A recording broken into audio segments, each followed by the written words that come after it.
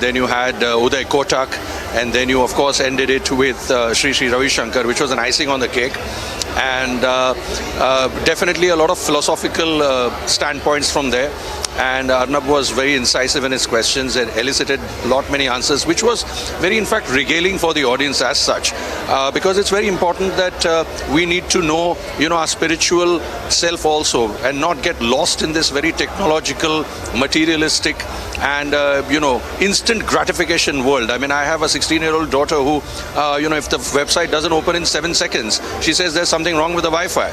So am I like that. I wouldn't blame her, but so am I. I would immediately go to the Wi-Fi and check it like what's wrong. So, he's possibly taught us a lot of calmness and patience yesterday. And today is definitely the day that we all need to look for, because we've got Amitabh Kant, we've got JP Nadda, we've got Ashwini Vaishnav, we've got, obviously Mr. Mahesh Jethmalani and Arama Sundaram.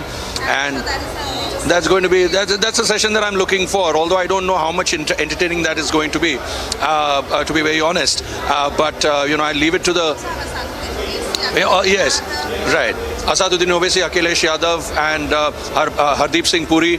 So, and of course, Abhishek Manu Singhvi, of course. But, at the end of the day, I think I would rather prefer to listen to the Prime Minister at the end of the day in that sense, because I believe he's going to then sort of lay the foundation for the next summit in many ways as to what Arnab's next economic summit is going to be in November and even in February or March when he takes it up.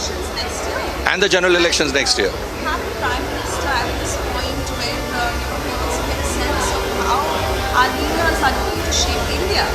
Absolutely. This is definitely a time for transformation, and the Supreme Court, being a lawyer, I can tell you that once again I'm telling you and I'm reiterating that the Supreme Court is going to clearly say that it's time for transformation of the Indian ethos, and it's going to sanction the gay marriages because it's going to rule in favor of the petitioners. And as always, I'll be a little conservative by saying it's 99.99%. That is going to be the decision. And it's very clear, the law is very much in favor, and the court is definitely looking at 50, 100 years ahead. And so that there is no shame as such in a sexual orientation of a person. I think what matters ultimately is the talent and meritocracy. What the person does behind his closed doors or her closed doors is absolutely private. And we have the right to privacy as a fundamental right.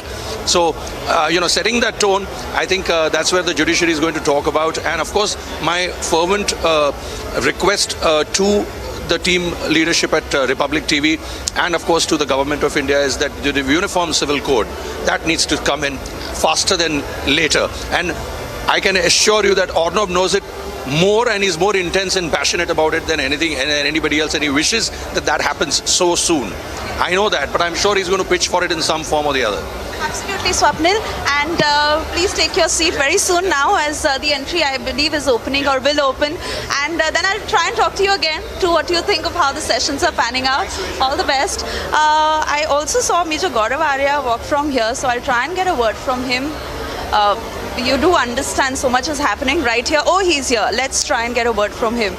Okay. Major, very good morning to you. I'm sorry I'm disturbing you in the middle of your conversation, but our viewers are also here watching us, waiting for day 2 of the Republic Summit to start. Yes. You, of course, introduced the 3 defense chiefs yesterday. Yes. How was day 1 for you? What are you expecting from day 2? No, the event was fantastic, and it was a great honor and privilege to be able to come on the stage and introduce the 3 service chiefs. The Army Chief was there, Navy Chief and Air Chief. And as an ex-serviceman, as a veteran, what can be a bigger honor for me? Day 2 is also going to see lots of action. We have the Prime Minister of India today and other dignitaries. So I think it's very, very exciting. And, they say the time of transformation. That is the tagline for this summit. And I'm really looking forward to it. Full of energy today, full of optimism, full of hope. And in fact, some of the sessions yesterday were absolutely, out of the park. Fantastic. Prime Minister will be coming this evening. Everybody is waiting for that to happen. Your thoughts on it? Absolutely. He is like a 1,000-watt bulb, He comes into this room and everything is so bright. So I'm also eagerly waiting for the Prime Minister to, come and address all of us. And all of us will be waiting with bated breath to hear our Prime Minister speak. And it's always a privilege to hear him speak. Yes, I'm waiting. And also the variety of conversations we are expecting today, because at one end we have opposition leaders, we of course have union ministers, and then we also have a legal panel. We, of course, the Prime Minister will be speaking this evening. So really, in terms of the political future of the country, ideologies, exchange of ideas, solutions, conversations, just so much that is going to happen on this one platform today. No, absolutely. I think it's, like you said, opposition leaders, leaders from the ruling party, the Prime Minister, and other people. I think it's a very healthy mix of intellect from all over India. It's a very healthy mix of people who are leaders in their own fields, coming in, sharing their pearls of wisdom with all of us. But I think what I'm going to be waiting for is the Prime Minister's speech. I think that is the icing on the cake. Okay. Yes. That means we keep coming to you through the afternoon if we can. Thank you for the moment. And yes, so this gives you a sense of what is happening as we are preparing. We are hoping to start on time.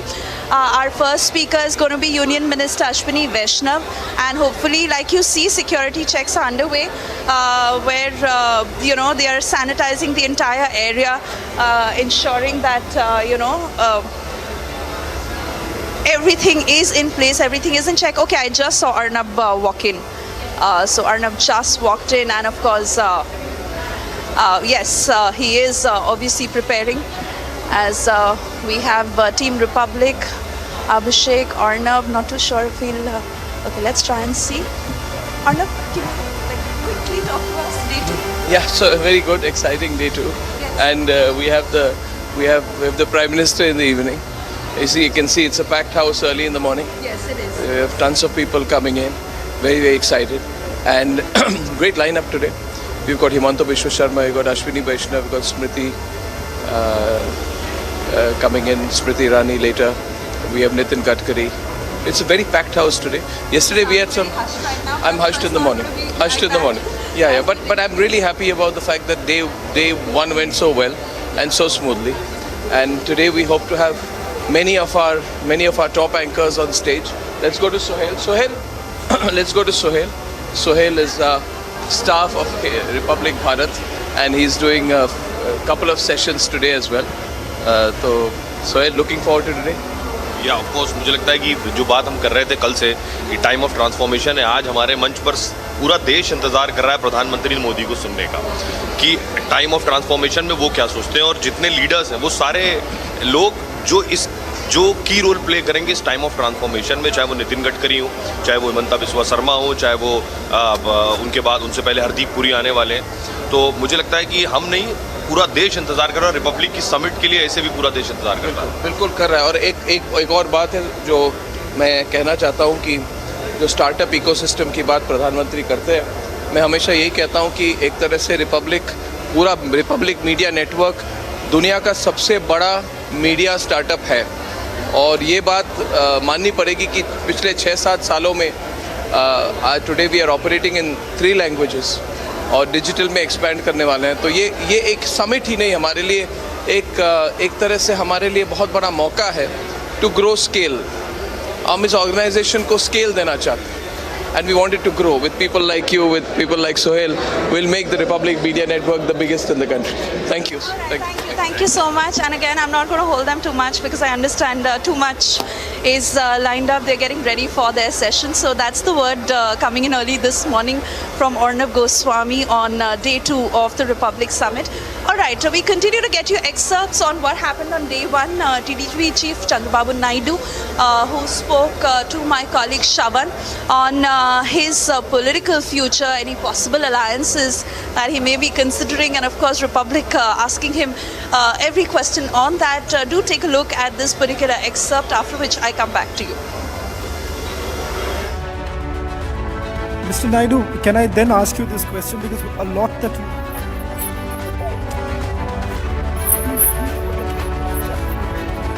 Perhaps one of those few political parties outside the NDA fold today is basically talking about the 2047 vision. What are we to really make of it? Chandra Babu Naidu is essentially now thinking of coming back to the NDA fold. Is that what we are looking at? No, what I am saying, you are always talking about politics. we are having different political parties. But at the same time, those who are having vision will have same approach, same visualization. What is wrong? PM is thinking in that direction. Why can't I also contribute? All leaders, politics is one, development is another. Country is permanent, society is permanent. For that, everybody has to dream, has to work to make India as number one. That is my goal. Indians should be number one globally. That is my ambition. I think so. Everyone in the where audience. I am working from the beginning. If you see, I think so. Everyone in the audience would agree, because today, whenever we see when the opposition parties essentially talk about what's really happening in our country, they say that we are slipping. We are completely slipping. We have you saying that you've exuded confidence not once but many a times on multiple platforms. In fact, in the G20 all-party leaders meeting, in the presence of the Prime Minister, you had then said, nobody can beat us on information technology or digital technology. And India will emerge as the world's largest or second largest economy globally by 2047. That point in time also, many would say that your position was never in sync with what the opposition parties are today saying. How do you position yourself then? No, what I am asking you one question. Politics is one. Country is one. Every political party, we are working for the country development, future of this great nation. I quoted all these things. I developed 25 years back. 1995, I started information technology. Second generation economic reforms. At that time, nobody visualized all these things. Even so many friends are there. I conducted CAA meetings first time in Hyderabad continuously for 5 years. I went to Davos to know what is happening globally and also integrate our economy. I am requesting you one thing. Nobody visualized at that time. I visualized telecommunication sector. Then I convinced the then Prime Minister Vajpayee ji. He accepted. That is how revolution started. And also your national highways. I went to Malaysia at that time. Malaysia 2 crore population, 8-lane road. I travelled that road. Then I asked the Prime Minister, then he said, where is money? Then I requested him, it is only a policy, public policy. You create a BOT, all these policies. Then today proof of concept is Nellore to Chennai. Today you are seeing roads. Now we are progressing. Wealth creation is important. And at the same time, how to eradicate poverty also we have to plan now because of technology age. So there no disagreement for anybody. Either PM is viewing same thing. Why can't I also view same thing? I can implement what all possible in my territory. So you completely There endorse... won't be any conflict. There should not be any conflict. So you completely endorse, Mr. Yes. Naidu, correct me if I'm wrong, but you completely endorse the vision that the Prime Minister has for the country. Is that the right assessment? Yes, I entirely agree with Prime Minister, his vision. I will associate my state, my people, Telugu people, to achieve that vision, to take forward. As a matter of fact, first more advantage Telugu people are having at the time. Now, among Indians in America, 30 to 35% are from Andhra Pradesh. Highest per capita income, $1,24,000 US dollars per capita income of Indians, whereas Americans 64,000. Even at that time, opposition parties opposed me. So, Mr. That Naidu, is my vision. That is where I am saying India will become number 1 or 2. Mr. Naidu, you've traveled extensively, and that is the reason why a lot of these ideas that you implemented back in Hyderabad. Today, when you travel outside, and if you juxtapose this, the days that you used to travel back in the 90s, how is it that the world is viewing right now as far as India is concerned, India's growth is concerned? What do you have to say about that?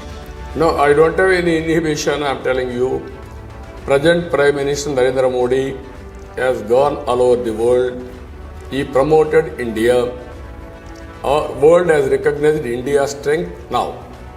This is where, when I was CM, I used to request then the Prime Ministers and also Presidents also. Networking is important. That networking, that goodwill has been created by Prime Minister. Really, we are thankful to him on behalf as a citizen of this great country. There is no second thought in that.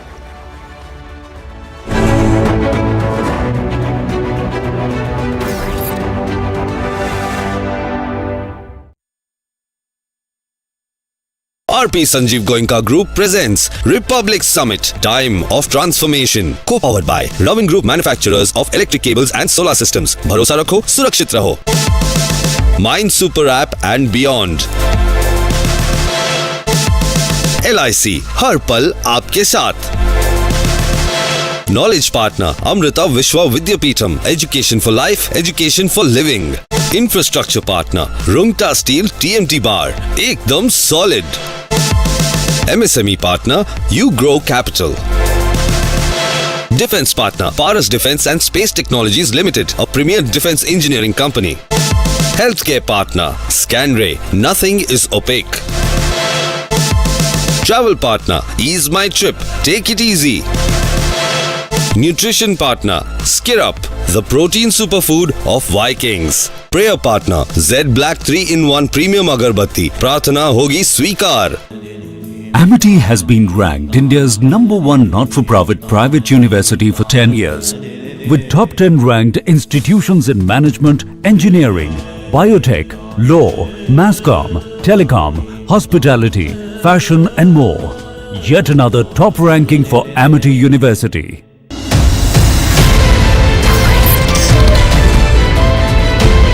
India is in a unique position. As a country, under the phenomenal leadership of Prime Minister Modi, we have undergone a transformation of a major kind. The world, which did not respect India and Indians, has begun to respect both India and Indians. The vision of Prime Minister Modi is a vision that is unparalleled. It's a point in history where opportunities are galore, and India as a country can truly march forward in the global index, not only as an economy, but as a force to reckon with. There is no denying that Mr. Modi is one of the best leaders in the world.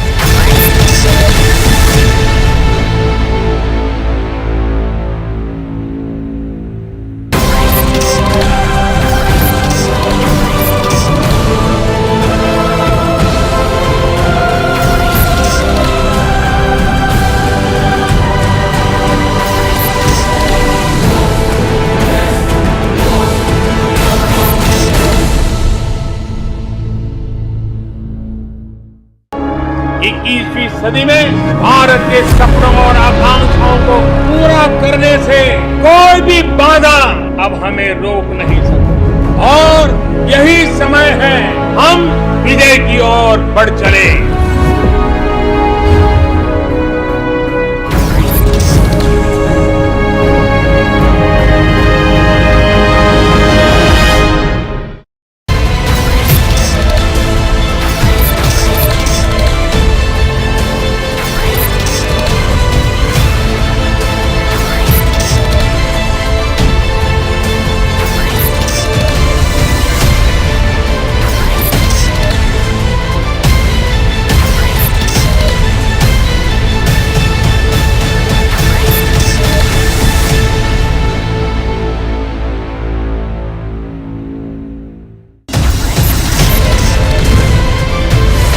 दुनिया में भारत की आवाज बुलंद करने के लिए हमारा media भी वैश्विक पहुंच बनाए, वैश्विक पहचान बनाए, ये समय की मांग है।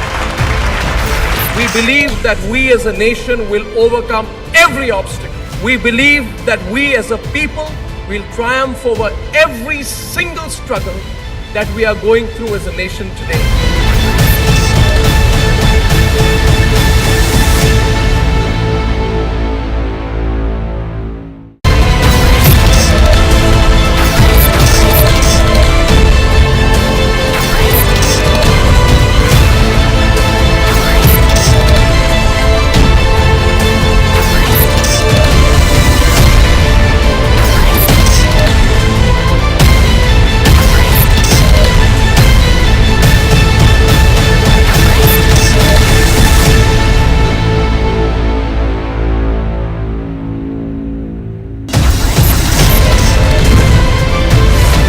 देश की जनता उलझनों में नहीं रहना चाहती, नकारात्मकता में नहीं रहना चाहती, सिर्फ और सिर्फ देश का विकास होते हुए देखना चाहती। Respected Pradhan Mantri ji, we will work hard step by step with you to deepen our democracy and to take the great story of our great nation across the world. हमारे जितने रिपब्लिक मीडिया नेटवर्क में कर्मी हैं, उनका सिर्फ एक ही आदर्श है, nation first, राष्ट्र सर्वोपरि।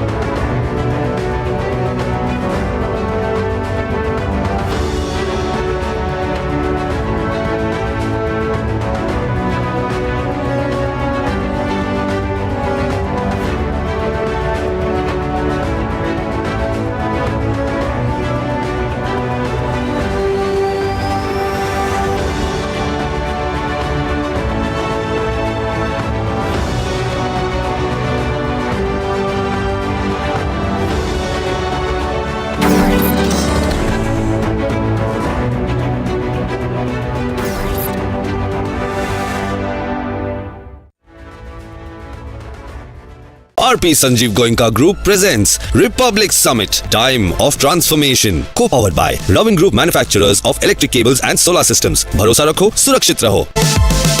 Mind Super App and Beyond. LIC हर पल आपके साथ. Knowledge Partner Amrita Vishwa Vidyapeetham, Education for Life, Education for Living. Infrastructure Partner Rungta Steel TMT Bar, एकदम solid. MSME Partner You Grow Capital. Defense Partner Paras Defense and Space Technologies Limited, a premier defense engineering company. Healthcare Partner Scanray, nothing is opaque. Travel Partner Ease My Trip, take it easy. Nutrition Partner Skirrup, the protein superfood of Vikings. Prayer Partner Z Black 3-in-1 Premium Agarbatti, Prathana hogi स्वीकार.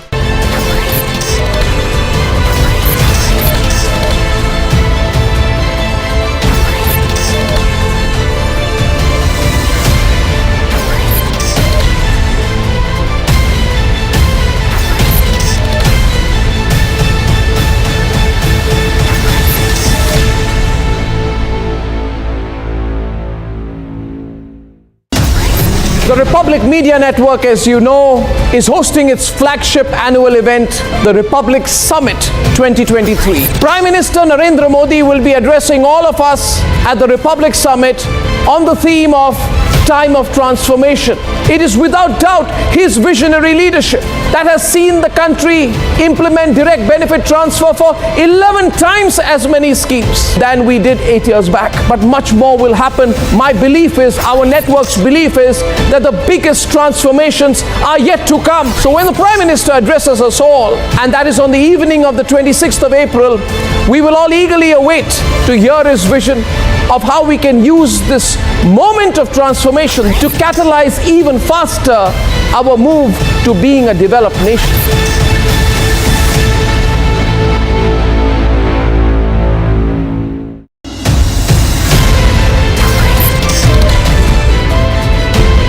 India is in a unique position. As a country, under the phenomenal leadership of Prime Minister Modi, we have undergone a transformation of a major kind. The world, which did not respect India and Indians, has begun to respect both India and Indians. The vision of Prime Minister Modi is a vision that is unparalleled. It's a point in history where opportunities are galore, and India as a country can truly march forward in the global index, not only as an economy, but as a force to reckon with. There is no denying that Mr. Modi is one of the best leaders in the world.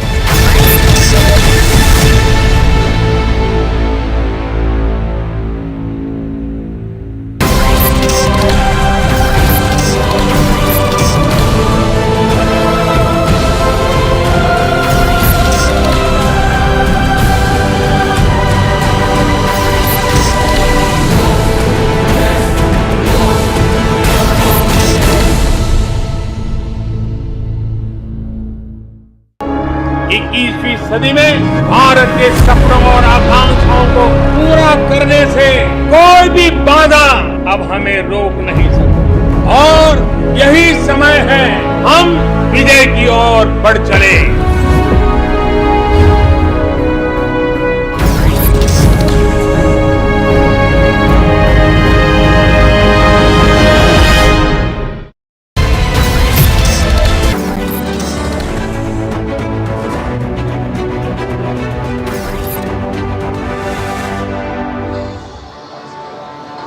It is day 2 of the third edition of the Republic Summit, and the very fact that I'm inside the hall right now gives you an indication that it is set to start any time now. Yes, the stage is set.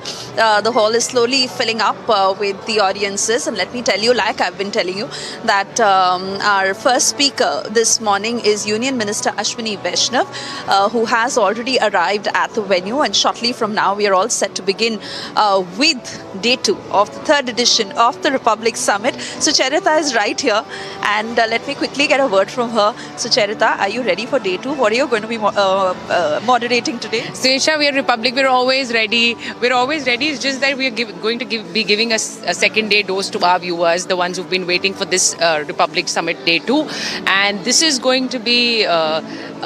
This is going to be ending with the Prime Minister's address. Yes. So that is the big event. I think the Republic viewers are waiting. We are waiting. The Prime Minister is going to be here today. But before that, the day is going to start with Ashwini Vaishnav, and he's going to be here very soon. But we have a big lineup. We've got Nitin Gadkari today. We've got Smriti Irani today. We've got Asaduddin Owaisi, Akhilesh Yadav, Himanta Abhishek Biswa Sarma. You just name it. Yes, You just yes, name yes. it. And they're going to be here today. So it's going to be as big as it gets, as I've been saying about this Republic Summit. And I think we're all looking forward to it. And you can take your pick, whoever you want to see, or you can see them all on Republic I think today. you see them all, because I was saying this a while ago while I was standing outside, that, you know, just not from the point of view of Team Republic, but even as an audience, I'm going to be glued to my seat. Absolutely. And watch every single session, because I think, like I've been harping upon, the variety of conversations that we're expecting today. And just imagine, you know, because we and we're also going to be picking it up from where the last speaker leaves it. So if we are going to be having Asaduddin Owaisi speaking about the national politics, we'll also take it over to Himanta Biswa Sarma, who's going to be coming after him. So just imagine the conversations that are going to be coming out of today's summit, and also the arguments, the headlines that are going to be coming out of the sessions today. Because, and I'm sure all those conversations are going to be merging, because we are going to be taking it from one speaker to the other, and that is going to be interesting. I have a feeling Rini is going to start any minute now. She's getting ready. So I'll quickly go around and like give our viewers a sneak peek, but I'm going to keep coming back to you as you're getting ready. Who else do I see? Okay, Rini has gone back. But Rini is hosting the event, and she is set to begin any time now. Okay, Shweta, I see her. Shweta, hi. You're here on day 2. We didn't see you yesterday, but today you're here. आज तो बहुत ही interesting lineup है guest का पूरे दिन, and everybody is talking about it.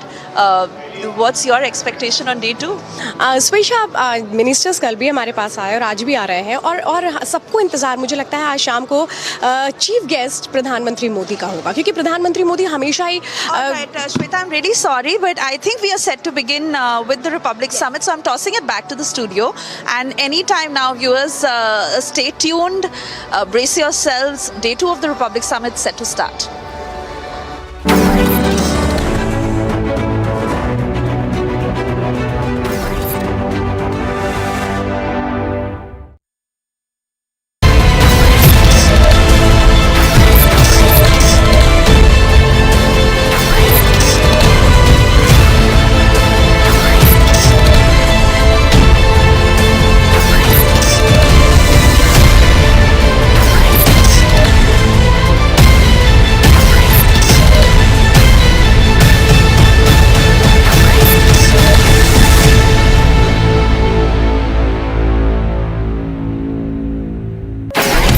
It's a matter of immense pride for all of us at the Republic Media Network to share with you that our Honorable Prime Minister Shri Narendra Modi will be our chief guest at this year's Republic Summit, to be held in Delhi on the 25th and 26th of April, on the theme of Time of Transformation, a theme which is in line with his vision and his determination to make India a developed nation And the reality is this, that the Prime Minister has led an incredible transformation of this country from 2014 till today. My belief is, our network's belief is, that the biggest transformations are yet to come. And that is why all eyes will be on Prime Minister Narendra Modi's much awaited address at the Republic Summit on the evening of the 26th of April.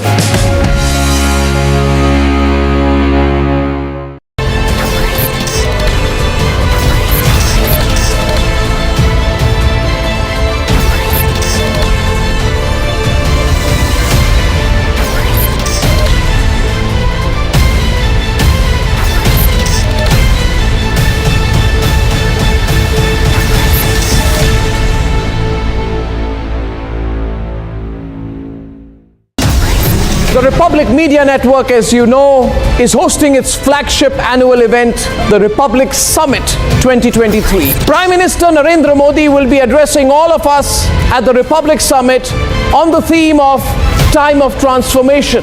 It is without doubt his visionary leadership that has seen the country implement direct benefit transfer for 11 times as many schemes than we did 8 years back. But much more will happen. My belief is, our network's belief is, that the biggest transformations are yet to come. So when the Prime Minister addresses us all, and that is on the evening of the 26th of April, we will all eagerly await to hear his vision of how we can use this moment of transformation to catalyze even faster our move to being a developed nation.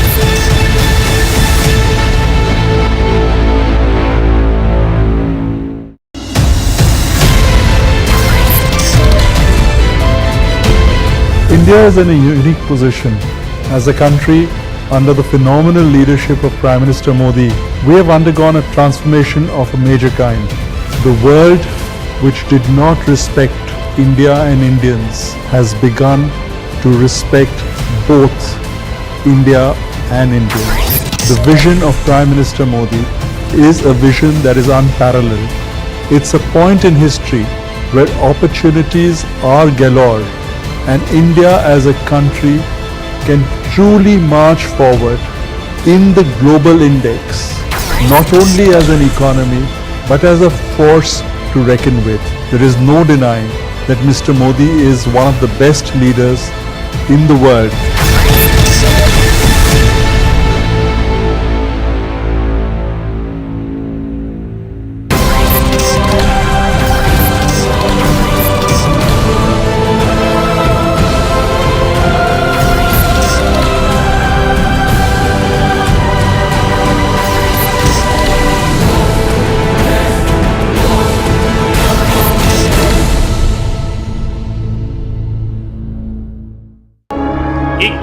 सदी में भारत के सपनों और आकांक्षाओं को पूरा करने से कोई भी बाधा अब हमें रोक नहीं सकती और यही समय है हम विजय की ओर बढ़ चले।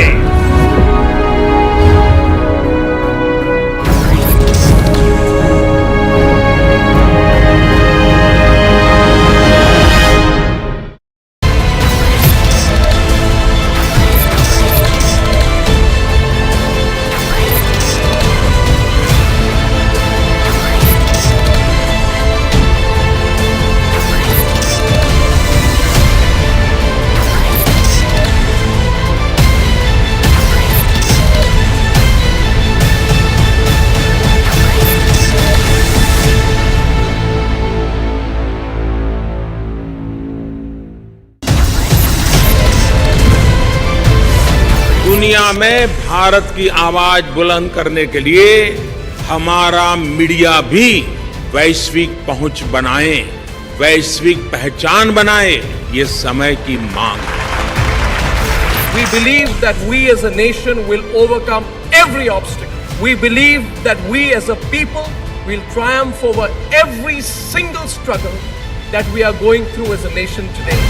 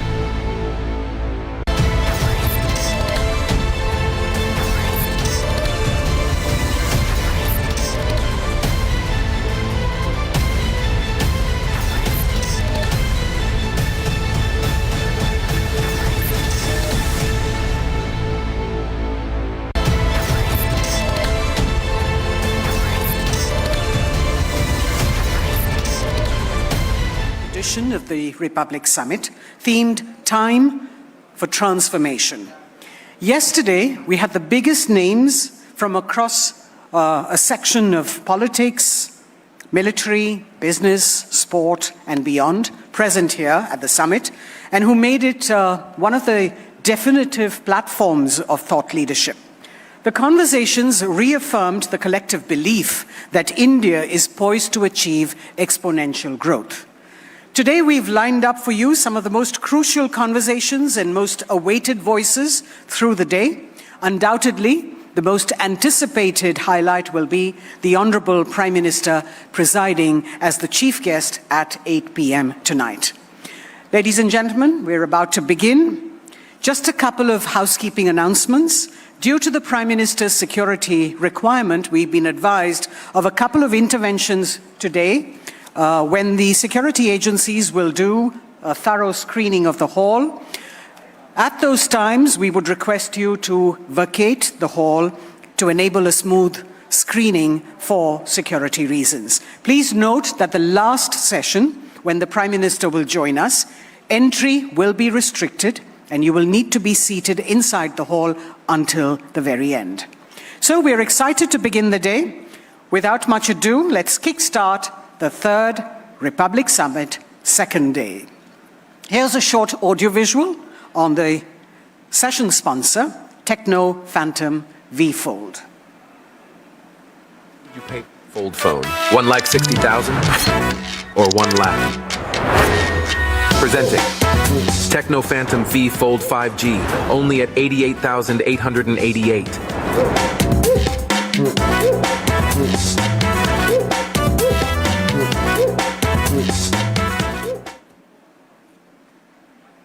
Our first guest, ladies and gentlemen, is the Honourable Minister for Railways, Mr. Ashwini Vaishnav, who is often seen inside trains talking to passengers, ensuring that their experience of travelling on the Indian Railways is comfortable.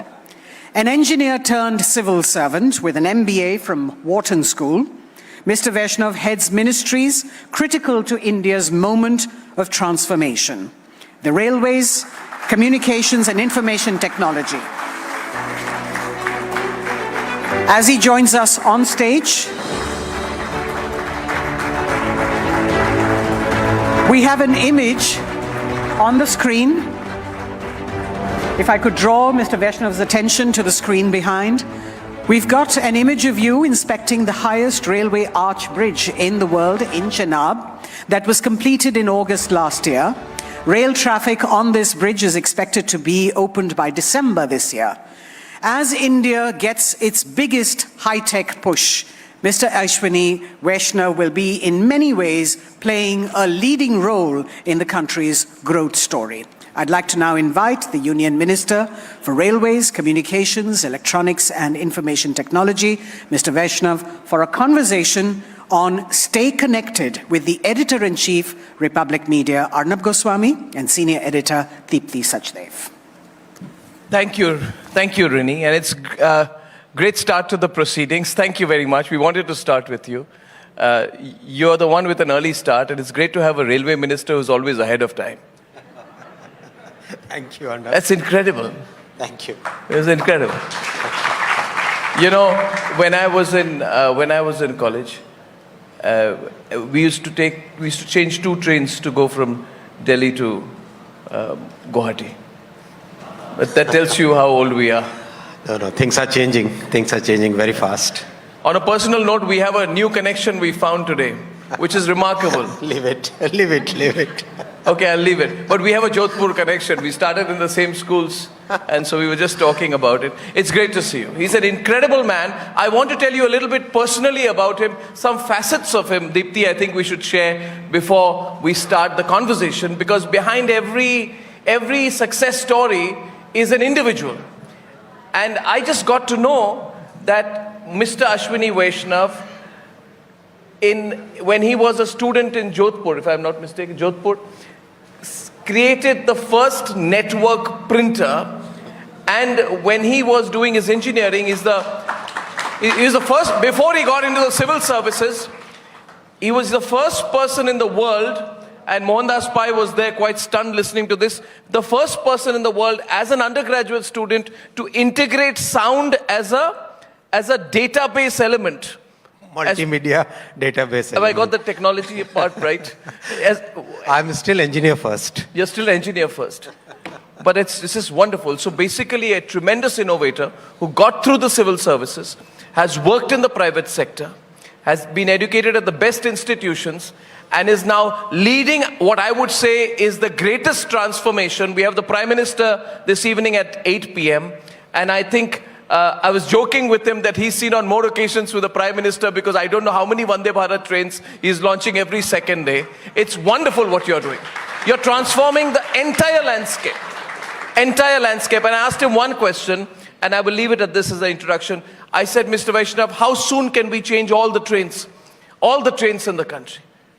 No train which is not of this, what I would say, the genre of the new age trains. He said, Arnab, give me less than 10 years. Less than 10 years, all the trains, every single one in the country will be a new age train. And in a country where we used to say, why do we need bullet trains? Why do we need fast trains at all? That's a transformation. So from tinkering to transformation, tell me what really has changed and what is changing broadly, Mr. Vaishnav. Multiple aspects, multiple dimensions, change is happening at practically every dimension. If you look at railways, the vision that Prime Minister has given us is fundamentally transform the passenger experience. Now, passenger experience has three major elements. First element is stations. Second element is the trains that they carry. Third element is the entire operations, right from taking the ticket to being safe, having right good food, having hygienic toilets, proper. Entire gamut has to be transformed. We are working on stations. I'm sure you are aware. By now, we have started physical work on about 200 odd stations. And another 6 months will be practically working on about 1,000 odd stations, 1,200 to be precise. And some of these are very large and iconic stations, and many of them are mid-sized stations, because each station in a small town or a small city is like the fulcrum of that urban life there. Take the case of Devband in Uttar Pradesh. That station basically is, that station and the road leading from there is practically the entire city, right? So if we transform the station, we are transforming that entire town. So that kind of thought process is there. Then the trains. So Vande Bharat trains will be in three formats. First is the chair car format that we are currently seeing. Second will be a Vande Metro format, and third will be a Vande Sleeper format. So if you look at the entire transport economics, up to 200 kilometer, road is the best medium of transportation. From 200 to 1000 kilometers, rail is the ideal transportation mode. Beyond 1000, air is the ideal. So to cater to this entire spectrum, we are designing a Vande Metro, which will be for short distances. Cities which are located, let's say, within 200 kilometers. So you can have a very frequent shuttle kind of thing, like what you see in Europe, like what you see in many other parts of the world. Shuttle kind of thing between two cities. Then up to 500, 600, this seat chair car. And beyond 600 kilometers, sleeper version. And that will be what you said about coming from Guwahati to Delhi. That will be, Vande Sleeper will be for Guwahati to Delhi kind of distances, where you can very comfortably about 16 hours, 14 hours you can come to Delhi. That kind of journey will be there. Third is, of course, the entire user experience around. So for example, IRCTC website, we are increasing the capacity 10x. So that kind of change we are trying to bring, so that we have put a very good AI powered chatbot, which is today, if you simply ask, and the chatbot will reply in audio, and you can almost like chat like that, and you'll get practically every query answered about any train in the country. It's very powerful. It's really powerful. You need to experience it. Toilets, we are fundamentally changing the toilets, practically every aspect. So you've raised expectations, basically. Our Prime Minister, if you do up to here, he'll say, no, this is the bar. We work up to here, he'll say, no, this is the That's amazing. You know, last time it went viral, where he was at the economic summit, kind enough to grace it. And then we got talking a little informally during the event, and then he narrated a story about how, and I think he says it best, because people want to know about the way the Prime Minister of the country thinks. The Prime Minister is coming this evening, but that's his formal address. But they want to know how he thinks, how he works, and he must be spending an enormous amount of time with you.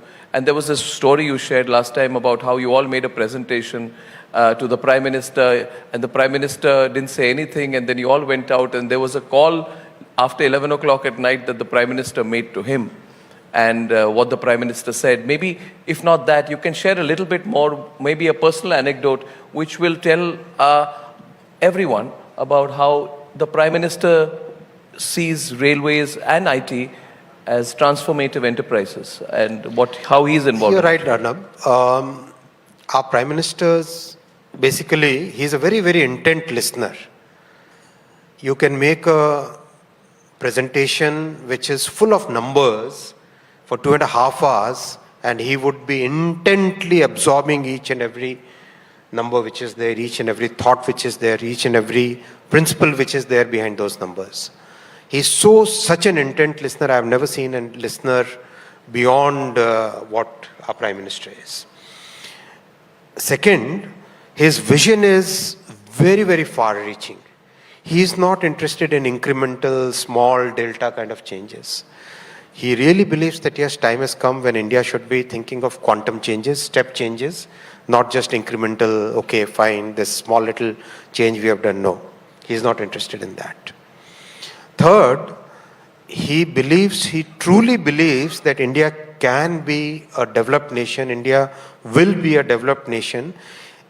Unlike the huge genre of politicians in the country who always thought that India will remain maybe whatever it is. Our Prime Minister really thinks that India will become a superpower, and he believes that if we lay the foundation right, then the country will be in the right direction. So these are some sincere beliefs that he holds. And that's what drives so many of the things that he is driving. For example, very recently, a digital minister from one of the richest countries in the world, and that has happened so many times, when he came, we were discussing COVID, we were discussing payment systems, we were discussing quantum technologies, we were discussing 4G, 5G and 6G, all those things we were discussing. When he asked about how do you transfer your benefits, he said that I've heard that there is a very unique way of doing this. When I explained to him how a Prime Minister has launched Digital India, how Digital India has created the India Stack, and how using the India Stack, Prime Minister presses a button and millions of people get their money in their accounts. He was so surprised. He said that, no, you must come and make presentations before the G7, how India has transformed. So those are things which are not even possible. Even the rich countries today, even today they write checks, and the checks are they are mailed, physically mailed. And if the person has, let's say, left the example he gave, that minister gave was, if a person has left the address, the check remains in the mailbox for 2-3 months before it comes back. It's that kind of world, and India is like leaps ahead of many of these developed countries. That's the fundamental change PM has brought. That's just wonderful. Absolutely wonderful. Deepti. And Arnab, what's very fascinating, and the audience will notice this, ever since, you've seen and heard a lot of railway ministers, the conversation was totally different. We used to talk about the state of the railway stations, the washrooms, the food.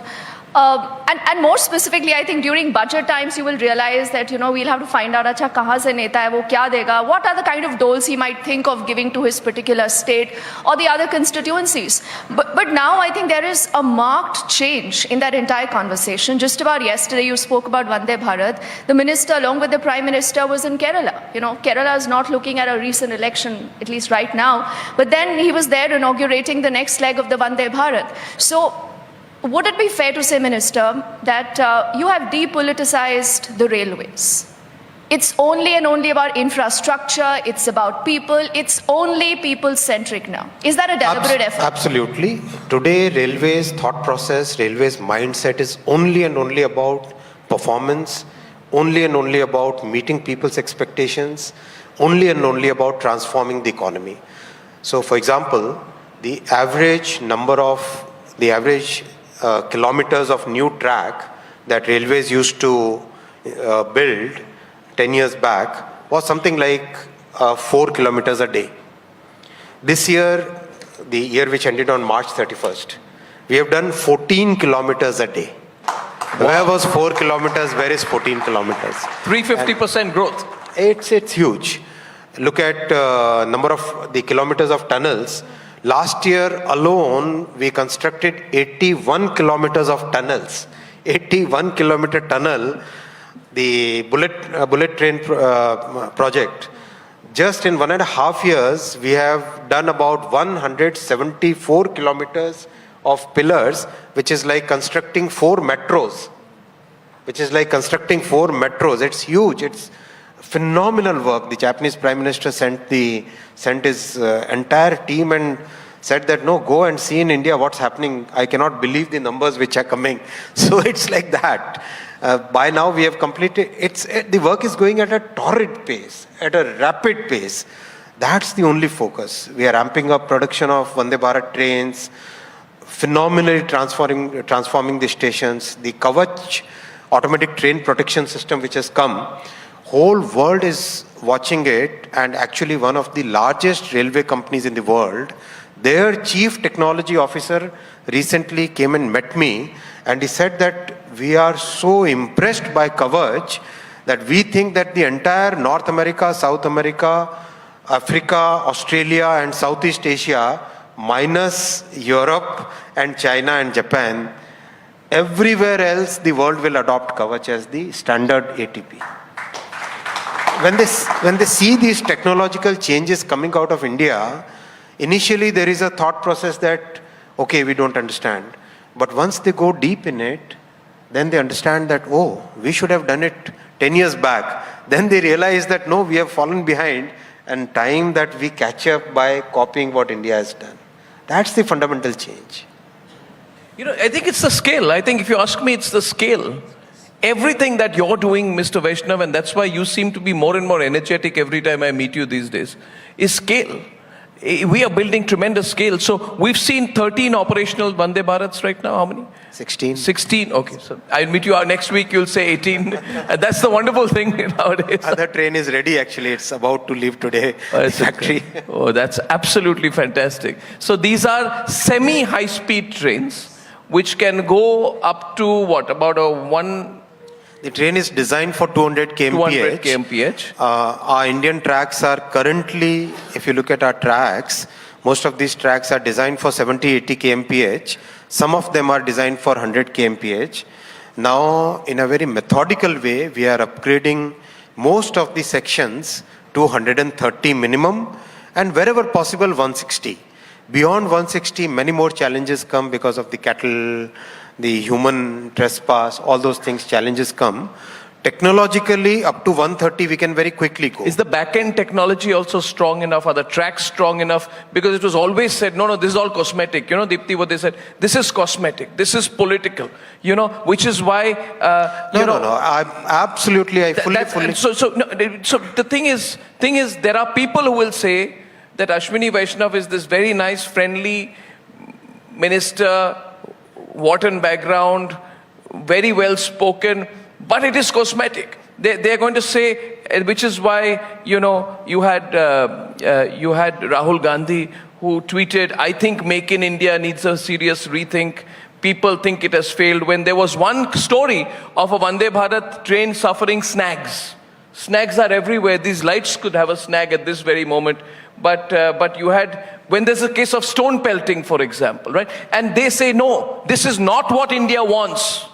They say India needs basic necessities. Vande Bharat is a ceremonial, symbolic sort of metaphor which is aimed at selling a political story.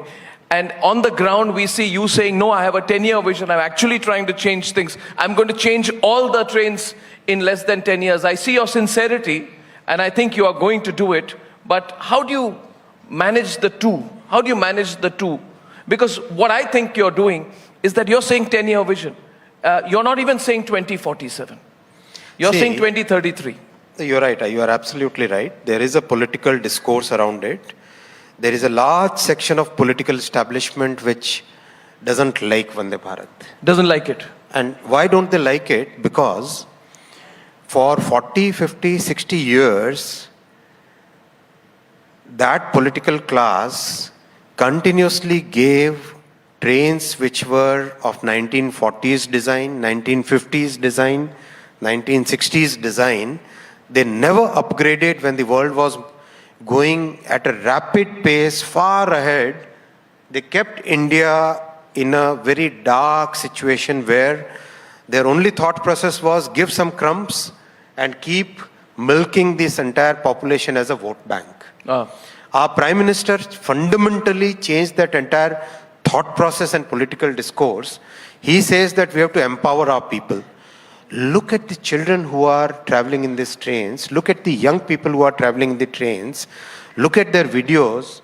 Go to YouTube. Yesterday, one person from Kottayam, he has about 2.5 million followers, YouTuber. Listen to what he says. He says, I have traveled all over the world and I always used to dream when a train like Germany, a train like what we see in Switzerland will come to India. Yep. And today, that person says, I don't remember the exact title of his YouTube channel. Person says, today I am so happy that India has got a world-class train. I'll tell you why it is world-class on, I'll tell you why it is world-class on every parameter. Acceleration. 0 to 100 kmph, this train does in 50, Vande Bharat does in 52 seconds, bullet train does in 54 seconds. Any German or Swiss or other train does in 60, 58, 60 seconds. The ride index, despite whatever condition of our tracks is today, and we are continuously upgrading them, you keep a glass of water in Vande Bharat and the water will not spill. You try doing that in other trains in Germany. I tried doing that from Davos to Zurich. The glass shakes. Very different. Noise level inside the train, compared to an aeroplane, noise level within an aircraft, this is measured 100 times less noise inside Vande Bharat.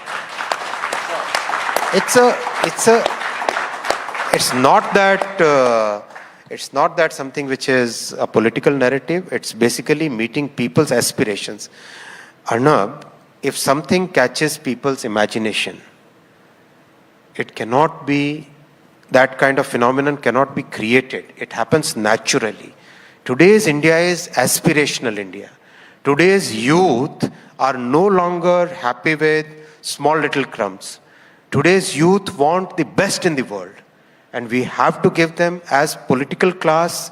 It's a duty, and that's the fundamental change in mindset what Prime Minister Modi ji has made.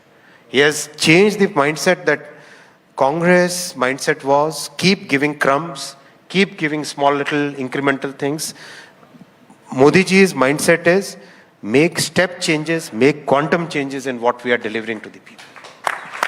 And Arnab, there's another stark difference, I think, between the current railway minister and the previous railway ministers. Now, he's an engineer. He is a technocrat by background. So, you really can't bullshit him. I think that goes also for the opposition. You say what he tells you. He'll talk about the sound, he'll talk about the tracks, he'll talk about every other thing. I think, that's why I said that unlike other railway ministers, there's a lot of heft today in what the minister brings to the railways, what he's done. And he's on site inspecting 24/7. We've seen multiple of his videos there. I think, Mr. Minister, does that also make a difference? If you have someone with that kind of a background, and there are a lot of other interesting anecdotes on times when you were in the civil services in Odisha, but before I come to that, why don't you tell us about this, that having a technocrat, someone with a background as stellar as yours, how does that change a sector that touches people's life 24/7 so dramatically? Definitely it helps to be a technocrat. It definitely helps in an organization like, see, Railways is a very, very complex organization. To give you an analogy, in a very simple system, if you do X, you know Y will happen, right? If you, to give you example of a more complex organization, for example, our human body, right? If you hit my hand will ache, right? In a railway system, you hit leg and the pain will be somewhere in the head. It's that complex. Why? Okay, so let me try to explain it again. The complexity of railways is so huge. There are 6 large systems interoperating, interacting with each other, and each system has an impact on every other system. So 6, in the language of math, it's like 6p5. So it's a huge number of options which get created, right? So to understand that complexity, you need a serious technical mind, you need a serious systems mind, you need to go 10 level deep in understanding it. For example, I must have spent about more than maybe about 40 or 45 hours discussing what is the best way to maintain our tracks, right? And people say that they haven't ever heard of a railway minister discussing what should be the maintenance of tracks, what kind of technologies you should use in maintaining tracks, what should be the parameters in maintaining tracks. Now these are fundamental things that comes when a technical mind works on a technical problem. It's like that, and that has such a huge impact on people's lives, because each and every passenger would like to feel secure that there is somebody watching around, somebody caring for the safety, caring for the maintenance. When a person sits in a train, that person should feel confident that somebody has taken care of all the safety matters. So that really helps. Being a technical person helps. If I can be permitted an observation, Ashwini ji, and we are talking about transformation, and can I just share my thought on a couple of thoughts?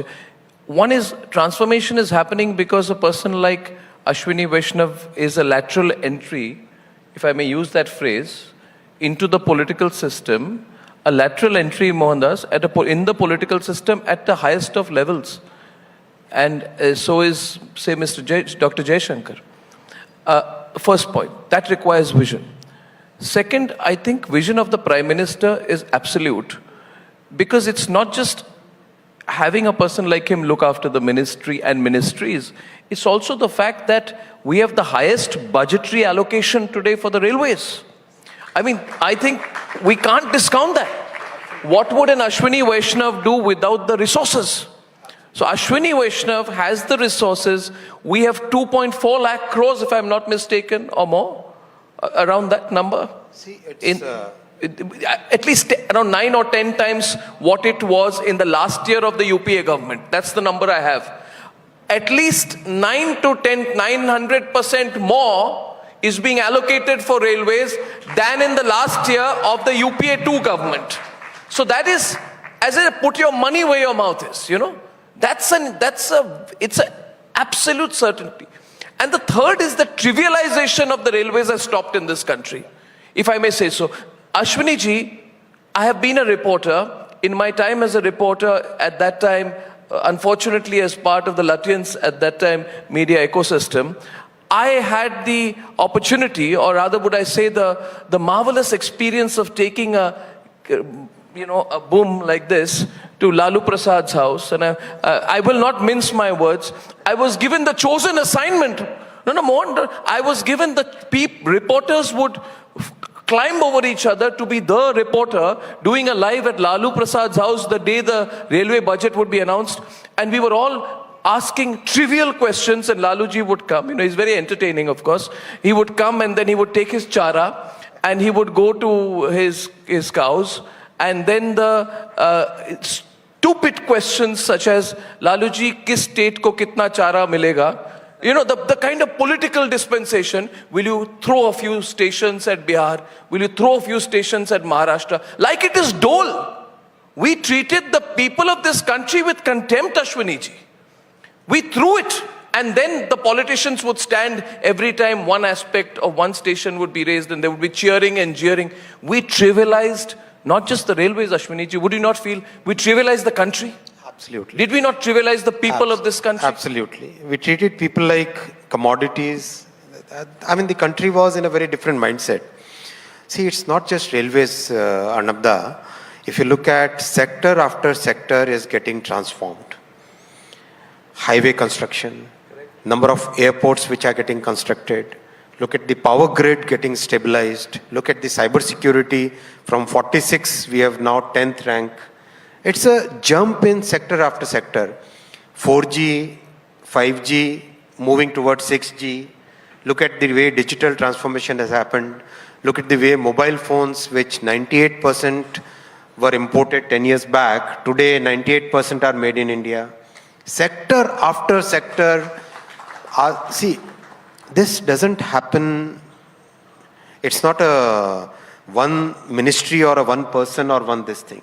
Our Prime Minister's vision is so clearly focused towards creating a developed country that it gets reflected, whether it is education policy, the softer things like making sure that each and every household in the country gets a toilet within the house.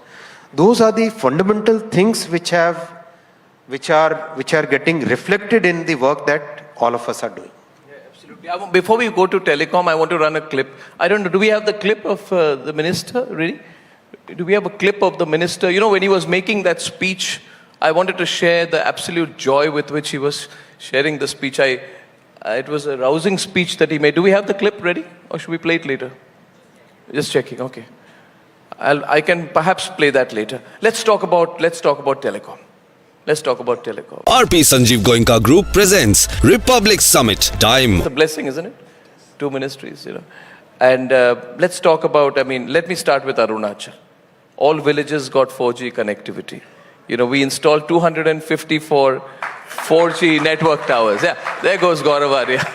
You know, when my father was commissioned in the army, I have a picture of his still with me, with his Willys Jeep. And it was written on top, NEFA, you know, because my father joined the army after the 62 war. So for me, Arunachal means a lot. For all of us, it means a lot, right? The defense background. So 254 new 4G networks and made them operational in 336 villages overnight. So there is a different attempt also, right? Before I go into the corporate part of it, Telecom is also a huge national infrastructure building project, isn't it? See, Telecom is the gateway to digital economy today. Telecom means so much to each and every person in the country.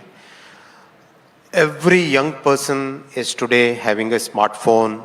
Every person is actually having a smartphone, which opens up the entire world to our life here. Every aspect of our daily life, daily transactional life is today getting digitalized. So it's very, very important to have a very sound and very strong telecom infrastructure in the country. And that's why our Prime Minister basically started with reforming the entire sector. Completely, the entire legal mess which was there, the series of litigations where the telecom companies were fighting with each other and using courts to fight their marketplace battles. That's all gone now. Purely focused on getting world-class services, purely focused on creating, innovating, creating new solutions, creating new use cases. See, I think it was Mr. Sunil Bharti Mittal who said this, that in 30 years of his life, he never believed that India would become a telecom manufacturer. That is the fundamental change which Prime Minister has brought in. All along, we were importing things Now there are at least 2 companies that I know of who are today exporting to developed countries like US and Europe also. They have started exporting to US and Europe. That's a fundamental change. And each time I go and see their products, you see the change in quality which is happening. Our Prime Minister laid a very clear target before us that 2G, 3G was a different world, a different genre of politicians. That was a different time. And now times have changed. At least in 4G and 5G, we should catch up. We should be, as he says, we should stand equal with the world. But in 6G, we should take the lead. Why 6G? Okay, so why 6G? You know, because I feel there was a time when we were told the government cannot keep up with the private sector. And now, it's true. Believe me, I've spoken to many corporates from the telecom world who tell me the government's moving too fast here. I've heard this. They say, why 6G? Abhi to 5G kiya hai, now 6G. I never thought I would hear corporates say that. So you've done this huge 2G, 5G rollout, right? Fastest in the world, Ashwini? That's fastest. Fastest in the world. And you've got 115,000 sites radiating the 5G signal as we speak right now. 175. What are you doing? Is that so? You're enjoying this? You're enjoying correcting me this morning. But now we're talking 6G. And the private sector is saying, abhi to 5G, kiya, now 6G. Why move so fast? Why move so fast, Ashwini ji? Why does this transformation need to be so quick?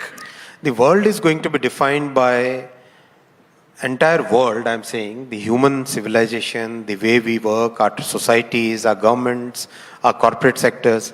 These are going to be massively transformed and going to be seriously affected by a handful of technologies. 6G is among them, one among them, AI is among them, quantum is among them. We must take lead in these technologies.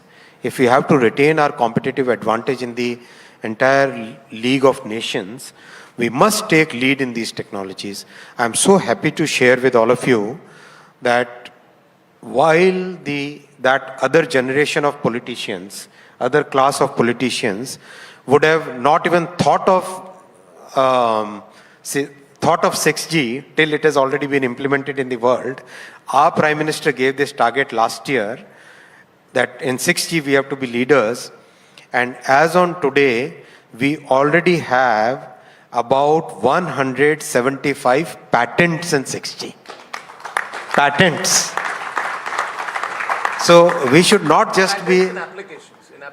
Patents and applications. See, 6G will evolve as a particular system. Sure. As on today, we don't know what is 6G, right? So in a telecom system, there are multiple elements. So there is a system of antennas, right? How the antennas will radiate. There is a system how the signal will be processed.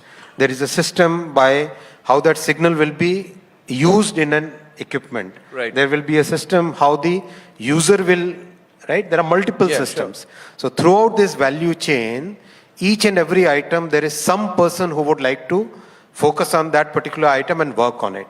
So 6G related technologies, which will go as ultimately it will be a bouquet of thousands of such technological innovations, which will be called as 6th generation, right? So 175 patents related to many of them. So today the world has started taking note of it. ITU has started an area office and innovation center in New Delhi, actually in India. So we are today creating a kind of consortium of about 20 institutions where each one of them can think of working on one particular aspect of telecom technology and come out with new solutions. So it's a totally new way of working, new way of thinking. It's a change in mindset, Arnab. What did Tim Cook say to you when you met him last week? Oh, he was so happy. Actually, I must share it with you. I hope Tim doesn't. It's okay. In Republic, we are like this only. So I asked him, I kind of ate his brain. I asked him so many questions. It was like a journalist asking. Yeah. Because I was very curious of how other countries have done, how other countries have gone in their journey. So I kept on asking him, when you first went to China, how was your experience? When you went to Japan, what was your experience? How did companies develop their skill sets? Multiple things. So when I asked him, what do you think about India today? His answer was, I'm amazed at the confidence of this country. Oh, wow.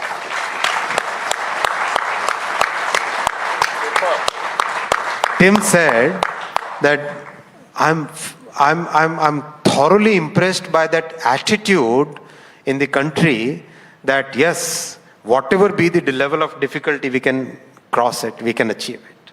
You know, yesterday Chandra Babu Naidu was here. And Chandra Babu Naidu spoke about how he had to really lobby to get a 10-minute window with Bill Gates.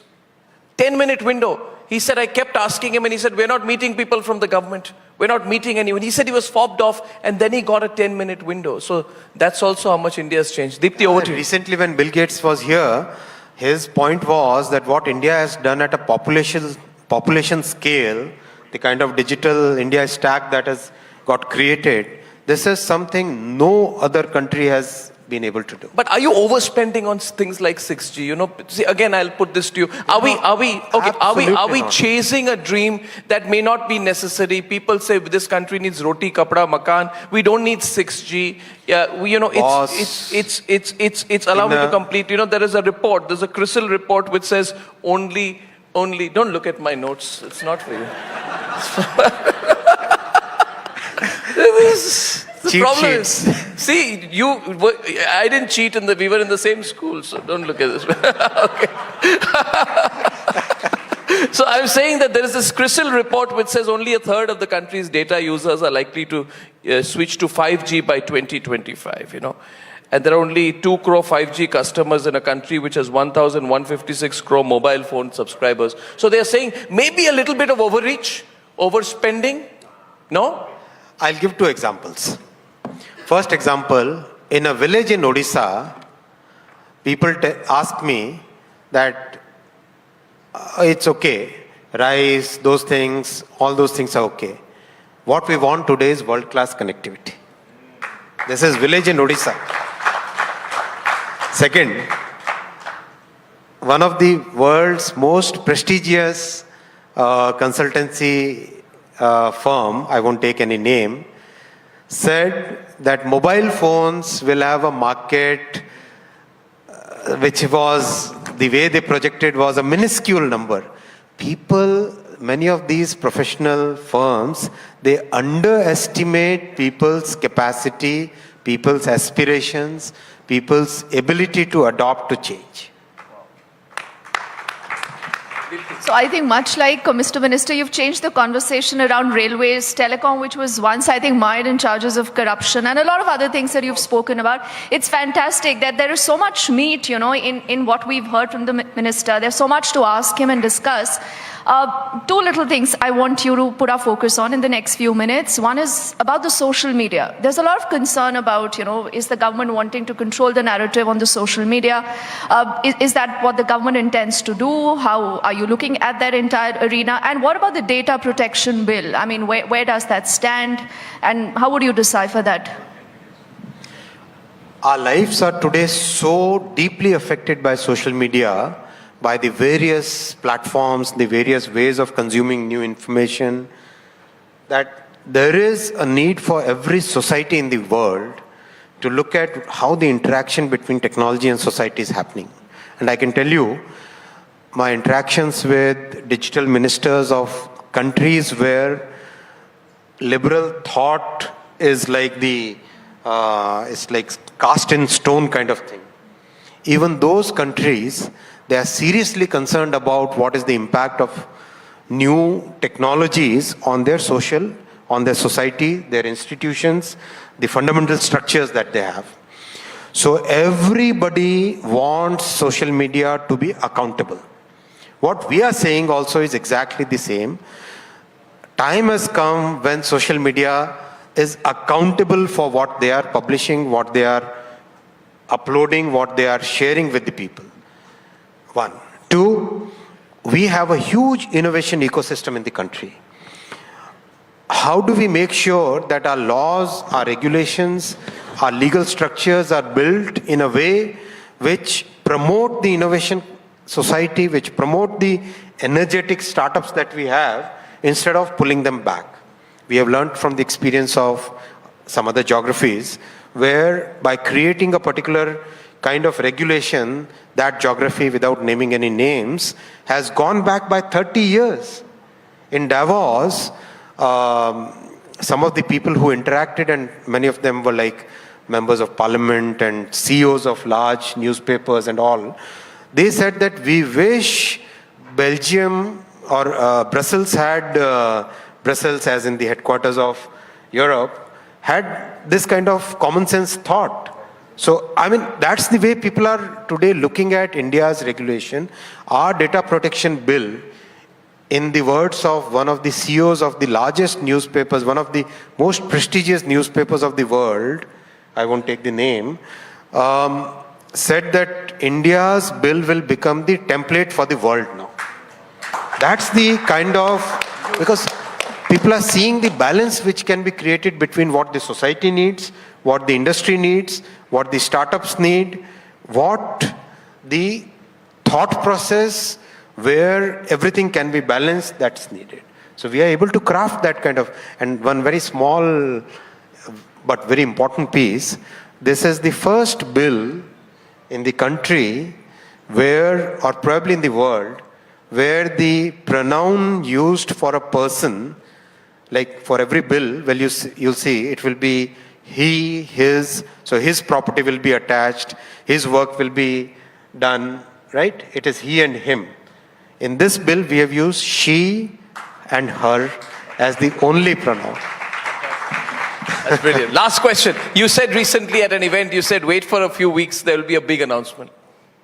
I don't know where. Maybe you were referring to AI, maybe it was... No, there are things happening every week. Big things happening every week, so... What's the next big thing? Multiple things. Wait for a week. Okay. I think you really warmed up the morning. We love your energy, we love your style, and we love your commitment. We love your commitment to the country. Thank you so much. I think you are a leader for the transformation, and I don't think there could have been a better start to day two than by having you. Ashwini. Actually, last night, yes, I watched your interview with Rahul Gandhi way back. May I? I was just trying to figure out.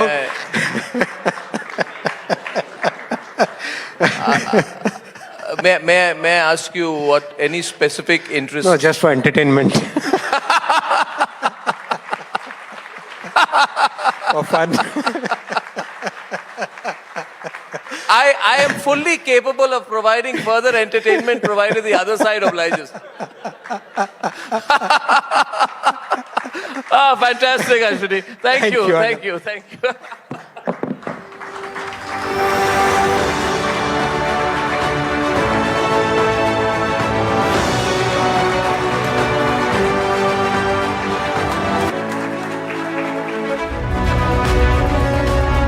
Thank you so much, Mr. Vaishnav, Arnab and Deepthi, for that invigorating conversation that has really set the tone for the day. We now have with us a very special message which we'd like to play out for you from the President of the Bharatiya Janata Party, Mr. JP Nadda, who's taken time out from his busy schedule, where he is busy with the elections in Karnataka, to send us this video message. We've got Mr. Vaishnav meeting our guests in the audience, and our next speaker, Mr. Kant, is also here. So let's have the video from Mr. JP Nadda, electioneering in Karnataka. आयोजन के लिए आपको बहुत बहुत बधाई। मुझे इस कार्यक्रम में आमंत्रित करने के लिए सबसे पहले मैं रिपब्लिक टीवी और अर्नब गोस्वामी जी को धन्यवाद देता हूं। दोस्तों, टाइम ऑफ वो हमारी पार्टी और आदरणीय प्रधानमंत्री मोदी जी की सरकार का लक्ष्य रहा है। 1951 के जनसंघ के दिनों से ही, शुरू से ही सामाजिक, राजनीतिक यात्रा में हमेशा हमारे लिए राष्ट्र सर्वोपरि रहा है। इस मंत्र के साथ हमने सदैव काम किया। आप सब लोगों को इस बात के लिए धन्यवाद के पात्र हैं कि आपकी पत्रकारिता में भी उसी राष्ट्रवाद की झलक हमें दिखाई देती है। अपनी खबरों के माध्यम से आप देश में राष्ट्रवाद की भावना को जिस तरीके से आगे बढ़ा रहे हैं, उसके लिए रिपब्लिक मीडिया नेटवर्क और अर्नब गोस्वामी बधाई के पात्र हैं। इस भावना को आगे बढ़ाएं। वो खबरें जो देश को तोड़ती है, जनता को गुमराह करती है, उनसे हम सबको बचना चाहिए एवं लोगों का ध्यान देश प्रेम और देश के विकास की भावना की तरफ ले जाना चाहिए। दोस्तों, ये राष्ट्रवाद की भावना ही है जो कश्मीर से कन्याकुमारी तक, अटक से लेकर पूर्वोत्तर तक भारत को एक सूत्र में जोड़ती है। भारत जैसा विशाल देश जहां विभिन्न जातियां, पंथ, धर्म, भाषा के लोग रहते हों, वहां राष्ट्र सर्वोपरि की भावना उन्हें एक सूत्र में जोड़कर रखती है। नेशन फर्स्ट और उसी तरीके से यूनिटी अमंग डाइवर्सिटी, अनेकता में एकता, यह हमारा मंत्र रहा है। जब हम कहते हैं नेशन फर्स्ट, राष्ट्र सर्वोपरि की भावना के लिए हजारों लाखों लोगों ने अपना बलिदान दिया है, जिसे हमें भूलना नहीं चाहिए। आज़ादी की 75 साल बाद भी हमें उस राष्ट्रवाद की अटूट भावना को ऐसे ही बनाए रखने की ज़रूरत है, क्योंकि आज भी देश के भीतर और बाहर विघटनकारी ताकतें समय समय पर अपना सर उठाती हैं। बदलता भारत हर क्षेत्र में ऊंचाइयों को छू रहा है। दुनिया में आज भारत का डंका बज रहा है और इसमें प्रधानमंत्री मोदी जी का नेतृत्व सबसे अहम है। मोदी जी के नेतृत्व में हम सबका साथ, सबका विकास, सबका विश्वास, इस मंत्र को लेकर आगे बढ़ रहे हैं। मेरी बहुत बहुत शुभकामनाएं रिपब्लिक टीवी को।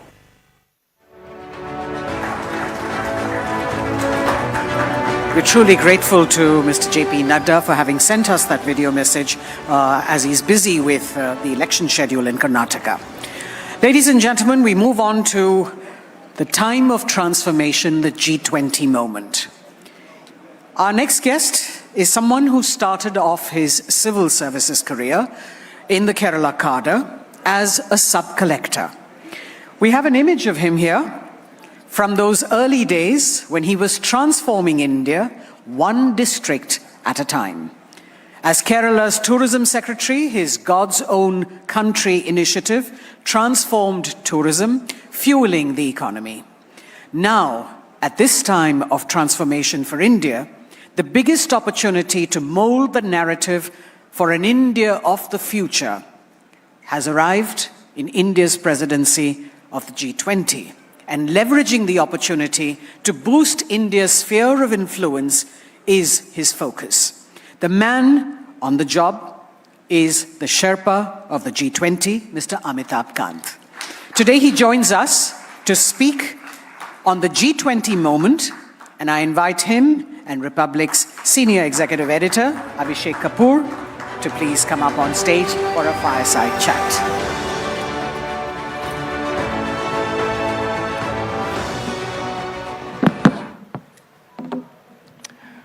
Very good morning to you all. We have had a fantastic session with a bureaucrat turned leader, and we have another one, a bureaucrat turned leader who's taking India places and shepherding. In fact, as the Sherpa of G20, he's literally taking India places. Very good morning, sir. Welcome to Republic Summit. Thank you so much for joining us, giving your time. He's someone who was part of the team that gave Kerala the slogan, God's own country. He's someone who took it to the national level with the Incredible India campaign. Am I right, sir? And then, of course, a storied career going to the Niti Aayog, and then now, of course, as Sherpa for the G20. Sir, what are people really talking about? Because we see you are having almost dozens of meetings every day and crisscrossing the world. How is the world seeing India? Well, from the perspective of the world, I think the political and development narrative has radically changed. First of all, I think the political perspective is that you are a vibrant democracy. You have an elected leader who in a democracy has got elected the second time and whose people's rating is still very high at about 70% plus. So the political narrative is very strong, especially in the context of G20. And I think the development narrative is strong because not only are we the fifth largest economy in the world, we are growing at rapid rates, but the fact that we've done a massive amount of digital transformation. Today we do about 11x more digital payments than what the entire United States and Europe do. We do about 4x more digital payments than what China does. But more important than that is that we've built about 30 million houses for the poor in India, which is like making a house for every single Australian. We've provided about 110 million toilets, which is like providing a toilet to every single citizen of, Germany. That's the population. And we've provided about 243 million piped water connection, which is like providing a water connection to every single person in Brazil. That's the size and scale. We've done about 55,000 kilometers of road. That's 1.5 times the diameter of the entire earth. So the size and scale of transformation has been enormous. So both the political and the development narrative is very, very remarkable to my mind right now. And that's being noticed by the world leaders. You mentioned just a few days back that global leaders are now more listen with more intent to what India is saying, what Prime Minister is saying, what India's agenda for G20 is. So, after independence, we've actually given our comments to the agenda set by the developed world, always. This is the first time that India is setting the agenda, and you're getting other peoples to comment on it. And the Prime Minister is really exercising leadership on that, on how to steer the world together on several issues of inclusive, sustainable growth, on issues of, accelerating the pace of sustainable development goals, on climate action, climate finance, and on digital transformation. He's brought in another priority, which is about, in India today, there are more women than men. 1,022 women to 1,000 men as per the latest NFHS survey. So the women-led development is very, very important because it will be very difficult for the world to grow and prosper without women prospering and women being in position of leadership. And that's a very key priority for India as well. All right, sir. And I'll move forward then. So India's G20 vision, our agenda being noticed, but there is a reason perhaps why it is getting noticed. It's because the nuts and bolts job that has happened over the last few years, perhaps a decade. Let's not take away credit from earlier times as well, but then maybe the speed and scale is different in the last decade? I've put in about close to 42 years of service in government. I've worked in district, I've worked in the state, I've worked in the center. And I really feel that last 8 years have been very different, largely because of two factors. One is a massive amount of digital transformation that has happened, giving in digital identity to every single individual. And then, between 2015 to 2017, India opened 500 million bank accounts. That means that during that period, 55% of the bank accounts opened in the world were opened in India. Every second bank account in the world were opened in India. Then we linked up the bank account with your digital identity and with your mobile. So that enabled people to do digital fast payments. And that's why it has led to a quantum jump in what we've done. We do 42% of the real-time payments in the world today.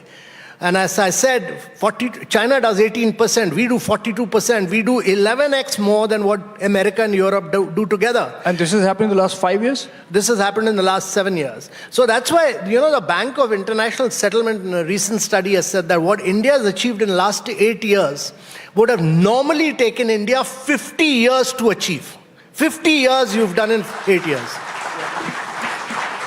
All right, sir. So basically what you're talking about is Jam Trinity, you're talking about Aadhaar, the fantastic work that was done on COVID, for example, during the COVID. But a lot of other changes that have been done in India, because I'm talking about the nuts and bolts job that has been done over the last decade or so.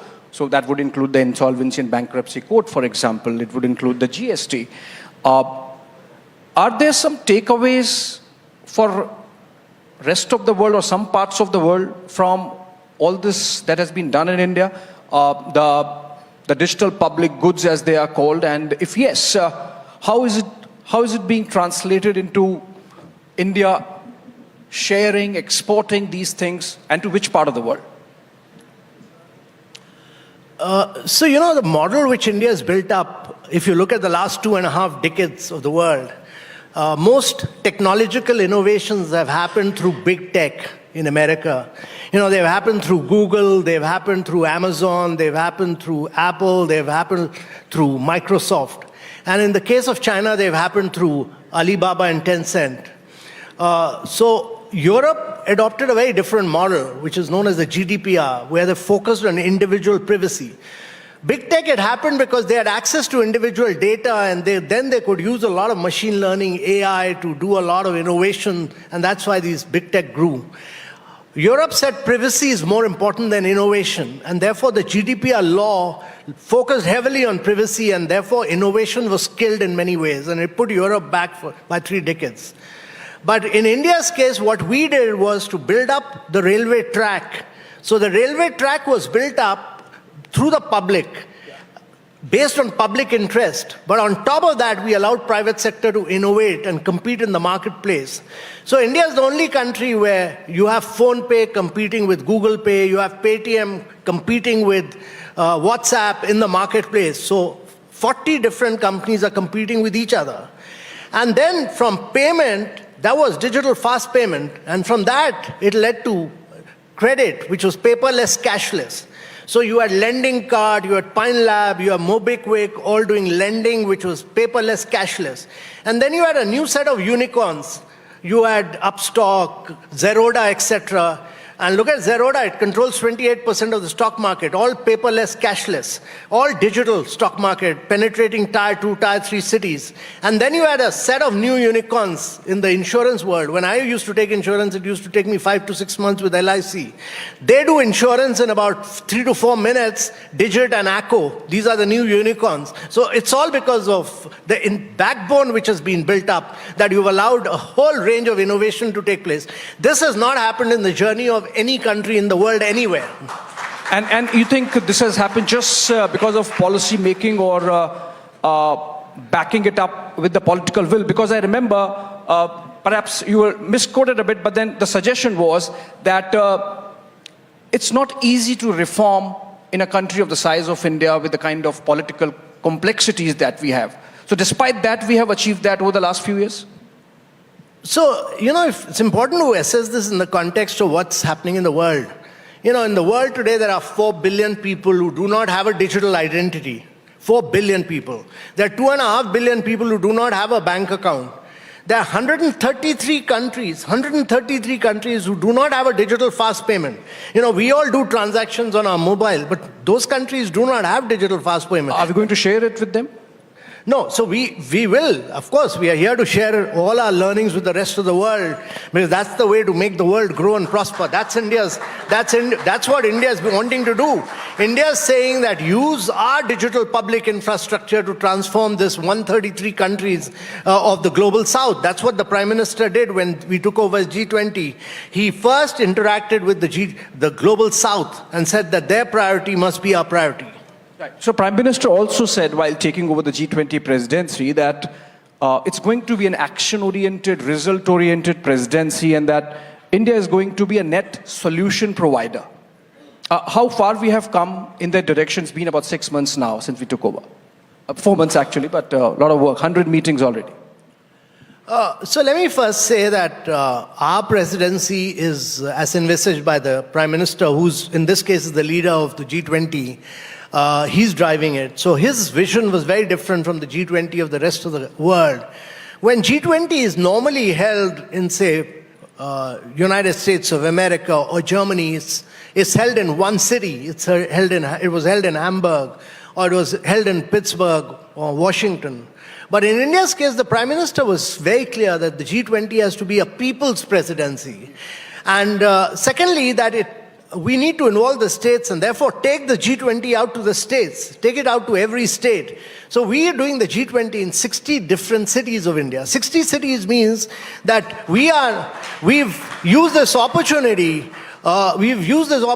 to transform. We did the first Sherpa meeting in Udaipur, and then later in Kerala, and both these are opposition-run states. But let me tell you that both these states used this opportunity to do up the roads, the drainage, the sewage, the solid waste. The entire cities were transformed. And therefore, this is one of the greatest examples of cooperative federalism, to my mind, of taking it out. Secondly, I think we've tried to be very, very action-oriented by doing a huge amount of, to my mind, big vision for the world in terms of accelerating the pace of SDGs, in terms of climate action, in terms of digital transformation, in all these areas, and pushing for inclusive, resilient, sustainable growth. Because what has happened in the world is very important, that India has done a lot of structural. We used the COVID period to do a lot of structural reforms. We brought in the GST, the IBC, the RERA, we brought down the corporate tax, we redefined the MSMEs.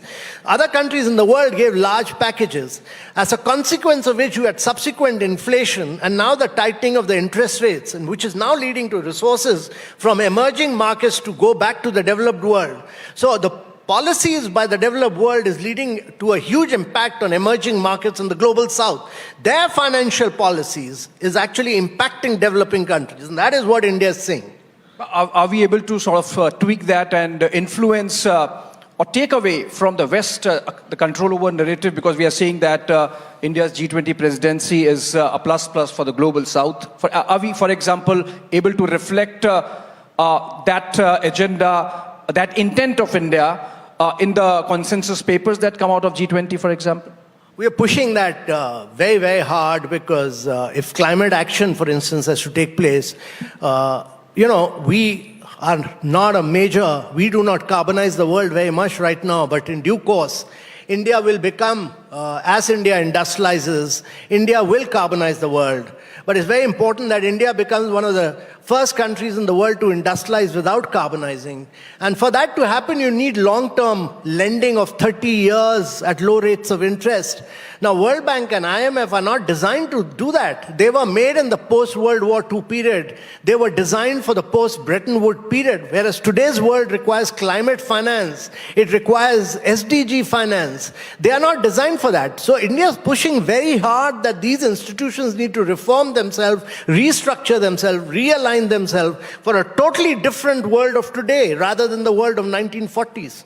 We in fact saw in the recently concluded second round of finance ministers and central bank governors meeting in Washington, D.C., how India's lead in terms of having a policy or understanding on crypto, for example, was sort of broad-based and accepted by rest of the world. And this sort of increasing acceptance happening, maybe because you have been proactive. What we would want to understand is that going forward, what legacy India is going to leave by the time we demit G20 presidency? Well, our legacy should be one where, as the Prime Minister said, that we should be able to transform the lives of citizens across the world. And that would really mean that our voice should always be the voice of emerging markets and of the global south. And that would really mean that there is a huge challenge. If you look around the world, you'll see 1/3 of the world is suffering from global recession right now. 75 countries of the world are suffering from global debt. There's a slowdown of growth. And when G20 leaders meet, I mean, what should be their concern? Their concern has to be to transform the lives of citizens whom they govern. And that's why India's focus has truly been on, accelerating the pace of growth in a very sustainable, resilient manner, transforming the life of citizen in terms of the post-COVID impact. How do you improve learning outcomes? How do you improve health outcomes? How do you improve nutritional standards? Those are very critical issues. And how do you use the model of India, the digital transformation model of India, and take it to the rest of the world to transform lives of citizens? That's the key. Right. And because you mentioned the Europe war, I would want to ask, what have been the challenges? Because we have seen whenever, for example, the foreign ministers meeting that happened in New Delhi, or the first finance ministers meeting in Bengaluru, the kind of difficulties we faced, for example, in having a joint statement because of the standoff, to put it mildly, between the West and Russia and China on the other side. So how difficult has it been to really negotiate this kind of diplomatic landmine? And that also is, in a way, measure of how mature we have become to handle those kind of complex diplomatic assignments. See, challenges are many. I mean, there are challenges of a geopolitical crisis in Europe. There's a challenge of slowdown of growth. There's a challenge of global debt, many challenges.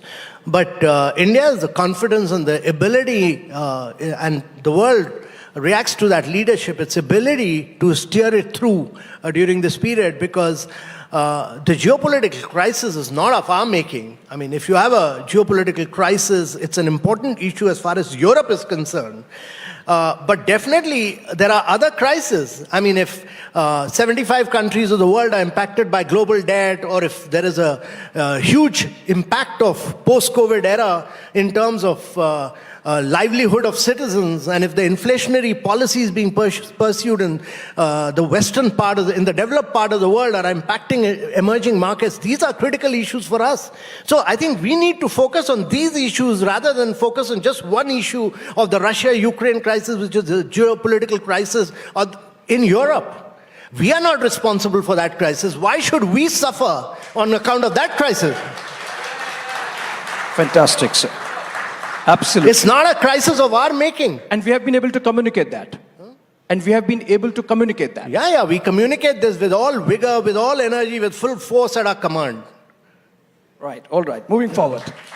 You see, for the sake of 5% of the population or 3% of the population of the world, you can't make 98% of the population of the world suffer. And does that give us the leadership of the Global South? Does that give us the leadership of the Global South? Well, our view is that our voice has to be the voice of the emerging markets and the voice of the Global South. Right. Actually, you see, as the Prime Minister, the first thing he did was to interact with the leaders of the Global South over 2 days. And our view is very clear that when we speak the voice of the Global South and the emerging markets. Right. So, as the Americans would say, it's all about money, honey. A foreign policy success is based on how strong we are internally, how strong we are as an economy. So, you think, because you said that world is becoming more accepting of India's position, India's vision, India's agenda, it's because they see in us a stabilizing force when it comes to the global economic scene. No, I think it respects India because India is a fifth largest growing economy, which is going to overtake other countries two other countries by 2030. It will become the third largest economy in the world by 2030.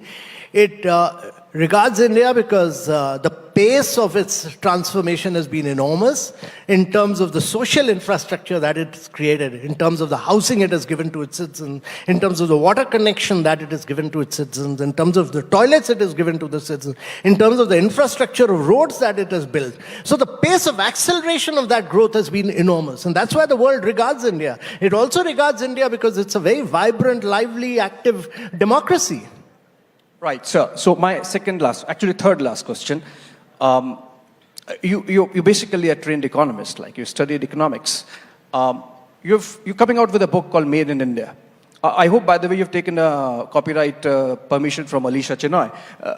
But what's the book about? Because you come with 40 plus years of experience in government at all levels, from district magistrate to Niti Aayog CEO and now G20 Sherpa.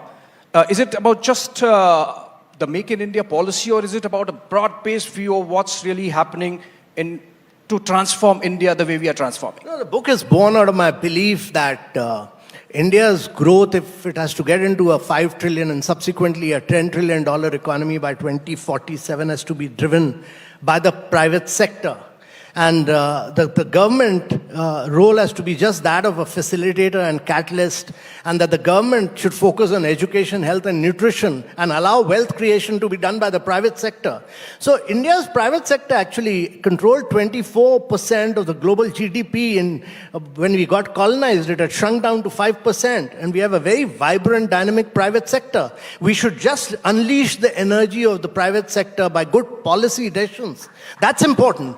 The wealth creation will all have to be done by the private sector. That's what this book is all about.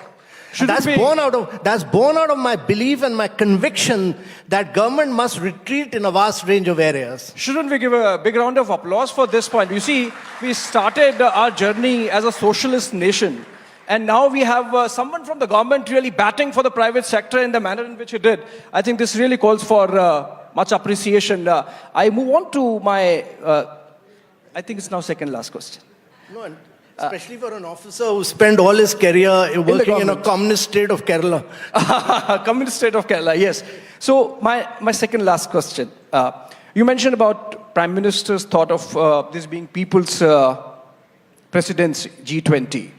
What have been the soft power spin-offs? I believe you took the G20 Sherpas to Andaman Nicobar, to Kumarkom, to Udaipur, and meetings happening in Kohima and Shillong and in Ladakh and Srinagar, of course, next month, I think. So what's it's been like in terms of India's soft power push? Oh, the soft power push has been enormous, because one of the first few things we decided is that we'll do it in the states. So first is the hard power bit of improving the infrastructure in all these states. And second was that we said, instead of Government of India doing the cultural programs, every single program will be done by the state governments. So actually, every state has used its huge soft power of culture, its handloom, its handicraft, its folk art forms, its classical art forms to promote and market during the G20. It's been an enormous display of soft power by the states of India. And every state has competed in this regard, and they've put up some of the most outstanding shows. In Jaipur, and I've traveled to Jaipur hundreds of times, but I'd never seen such a spectacular cultural show of the Rajasthani folk art form. In Kerala, I'd never seen such a spectacular show of Kathakali, Mohiniyattam and Kalripet. So it's been a huge, and it's also enabled them to push their handloom, their handicrafts, their one district, one product, and we've pushed millets in every single meal of G20. One more second, last question. Yeah. So it's like all this has happened, and you have done these in 60 cities across the country. Is it a fantastic example of cooperative federalism where even the opposition states have collaborated, there has been no controversy? Well, it's, I think to my mind, the best example of cooperative federalism. There can't be a better example of cooperative federalism where the states, the districts, everyone has worked together with the Government of India and the G20 Secretariat to really position and brand India and all the states. And at the end of this, you would have seen a number of states emerging as great tourism and cultural brands in the world. There can't be a better example of the soft power of India. There can't be a better example of cooperative federalism than the G20. All right, so now I can come to my last question, sir. So by the time we end our G20 presidency end of this year, you think we would have succeeded in influencing the P5 stronghold over the global narrative, and we would be perhaps a little closer to restructuring, reforming the world order in a manner that India is represented in a manner which is befitting of our stature that we have attained? Well, let me just say that we'll do everything possible within our means to make India's G20 presidency enormously successful. We'll do everything within our means to achieve the priorities which India has set out. We'll do everything possible to ensure that we are able to take care of the voice of the global south and of the emerging countries of the world. This is the first time in the history of G20 that you have 4 emerging markets, Indonesia, India, Brazil, and South Africa, one after one, holding the G20 presidency. And the voice of emerging markets and of the developing South are very critical voices, because at the end of the day, when leaders of the world meet, they must be clear in their mind that we have to transform lives of citizens in the world. Thank you so much on that note, sir. Thank you so much for enlightening us on what all is happening with the India G20 presidency, and hopefully by the end of it, we would be more acceptable with the kind of stature we have and the number of people we represent in the world. Thank you so much. Thank you. Thank you so much.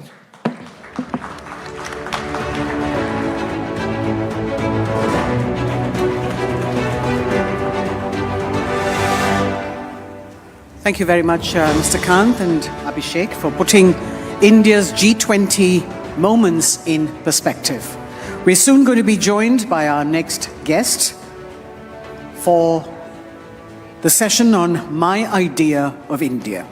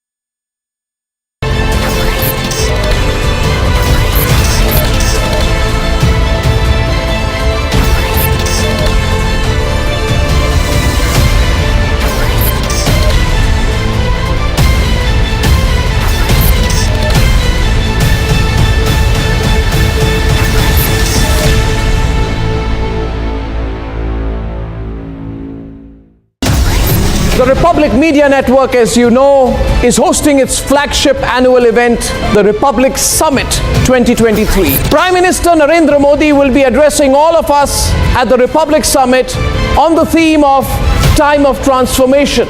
It is without doubt his visionary leadership that has seen the country implement direct benefit transfer for 11 times as many schemes than we did 8 years back. But much more will happen. My belief is, our network's belief is, that the biggest transformations are yet to come. So when the Prime Minister addresses us all, and that is on the evening of the 26th of April, we will all eagerly await to hear his vision of how we can use this moment of transformation to catalyze even faster our move to being a developed nation.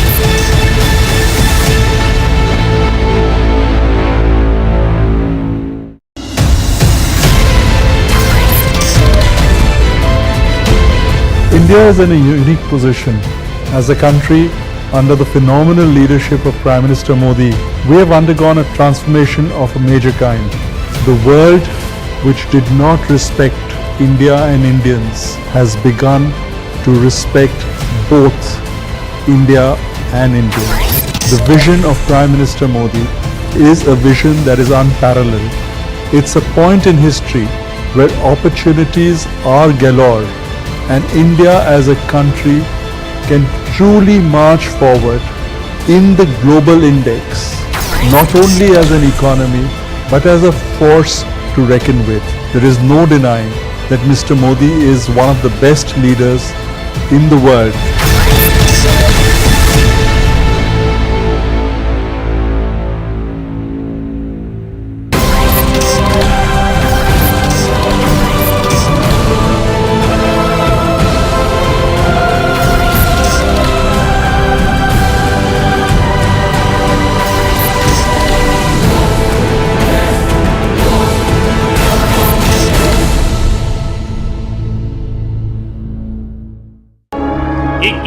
सदी में भारत के सपनों और आकांक्षाओं करने से कोई भी बाधा अब हमें रोक नहीं सकती और यही समय है हम विजय की ओर बढ़ चले।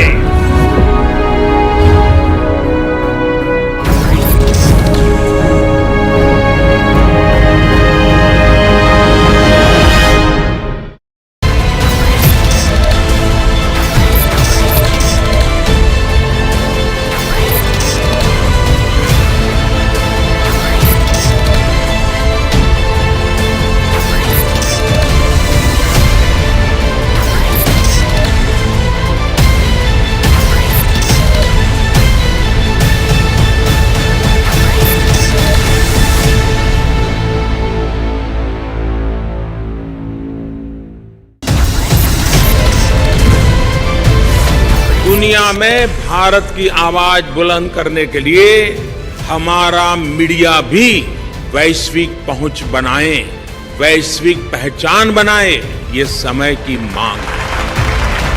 We believe that we as a nation will overcome every obstacle. We believe that we as a people will triumph over every single struggle that we are going through as a nation today.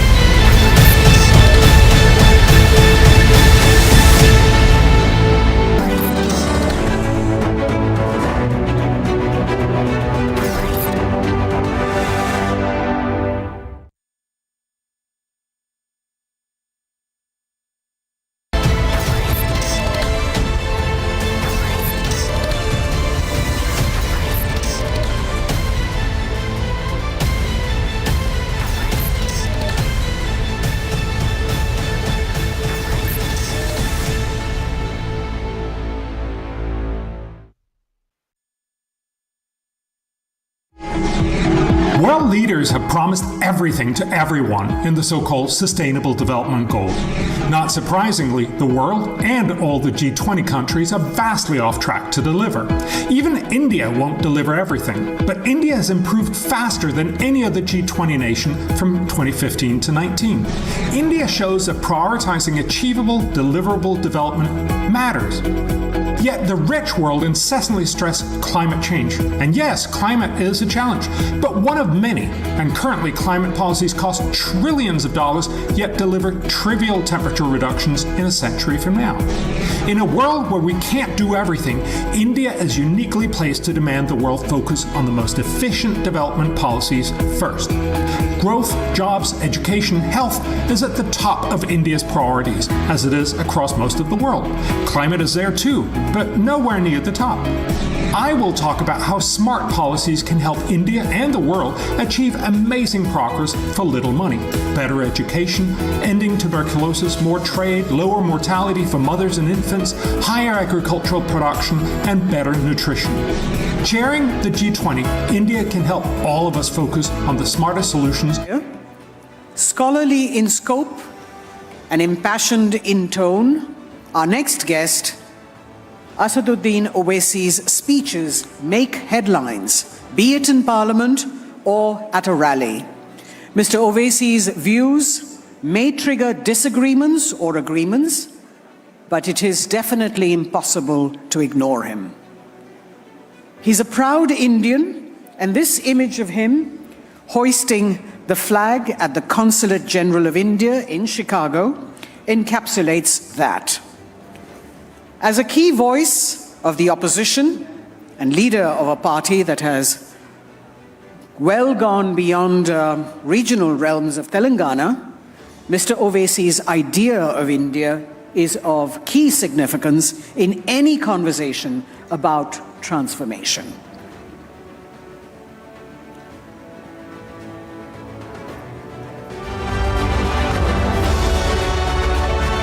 Ladies and gentlemen, Mr. Asaduddin Owaisi, four-time Member of Parliament, AIMIM President and Barrister at Law. Mr. Asaduddin Owaisi, we're happy to have you here for a conversation with Republic Bharat's senior anchor and senior editor, Sucharita Kukreti, and Republic TV's executive editor, News Niranjan Narayan-Swamy. Welcome, sir, and it's over to you, Sucharita and Niranjan. You're our focus. Can you take the... They want you right in the middle. You know, Mr. Owaisi, in the last 6 years, this is our third Republic Summit. And, you know, we've conquered COVID. We have conquered our conspirators.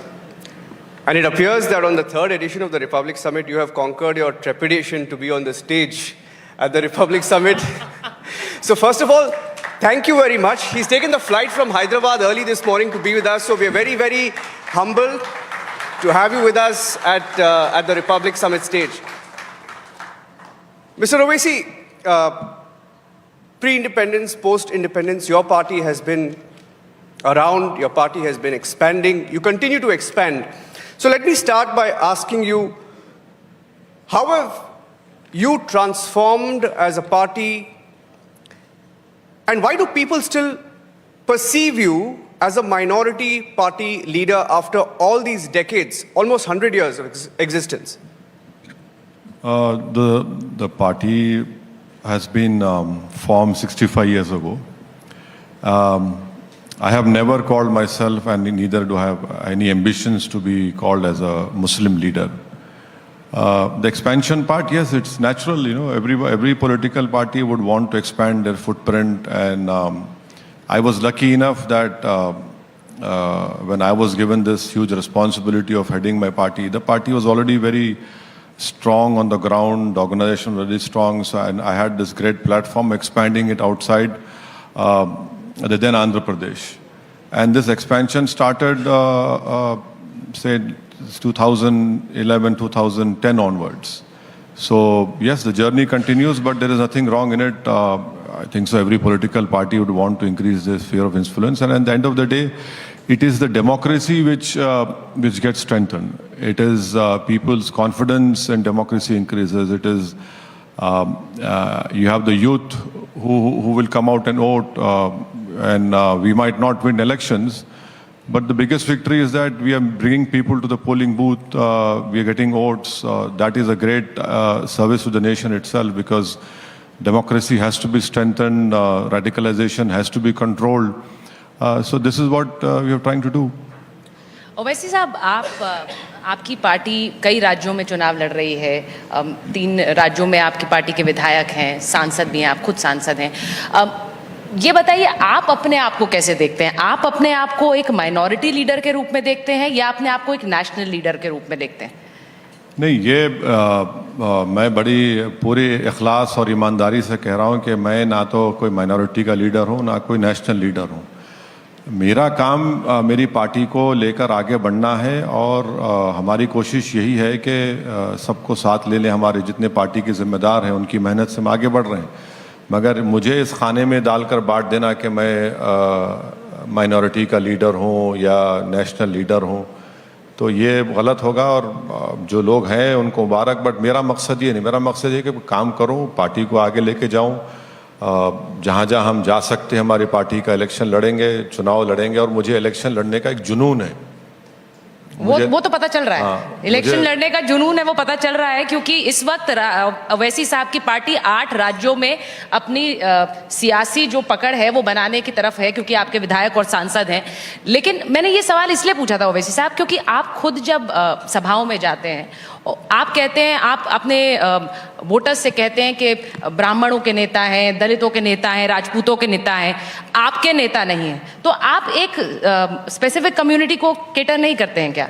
तो मेरा मकसद ये है कि भारत की राजनीति की एक तल्ख हकीकत है, एक सच्चाई है कि हर समुदाय का, हर कास्ट का, हर बरादरी का एक नेता है, चाहे वो किसी पार्टी में हो, रूलिंग पार्टी हो या पोजीशन हो या दूसरी रीजनल पार्टीज हो।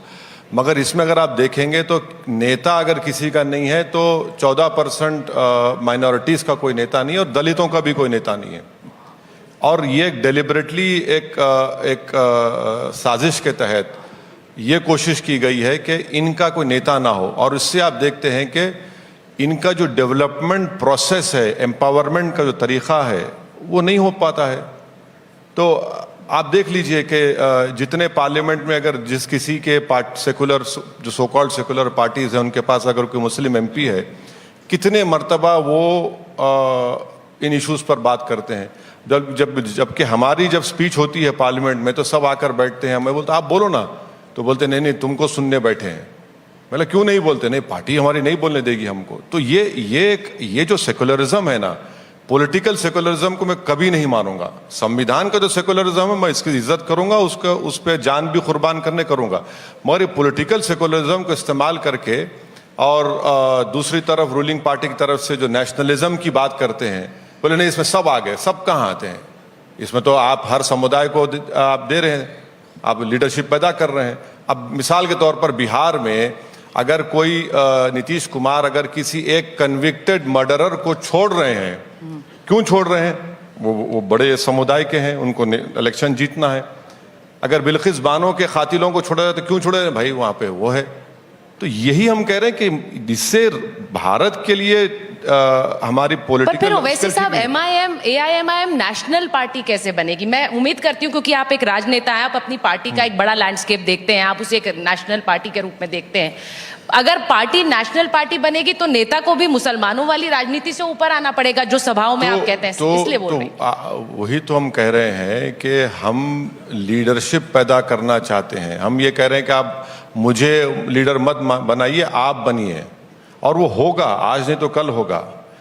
अभी लगता है कि ऐसा होगा, नहीं होगा, मुझे यकीन है कि मेरी जिंदगी में होगा। और उसमें ना सिर्फ माइनॉरिटीज बल्कि दलित लोग भी आ रहे हैं बड़ी तादाद में। अब औरंगाबाद की मिसाल ले लीजिए, हमारे पास 27 कॉरपोरेटर थे, सबसे ज्यादा दलित कॉरपोरेटर हमारे पास थे। हैदराबाद में आज देख लीजिए, हमारे पास नॉन मुस्लिम कॉरपोरेटर्स हैं। तो ये काम चल रहा है, मगर अगर जो सबसे कमजोर है उसको अगर आप उठाने की बात कर रहे हैं तो उसमें कोई, मैंने समझता कि कोई गलत बात है उसमें। Yeah, you know, all these years, Mr. Owaisi, one thing that you have to give it to Mr. Owaisi, he calls out what he just used, that phrase called political secularism.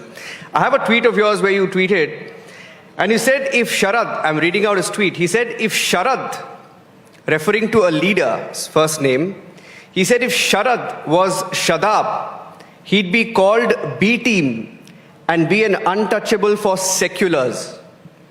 I've never supported BJP government and never will, but this is the second time NCP supported BJP, and it may not be the last Sahibs supporting those who jailed his minister Nawab Malik.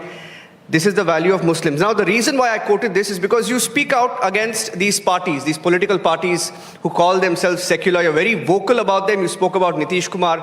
You also spoke about, or rather, you speak about the Congress party. What have they done so wrong? And I'll get to the data part later. What have they done so wrong that you claim that the minority community has been cheated? Let us start with Sharad Pawar Sahib. And let us start with him. Okay, let's start. Now, who had this 6 a.m. oath-taking ceremony? It could happen again. And you know the inside details better than me. I don't know. Anything can happen, you know. So I don't rule out that possibility. Then the NCP supports BJP in Northeast. You see, Yes. you're supporting them. Yes. Take the example of Nitish Kumar. I remember a discussion which took place in Arnab's earlier avatar, wherein He's the same. No, in a different color he was there, in a different place, and that program happened to be on Bihar, when Nitish Kumar had taken the support of BJP, and then so I had stated that in that program, it's available on YouTube, Nitish Kumar became Chief Minister of Health of BJP. He stood up in the assembly and said, हम मिट्टी में मिल जाएंगे, BJP के साथ नहीं जाएंगे, फिर BJP के साथ चले गए, फिर छोड़ दिए. Now you see, this is very convenient political secularism. You know, you stood up in 2019 and said, make Modi the Prime Minister, and only one seat was won by the Congress party in Bihar. Yeah. So this is what it is. So and then you have Congress party who loses every election with BJP, and then you know, when I contest elections, my party contests election, they have the cheek to say, oh, you are there to divide this vote, that vote. Well, the Prince Charming lost in Amethi not because of me. Prince who? Well, Prince who? You know, whatever prince he's of. He lost in Amethi not because of me. You know, I was not there. I wanted to be there. You know, next time I'll be there. At least I take the credit of ensuring that my contribution was there. Now, you know, so you win Rajasthan, Madhya Pradesh, Chhattisgarh, 65 Lok Sabha seats. Within 4 months, you win only what, 3 Lok Sabha seats? I was not there. So that is why आपका जो सवाल था ना, आप देख लीजिए, जब यहाँ पर हारते हैं इन लोगों से, तो इल्जाम आप नहीं लगाते अपने आप पर कि भाई आपकी नाकामी की वजह यह है कि आप मुकाबला नहीं कर पा रहे हैं बीजेपी और मोदी से। पर आप तो सारे राजनीतिक दलों के फेवरेट हैं। आपके जो साथी हैं या आपके जो समर्थक हैं वो आपको रॉकस्टार मानते हैं, लेकिन जो आपके विरोधी हैं हर कोई आपके लिए एक बी टैग वाला तमगा लेकर आता है। नहीं, मेरे को कोई फर्क नहीं। वो आप पर बोलते जरूर हैं, हर कोई बोलता है। तेजस्वी यादव ने बोला, नीतीश कुमार ने बोला आपको बी टीम, मुझे आपको कांग्रेस बी टीम बोलती है। मुझे कोई फर्क नहीं पड़ता, जितना बोलना चाहे बोले, क्योंकि मुझे फर्क ही नहीं पड़ता। आप हेडलाइंस बटोरते हैं उससे। आप हेडलाइंस बटोर रहे हैं उससे। नहीं, देखिए, अगर आप जब अच्छा काम करते हैं ना तो इल्जामात तो लगते हैं।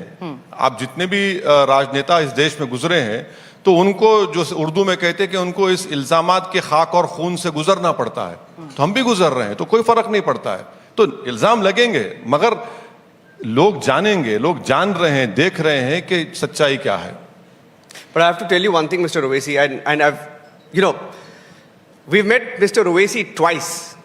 In the previous editions of the summit, we went to invite him, we went to meet him at different occasions. We had the opportunity to actually see how Mr. Owaisi works. So, whenever he's in Hyderabad, there is never a day when Owaisi is not at his office. He's always at his office, Dar es Salaam, and you have hundreds of people just waiting to get an audience, and they come to him with every small issue that they have.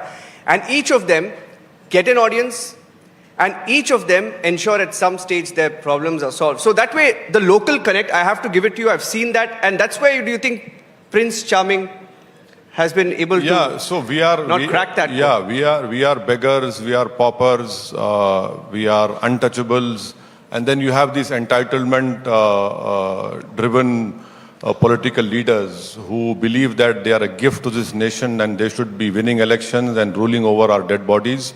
So we will not allow that. Yes, we work. You know, I am accessible. The biggest reason which God Almighty has ensured that I win every election is that we are accessible. You know, during COVID, I have data. We had helped more than 3,000 patients in both the waves. Both the waves. I have names and numbers of them. You know, so that is the confidence. That is how you build confidence. That is how people come out and vote for you. You know, and that is very important. So yes, you have to work hard. There is no other way. I have learned my life through hard work. I'm not extremely intelligent as you guys and your boss are. But the only thing I have is I work hard. You know, I work hard. And sometimes I have done mistakes by working in a wrong way. But as far as my sincerity and my hard work is concerned, that is what I have. I have to do it.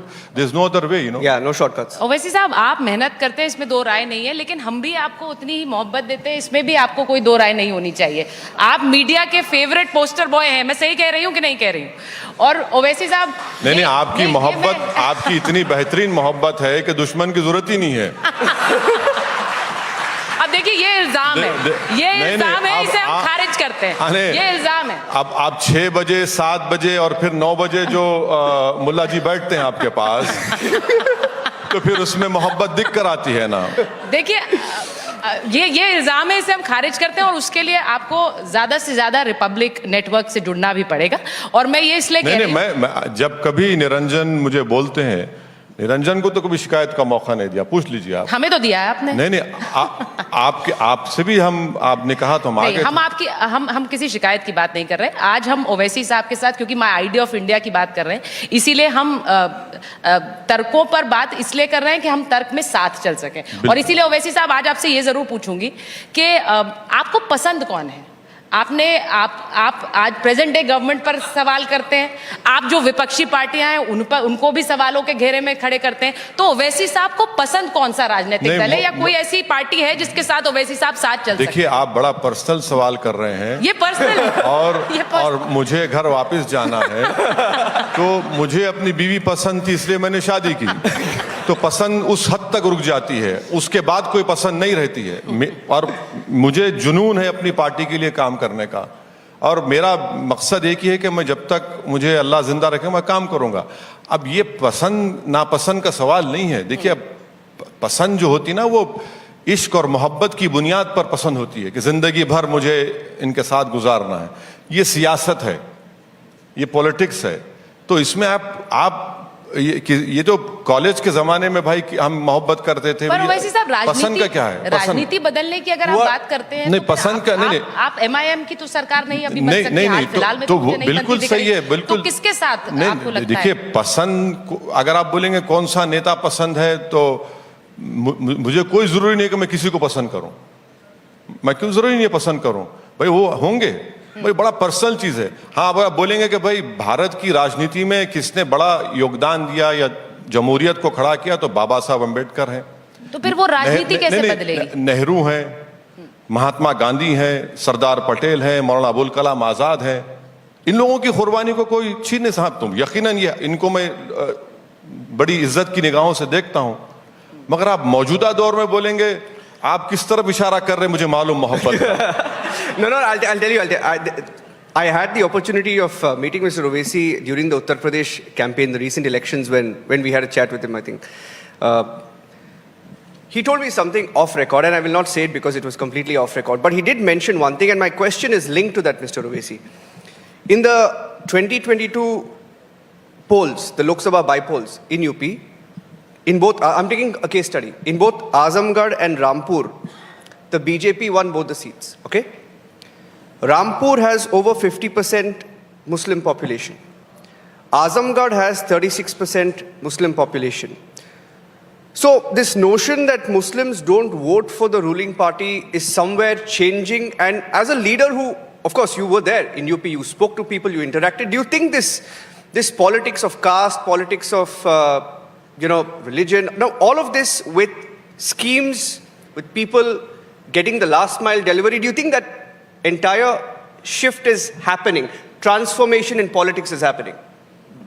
No, I don't think so. I don't agree with your wrong assumption you have, because I just backed it up with stats. No. I can tell you Azamgarh, because we have contested in the Assam elections 3-4 assembly seats within that parliament segment. Now BJP, see, as the saying goes that victory has many fathers, defeat has none. So BJP had won, so they take, this every section voted for us. That was not the case. Guddu Jamali had contested from Azamgarh, and had Guddu Jamali had taken substantial number of votes, substantial number of Muslim votes Guddu Jamali had taken. As far as Rampur is concerned, yes, in my opinion, the elections were not free and fair. The local administration went hammer and tongs against the Samajwadi candidate, which they did not do when Akhilesh Yadav's better half was contesting from Mainpuri. But to say that it is that every section voted, yes, the CSGS data says that there's only one community in India whose vote percentage has not increased for BJP are Muslims. 2014 and 19, it was 6%. For other communities, it didn't get increased. And if that is the case, why can't the BJP give a Muslim an MP candidate? Before you get to that, there are studies carried out between the Economic Advisory Council to the Prime Minister finding no evidence of schemes catering to only one community. Not catering to only one community. One minute. Niranjan, I don't want to waste your time. I know you're referring to a study by a lady. Shamika Ravi. Yeah, I don't want to name her. But please understand that what was the water connection to the Muslims? It is still less. Is the government taking credit for me? No, listen to me. I have read this. I have read that, and I can easily rebut it. If someone buying the cell phone, are you taking, Mr. Modi, you couldn't take the credit for it, for cell phone. I'm buying a cell phone. You know, the question is, if you are so loudly claiming, why have you cut down the pre-matric scholarship? Why have you abolished the fellowship? You know, I have put an RTI application on the same point. Please give us the number of Muslims who have got the Prime Minister Awas Yojana. No answer comes. So that study is completely farce. And I would request you, let us do a debate on that study. Okay. I'm ready for it. Yeah, but yeah, not on this. Not on this platform. मुझे ये बताइए, अब आने वाले समय में चुनाव है, आपकी पार्टी चुनाव लड़ रही है, कर्नाटक में चुनाव होगा, तेलंगाना में होगा, मध्य प्रदेश, राजस्थान, अगले साल लोकसभा चुनाव है. आपको लगता है ये जो तीसरे मोर्चे की बात बार बार होती है, ये एक हकीकत बन सकता है? ममता दीदी कोशिश कर रही हैं, अखिलेश यादव, आपके मित्र केसीआर, सब कोशिश कर रहे हैं कि एक तीसरा मोर्चा बन जाए 2024 से पहले. आपको लगता है वो हकीकत बन सकती है? देखिए, नरेंद्र मोदी ये चाहते हैं कि एक चेहरा उनके खिलाफ खड़ा हो जाए, और नरेंद्र मोदी को मालूम कि जिस दिन कोई चेहरा खड़ा हो जाएगा वो कामयाब हो जाएंगे. हम ये कह रहे हैं कि एक चेहरा नहीं, भारत के 540 लोकसभा की सीट में चेहरों को खड़ा करिए आप, तब देखिए खेल में मजा कितना आएगा. आप भारत की जनता को अपने साथ में लीजिए और बीजेपी के खिलाफ खड़ा करिए. आपकी अपोजिशन यूनिटी से क्या होने वाला है? जनता को आप अपने साथ खड़ा करिए और बोलिए कि अनएम्प्लॉयमेंट मुद्दा है. आप उनको बोलिए कि भाई, नीति आयोग की अगस्त 22 की रिपोर्ट है कि भारत में 87% लोग सिर्फ 27,000 रुपए महाना कमाते. आप उनको जाकर जनता को बताइए कि जो 20% गरीब हैं उनकी हाउस पर कैपिटा इनकम 50% कम हो गई, जो 20% दौलतमंद है उनकी 40% बढ़ गई. आप उनसे जाकर जनता को बताइए कि हाँ, हमको इकोनॉमिक ग्रोथ चाहिए, 10% चाहिए, रियल ग्रोथ चाहिए, नॉमिनल नहीं चाहिए. ये सवालात आप करिए ना, आप जनता को अपने साथ लीजिए. अगर आप चेहरा बनाकर जाएंगे तो फिर नरेंद्र मोदी कामयाब हो जाएंगे. मतलब आप ये कह रहे हैं थर्ड फ्रंट बनाइए लेकिन चेहरा मत बताइए. नहीं, चेहरा देखिए, चेहरा बनाएंगे तो आप मोदी जी के ट्रैप में आ रहे हैं. ये बात को मान. देखिए हम जो राजनीति सीखे ना मैडम, हमको ये सिखाया गया कि आप अपने अपोनेंट के स्ट्रॉन्ग पॉइंट्स पर मुकाबला नहीं करेंगे, उनके वीक पॉइंट्स पे करेंगे. वो सबसे बड़ा चेहरा आज देश के नहीं, आप नहीं, चेहरा का नहीं है, आप उनका स्ट्रॉन्ग पॉइंट है वो. आप ये काम करिए ना, आप करिए काम, आप उस पे देखिए. आप पूछिए उनसे कि भाई, अगर आप हमारा पर कैपिटा इनकम बढ़ रहा है तो हमारा पूरी दुनिया में विश्व में मुकाम कितना है? 150 है हमारा मुकाम. नहीं, पर वो बताने के लिए लोगों को तो जाना पड़ेगा ना चुनावी मैदान में. जाएगा कौन? यही तो बात हमको करना पड़ेगा ना. प्रैक्टिकली अगर हम बात करें तो राजनीतिक चुनाव लड़ने के लिए राजनीतिक पार्टियों को उतरना पड़ेगा. उस अच्छा, वो थर्ड फ्रंट बनता देख रहे हैं आप कि नहीं देख रहे? नहीं, मुझे नहीं मालूम. वो फारसी की कहावत है, नशिस्तन गुफ्तन बरखास्तम. तो आपने जवाब दे दिया. माने नशिस्त का मतलब नशिस्तन एक निष्ठ होती है, सब बैठ गए, गुफ्तगू होती है, फिर बर्खास्त हो जाते. तो वो उसमें क्या होने वाला? Which front are you in? A lot of fronts being formed lately. A lot of fronts being formed lately. We haven't seen you on stage. Yeah, this is a season of fronts. Are you in the third front? Are you in the part of the third? No, I am a front in my own capacity, so I don't need to be part of any front because everyone is a front with me. So I am a front, so I have no issues, But this is a season of fronts, so I don't know, what color and shape it will take place. But if your next question is going to be, are you going to be part of this front, this so-called front? You can't expect me to sit at someone else's feet. That's very near their feet and listen to their sermons. True. But I've seen you in UP. You didn't have any alliance, if I'm not wrong. We had Niranjan, let me tell what I told you. Yeah. It was off the record. I can share it now. I told you are not going to win any seats. I told you that. Yes, you did. And I told you BJP is going to win the elections. Yes, you did. And I told you that this whole tamasha which Samajwadi is creating, that euphoria, is to fool Muslims to get their votes. On all these 3 points, I told you. We had a coffee in that huge place, that beautiful place where you did an interview. We had a setup for that interview. So that is true. That is true because you see, why is it that the only Muslims have to be the pole bearers of secularism? Why not the Yadavas? Why not the other caste and upper caste or whatever other castes are there? This is ingrained in the Muslim community that you should save secularism. It is not me who can save the secularism. It is a job of everyone to save that political secularism which has no life left in it. So, but that is the issue with the Muslim community, because you come elections, look at this Karnataka elections now. Yeah. Everyone, no, everyone is going and telling Muslims, आपको BJP को हराना है, secularism को बचाना है. So, what about reservation?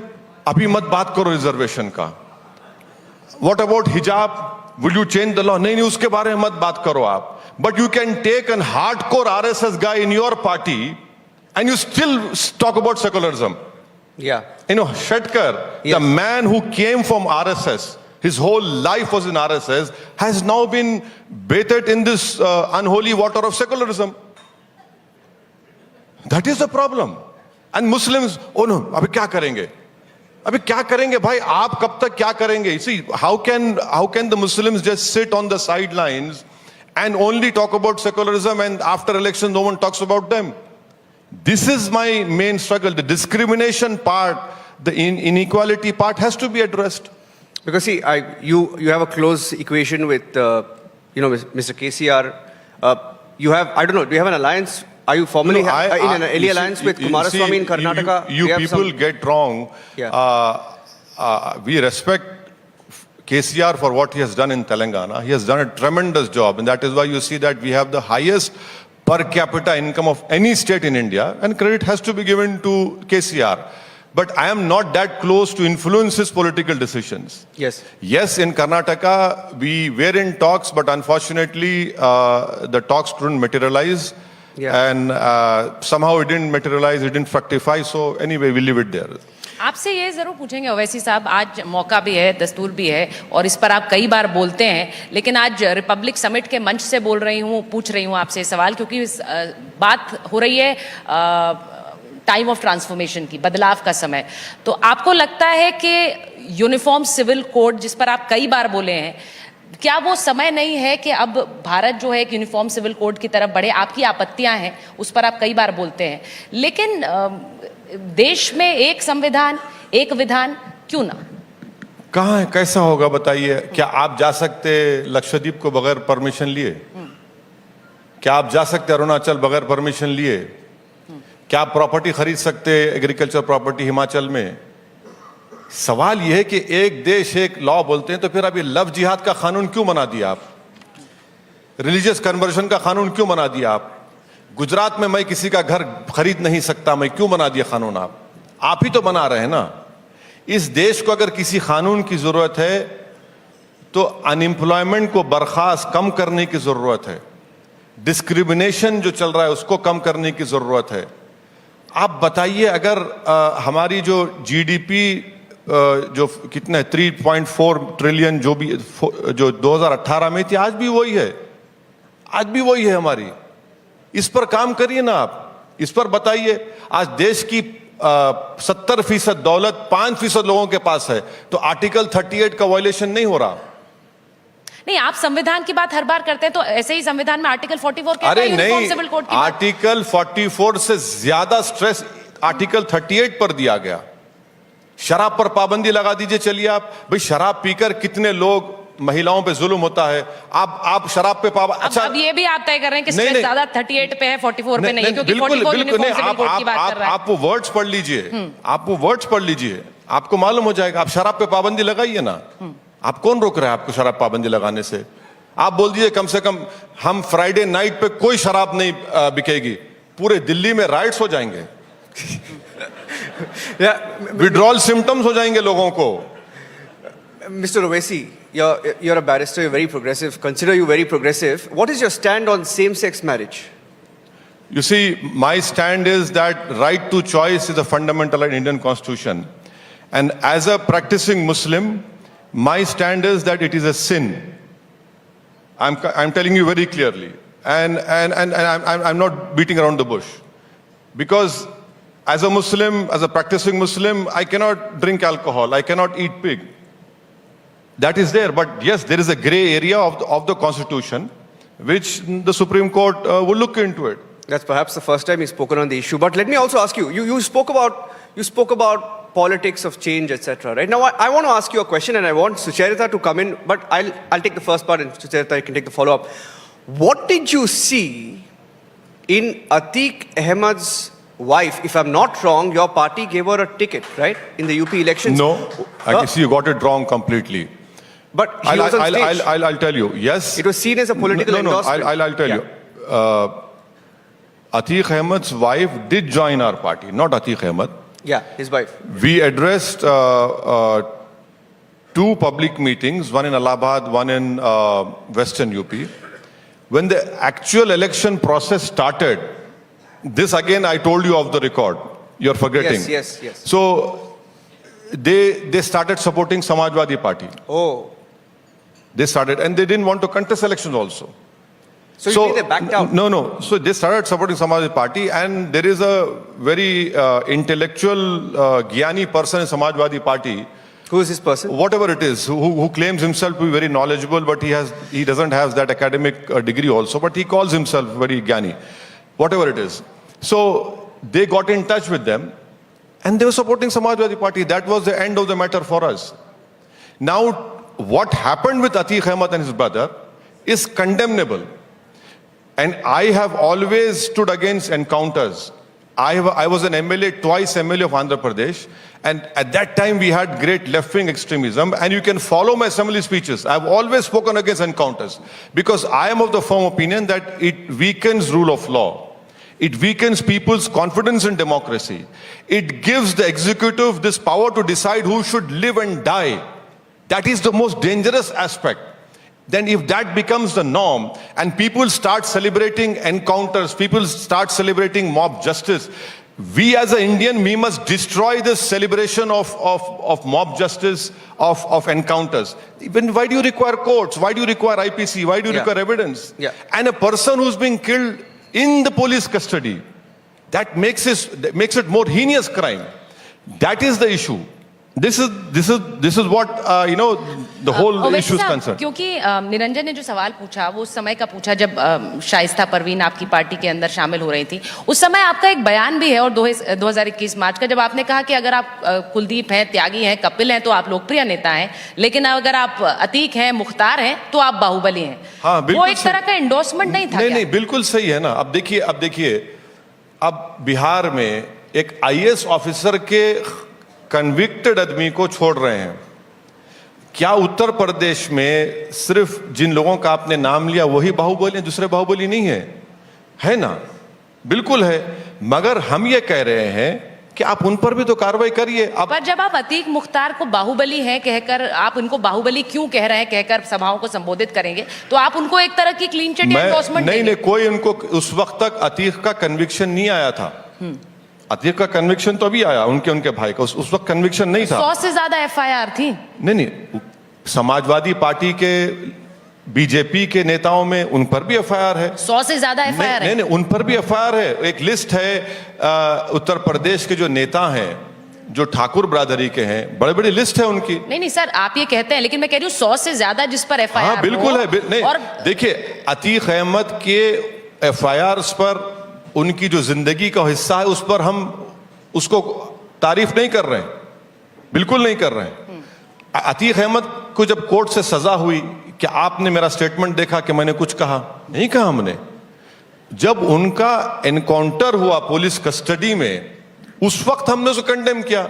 अब live channel पर आप जाकर गोली मार रहे हैं। और मेरा आज भी मानना है कि जिन्होंने ये काम किया है, ये टेरर मॉड्यूल है। आप बताइए कि 16 लाख के वेपन्स उन लड़कों के पास कैसे आते हैं जिनकी मां के घर के छत नहीं है, झोपड़ी में रहती है मां उनकी, और इतनी शुरू तरीके से, इतनी प्रैक्टिस उन्होंने। मैं भी थोड़ा बहुत शूटिंग जानता हूं, जबान की भी जानता हूं, वो भी जानता हूं, तो उसमें कम से कम उन्होंने 200 राउंड फायर किए होंगे प्रैक्टिस करने के। आप उनका बॉडी वेट देखिए, उनका हाथ का मूवमेंट देखिए, एक प्रोफेशनल तरीके से किया तो ये डेंजरस है हमारे देश के. No, but you knew exactly what you were getting into when for example, you knew the background of Atik. So you mentioned at the beginning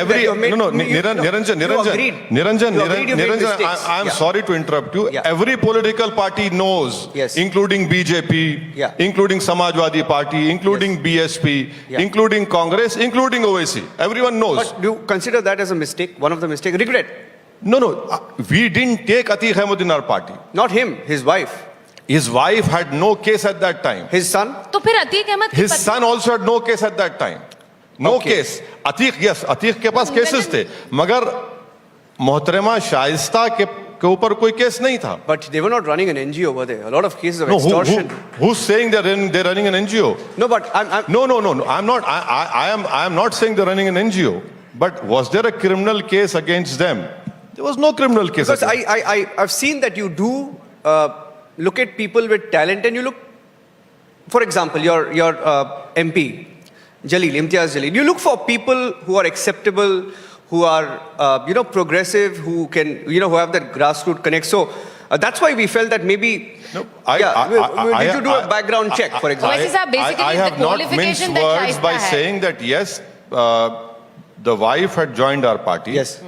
We addressed 2 public meetings, but when the election campaign started, when my car was, when someone tried to assassinate me. Yes, I remember that. At that time, no one from that side spoke to me. Which side? From Atiq's family, no one spoke to me. Oh, I'm telling you hinting at something? No, I'm not hinting, but I'm saying no one spoke to me. And the funny part is that when I went to the parliament next day, there were only 2 people who really came and showed concern. Who was that? One was Nishikant Dubey, surprising.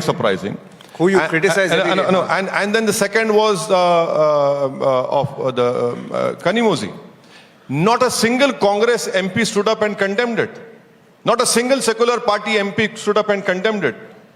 I'm not saying that I deserve any patronization from these fellows, but as an MP, when someone fires 6 bullets at you, you don't even show, some concern.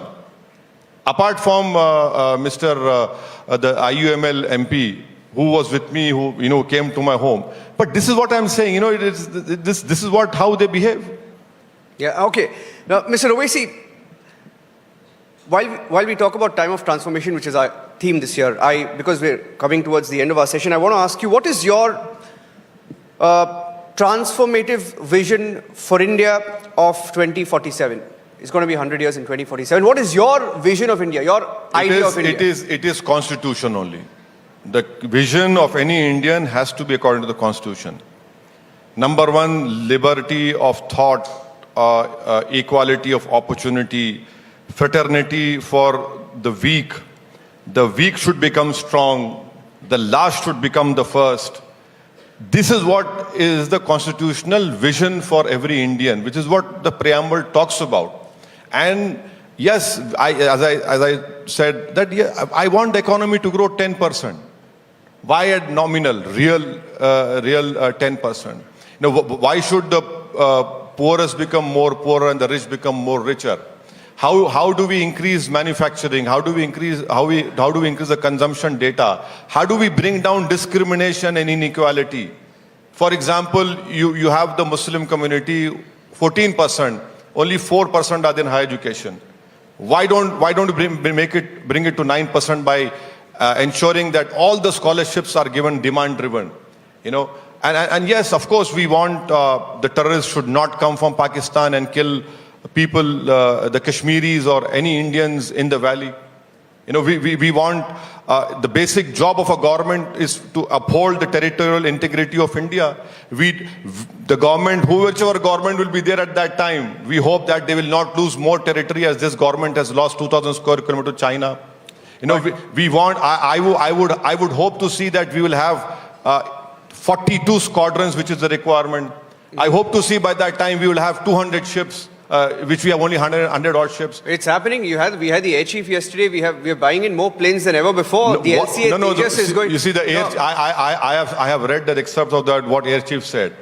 How many squadrons we have now? 32. What is the requirement? 42. And then Russians are not giving us 2 batteries for S-400. Yes, we want peace in South Asia. That is very important. So this is my vision. It has to be according to the constitution of our country.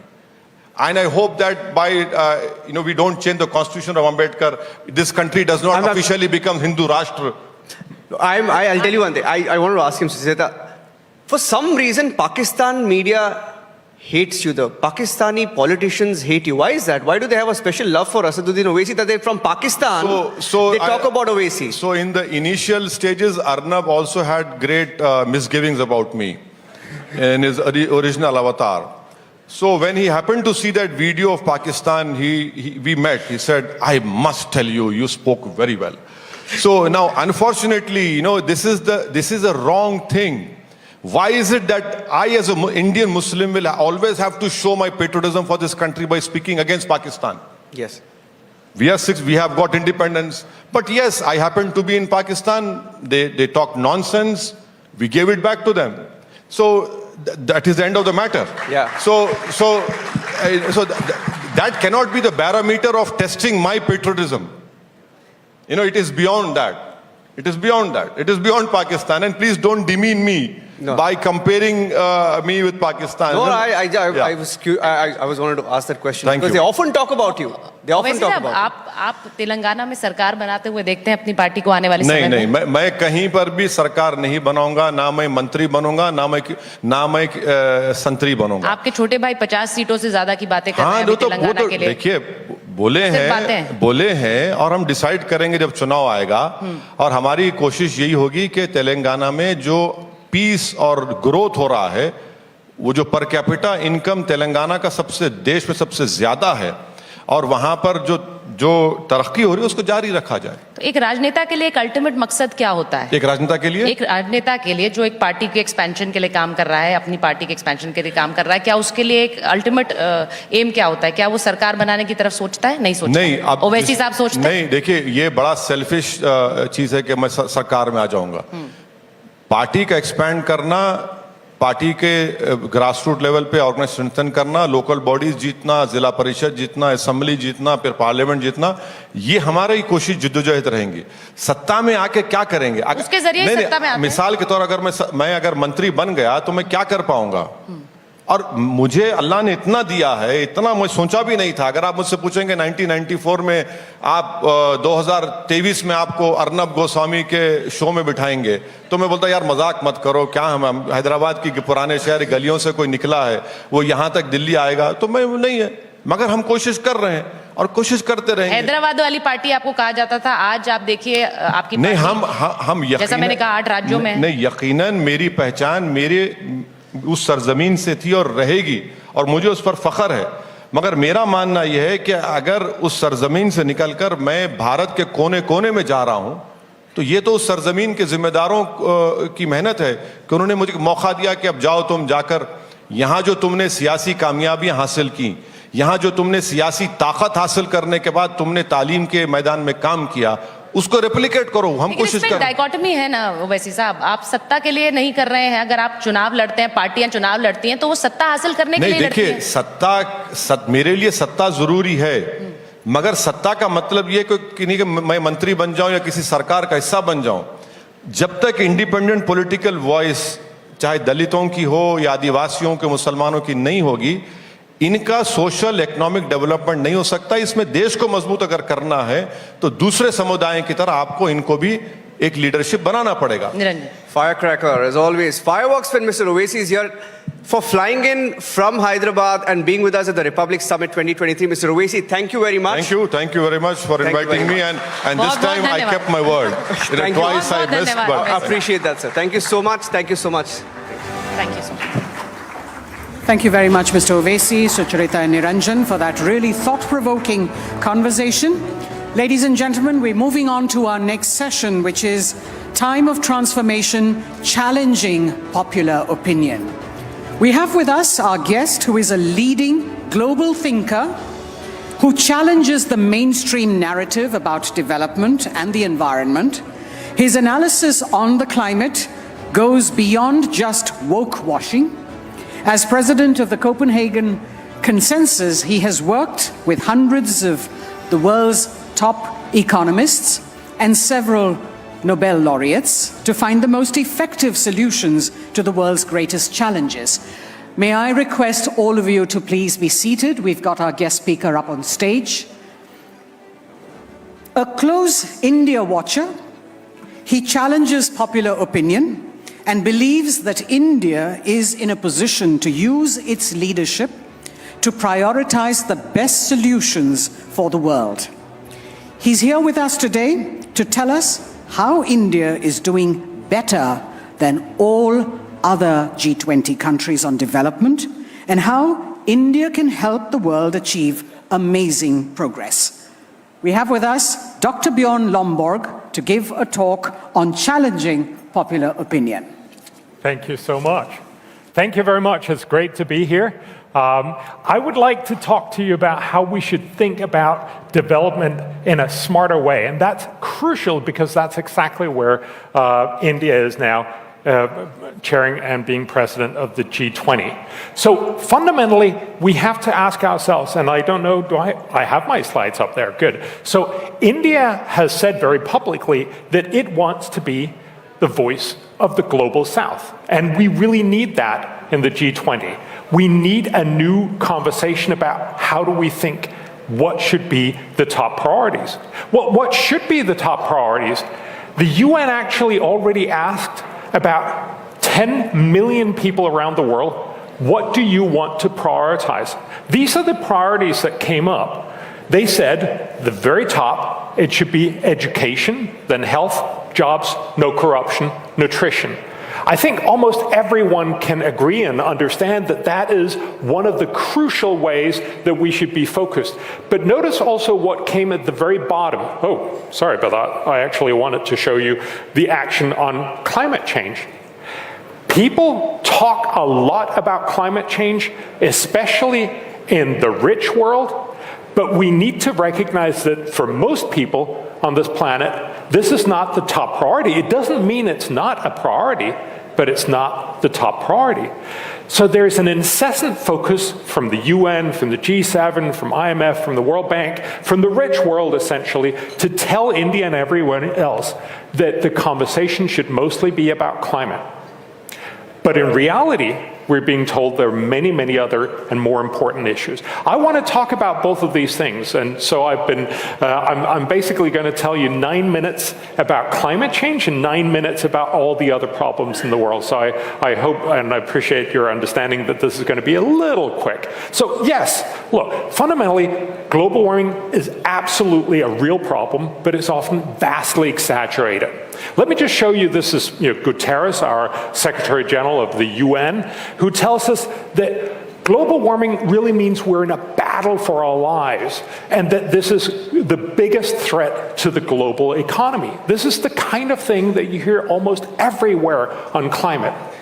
There's a little bit of truth and a lot of misdirection in this. Let me share some of these things. Are we actually dying more and more from climate? Well, we have good data over the last 100 years. If we look at how many people die from climate-related disasters, so that's floods, droughts, storms, wildfires, and extreme temperatures, how many people used to die? This is global deaths. We used to see almost 500,000 people die each and every year in the early part of last century, in the 1920s. Since then, it has not increased, as you might think, because you listen to the media, but actually it has dramatically declined. So that in the 2010s, the number of people dying in the world was about 18,000 people on average per year. The last 3 years are even lower. This is not a world where we're dying ever more from climate catastrophes. It's a world where we die ever less. This has very little to do with climate. It has everything to do with the fact that as especially the poor world, but really everyone gets richer, you also become much more resilient. You're much better able to deal with these issues. This is what development means. This is how you make sure you don't die from climate-related disasters, by becoming resilient, by becoming rich. Likewise, there seems to be sort of a lack in of proportion in reporting. Look, for instance, at heat and cold deaths. So Indian heat waves get an enormous amount of attention. We hear about them all the time. Certainly every summer this becomes a big story. And yes, heat does kill. Heat kills because of exhaustion and heat stroke, but cold kills too, because when you're cold, your core organs have to be kept alive, and so the body constricts its blood vessels. That means you have too high blood pressure. That leads to heart attacks and strokes. How many people die in India from heat and cold? Yes, absolutely. Every year in India, about 25,000 people die from extreme heat. We should certainly know that.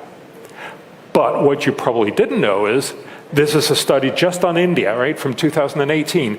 Every year, about 50,000 people die from extreme cold in India. Twice as many. Why do we only hear about the heat deaths and not the cold deaths? But of course, like everything else, it's not mostly about the extremes. It's actually such that about 60,000 more people die from moderate heat. Maybe we should talk more about that. But, and crucially, about 600,000 more people die every year in India from moderate cold. Why is it that most reporting is about this, the smallest of the impacts? Why are we not talking about the full picture? And I would argue that this tells you a very good story of how we're conditioned to believe that there's just one issue, namely climate change, and not many issues, and we need to tackle them smartly. So what about climate policy? Well, it's fantastically costly, most of the climate policy that's being proposed. Almost everywhere, and certainly also at the G20, is going to be talk about going net zero. How much is that going to cost? Well, McKinsey has probably made the biggest study of what it's going to cost. It's very similar to what most other studies show. They find that it's going to cost the world $5.6 trillion a year for the rest of this first half century. But just take the look at the cost. They have estimated the cost for India. They estimate this is going to cost almost 9% of India's GDP every year to go net zero. That's about 23.6 lakh crore every year. Right? Remember, the total tax intake of all government in India is about 31.5 lakh crore. We're talking about 3/4 of the total tax intake of India to be spent on net zero. I would argue that's just simply unsustainable. It's not going to happen.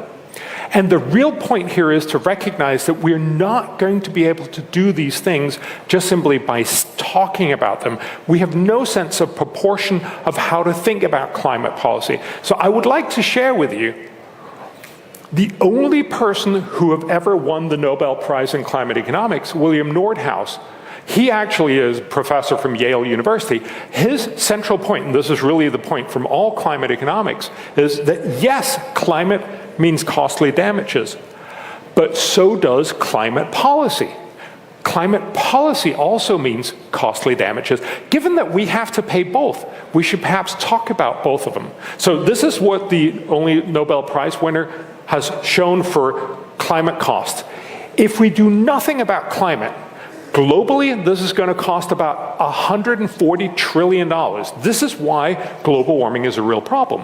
Now, if we manage to reduce temperatures, the costs become smaller. I think everyone recognizes this. This is the standard picture that we see in the media all over. We always see more warmth, bad, less warmth, better.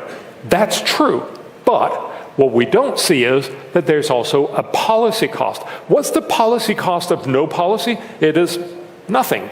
What's the cost of a little bit of climate policy? Well, it turns out that's about $20 trillion. What's the cost of more climate policy? Of course, this gets more and more expensive. We need to talk about both of these things. That's really the main point of the Nobel laureate. So yes, we need to look at all these climate costs, but then we need to add the climate policy cost, nothing on the no policy, little bit on the 3.75 degrees and so on. What Nordhaus basically points out is that while all politicians like to talk about just the black bars and saying we should go for 2 degrees, the reality is the most optimal outcome is much further up. This is the point of actually thinking smartly about climate. India has a great opportunity to start asking us and everyone to think about how should we do climate smartly.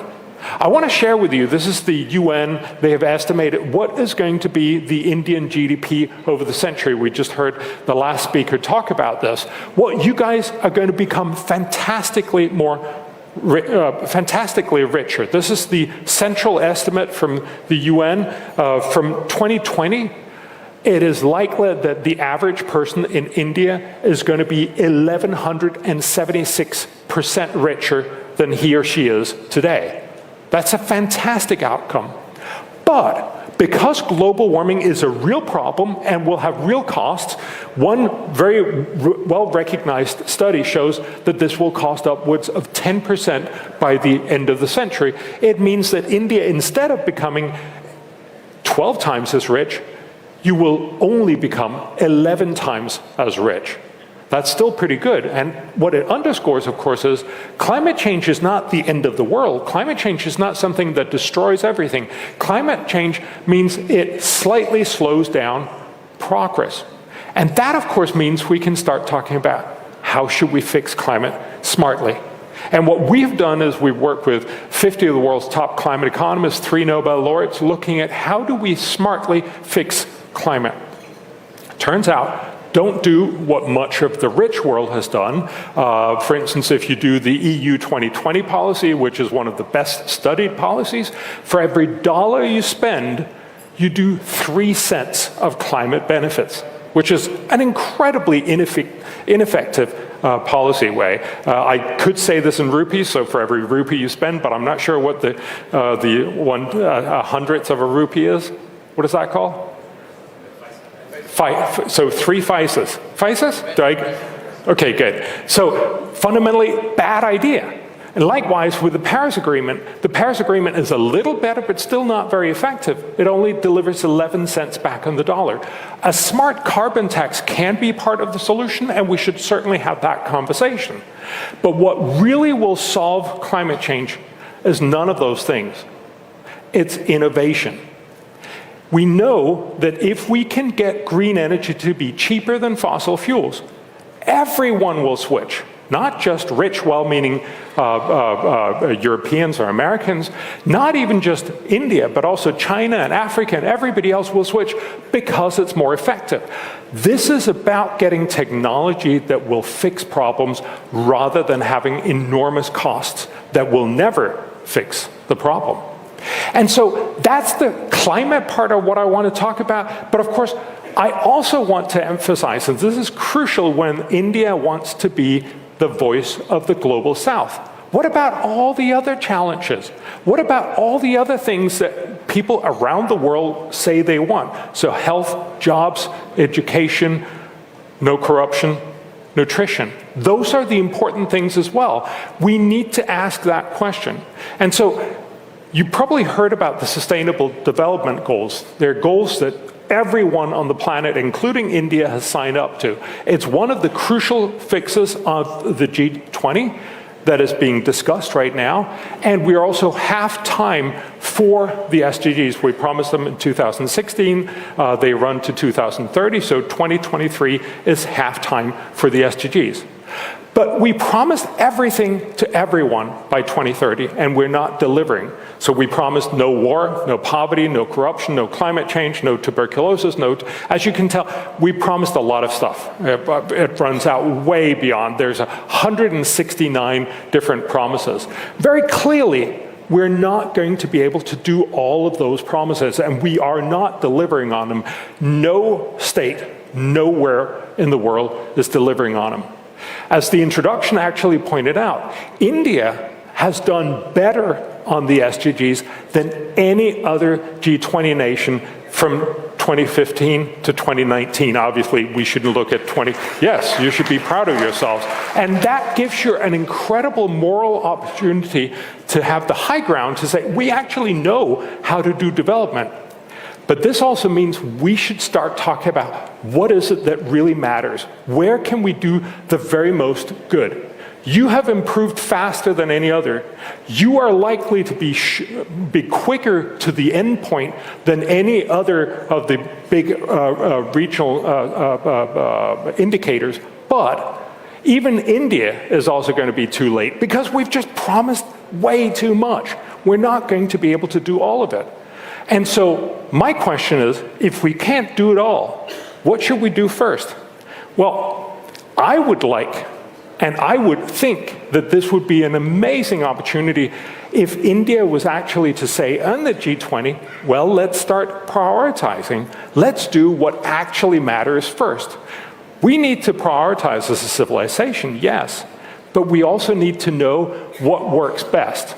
So the organization that I run, the Copenhagen Consensus, we work with more than 100 of the world's top economists, several Nobel laureates, in trying to identify what are the very best things to do. And I just want to share a few of them with you. We've analyzed more than 100 policies that we could deal with, and we found 12 amazing things the world could do.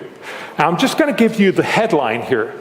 The cost totally for the entire world, not just for India, would be about 3 lakh crore every year. So that's not nothing, but it's not, it's not trillions. But the benefit would deliver about 42 lakh saved lives every year.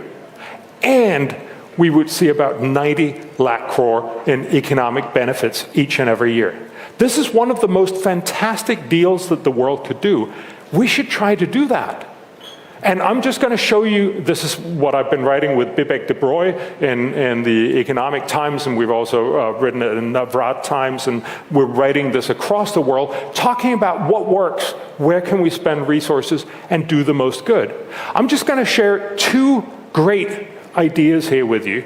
These are 2 of the 12. I would love to walk you through all 12, but I'm not going to, don't worry. But let me walk you through 2 of these great things. So the first one is education.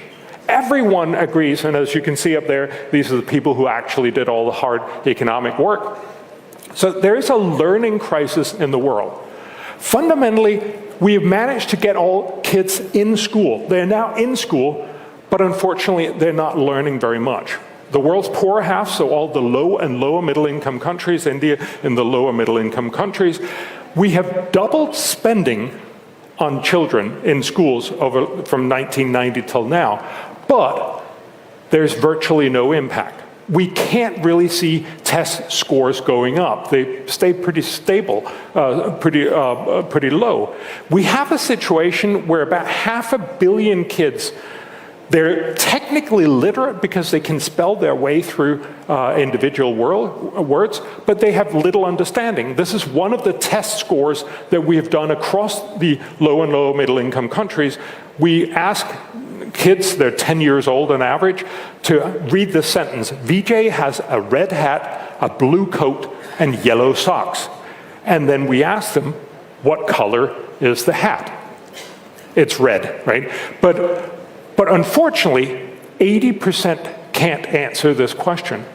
We have a learning crisis, and we need to ask, how do we deal with this? This is a situation from New Delhi School. This is one of the great studies that was done on math. And what it shows here is, if you're in 6th grade here, how are you actually doing? We put all the 6th graders, so we put all of those together in one group. But how are they actually scoring? Well, there's 2 up here that are at 6th grade, and then we have a lot of ones that are in 5th and 4th and 2. We even have one that's still at 1st grade. The problem is, almost everywhere in the world, we bunch all the 12-year-olds, all the 13-year-olds in separate classes, but they're wildly different talent. So some of them are totally lost, and some of them are way bored. And what is a teacher going to do? Well, he or she will probably teach to somewhere between 3 and 4 grade, which means that you don't learn very much. The problem here is, how are you going to teach this incredibly wide, different group something so they all learn? Well, India has actually made the answer. And there is 2 incredible ways we could do it. One is called learn according to level. So teach all of these kids at their own level. You can do this both with and without technology, and Pradham in India has actually done without technology. I'm just going to tell you the technology part. MindSpark is one of the great Indian companies that have done this. But fundamentally, imagine putting each of these kids in front of a tablet 1 hour a day. That tablet can very quickly find out exactly how smart you are, how well you know your stuff, and start teaching you at your exact level. That means the kid who's just at first grade will get very easy questions. The kid who's actually at sixth grade will get much harder questions. Both will learn a lot more. The incredible outcome is, if you just do this 1 hour a day, and the reason for that is then you can share the tablet with many other kids in your school. If you just do this 1 hour a day and then have the rest of the day as you normally have, the outcome after 1 year is you have learned 3 years of normal schooling. You've simply become much smarter. How cool is that? You can also do it without technology. We could also, and we should be, focusing on structured pedagogy, which makes teachers better, so both focusing on making the kids better and making the teachers better. We estimate that for every rupee spent, you will end up doing 65 rupees in benefits. For all of the low and lower middle income countries, the cost will be about 0.8 lakh crore every year, but the benefits will be 50 lakh crore because these kids will become much more productive and help grow India and everywhere else much, much better. This is one of the best investments in the world, and we should do that. This is one of the 12 great ideas, and we should do that. Let me just show you this one other thing and then I'll shut up. Maternal and newborn health. There's an incredible issue here. Each year, about 3 lakh women die in childbirth. That's unacceptable. And 23 lakh children die in their first month on the planet. We know how to deal with this. This is very, very simple. So if we've used the World Health Organization's LIST model, find the most efficient solutions. The solution is somewhat annoyingly called Basic Emergency Obstetric and Newborn Care. It's something that also India has signed up to do, but still lots of hospitals and places where you give birth have not been dealt with this, and also family planning. So get all women in and give institutional birth. We've actually been pretty good at that in India, but also make sure that those simple procedures like resuscitation pump. So about 5% of all newborns do not breathe without assistance. So if you get that little pump here, you can basically save about 25 lives every year. Just by buying this, it cost about $75 or something. These are very, very simple things, and we could make all of these kids, or many of them, survive. The total cost across the entire world will be about 0.4 lakh crore, but the benefit will be that it'll save 14 lakh moms and newborns. The payback will be 87 rupees back on every rupee spent. Again, a fantastic investment. These are just 2 of the 12. So what I would suggest, and I'll shut up with that, and I think we'll have someone come up and ask me a few questions. So look, India can really show the way in saying we should have a global focus on the smart solutions. We should focus on the smartest things first. So yes, absolutely, climate change is one thing, and we should insist on saying we should also focus on climate, but we should do the smart climate policy and only the smart climate policy. And that also means we can give space for all the other things that matter, all the other things that the global south actually wants: health, education, food, agriculture, trade, all these things. The 12 best policies, for about 3 lakh crore, we could do 156 lakh crore of social good each and every year. This, I think, could be one of the things that India leaves the world with its presidency of the G20, and actually make sure we do amazing change for the world. Thank you very much. I believe, sorry, yes. Abhishek, sorry, yes, and I even wrote it up on my my phone, and I'm terrible at it, sorry. Abhishek is going to ask me some questions, I believe. Yeah, and I'm going to ask some tough ones, Bjorn. So, I mean, basic emergency obstetric care, are you suggesting that that's going to solve climate change? I mean, is climate change for real or not? Climate change is absolutely a real issue, yes. But it's not going to be fixed with basic obstetric care. The whole point that I tried to make here is that we have many different issues, and in some ways you have just climate taking almost all the oxygen out of the room for all the other things we also need to talk about. So India has this incredible opportunity to say, look, we get that climate change is an issue. We should absolutely talk about climate. Let's do it smartly. But let's also talk about all these other things that are important, like moms dying, like good education, like making sure we have good nutrition and health care. So there are many issues, not just one. Now then the argument is that perhaps you are digressing and distracting, because in the last round of Paris talks on climate change, we had the West, the developed world, essentially promising $100 billion, and the money is not coming. So are you sort of suggesting, oh, please don't talk about climate change because we don't have the money? So, first of all, I'm not speaking for the whole Western world, but it's very clear that the Western world loves to lecture on climate and loves to tell everyone you should do more about climate change. But very often we don't ourselves, and when it starts costing money, we obviously become a lot more reticent. So I think it just tells you the general truth that you know very well and everyone knows, namely that we love to speak big words, but we actually have to find policies that are both efficient and reasonably cheap.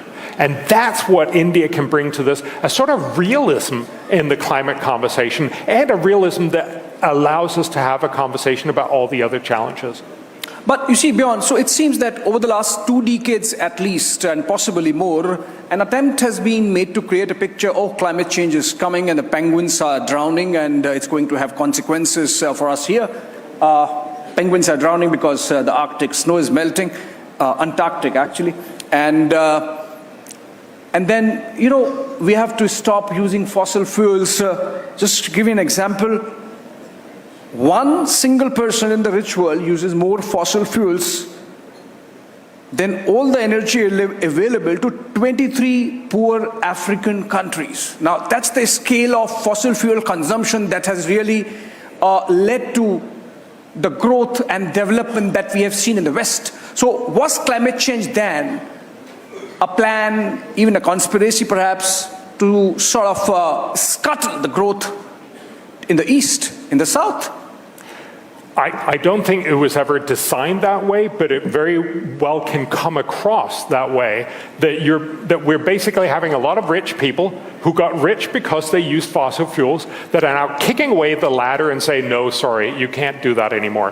My favorite statistic is that California, which has 39 million inhabitants, use more energy on heating their swimming pools than all of Uganda, which has 44 million inhabitants, use in electricity. There's something wrong in that sort of world. And very clearly, it is immoral to say that poor or poorer countries do not have the opportunity to develop. And so what we should do is, when we talk about climate change, because eventually we have to get rid of fossil fuels, we can only do that through innovation, a way that means we all want to transition because it's cheaper, not because it's phenomenally more costly. That's the solution to climate, but it's also a way to walk back our fear, right? The fear of, oh, we're going to get these intense heat waves and everybody's going to die from heat. Yes, there is a problem here, and much of the way to solve that is by making sure that people have better infrastructure, that they're more resilient, that they have air conditioning. But it's also a way to say, let's talk about all the other issues. Well, I don't know if you've heard about this thing. Prime Minister of India, Narendra Modi, and he would be coming here in the evening and addressing us and our larger audience. He talks about life, which is lifestyle changes, which take care of some aspects of climate change. But we don't see the West, for example, willing to address that, because I think you might find some consensus between you and what Prime Minister is suggesting, that a lot of issues about climate change, particularly this aspect of per capita consumption of fossil fuels, can be addressed if you change your lifestyle adequately. Yeah, and it can't. I mean, look, I'm all for changing your lifestyle. It's great to have a bicycle. I have a bicycle. I go a lot of places on bicycle, but I didn't bike here. I flew on a commercial airline, right? And we got to be honest about this fact that in order to get rich, you need a lot of energy. India needs a lot of energy, China needs a lot of energy, and we've forgotten about the fact that Africa still don't have very much energy, and they certainly also want energy. The world runs on energy. We need smarter and cheaper green energy before people are going to transition. That's why you don't have the Germans or anyone else to actually transitioning. But Bjorn, then you are sort of trying to eat your cake and have it too, because just last week we had those headlines coming in from Germany where they have shut down last of the nuclear power plants, and that's a clean, efficient energy source, yes. You would agree, and they're going back to coal. Yes, it's ridiculous. Germany goes back to coal, and they say, oh, India shouldn't be polluting. It's absolutely ridiculous, and I have to say, I'm not trying to have my cake and eat it. I'm trying to make sure that we don't promise to have a cake that we can't actually afford.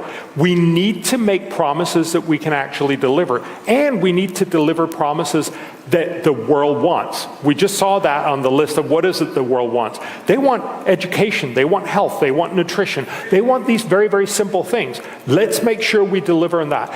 We should also deliver on climate, but we'll only ever do that if it's sufficiently cheap and effective. And that's what you're seeing with Germany. They don't want to deliver on it if it actually means they'll be cold. But then, sir, let's make it the last exchange then. Can we have a New Delhi consensus on a collaboration between the East and the West, where the issue of climate change is taken together with climate justice, and then you move forward?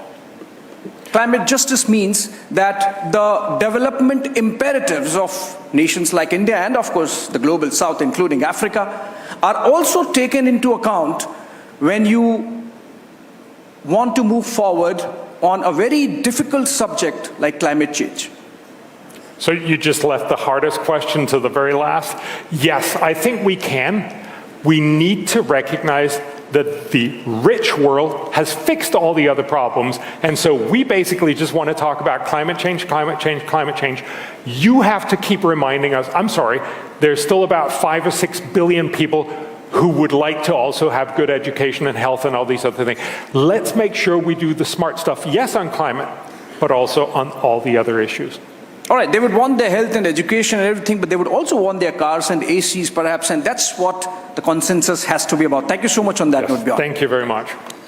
Thank you.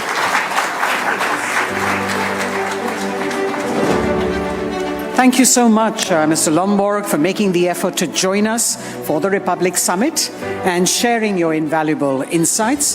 Thank you, Abhishek, for having that conversation on so many pertinent issues that face us today.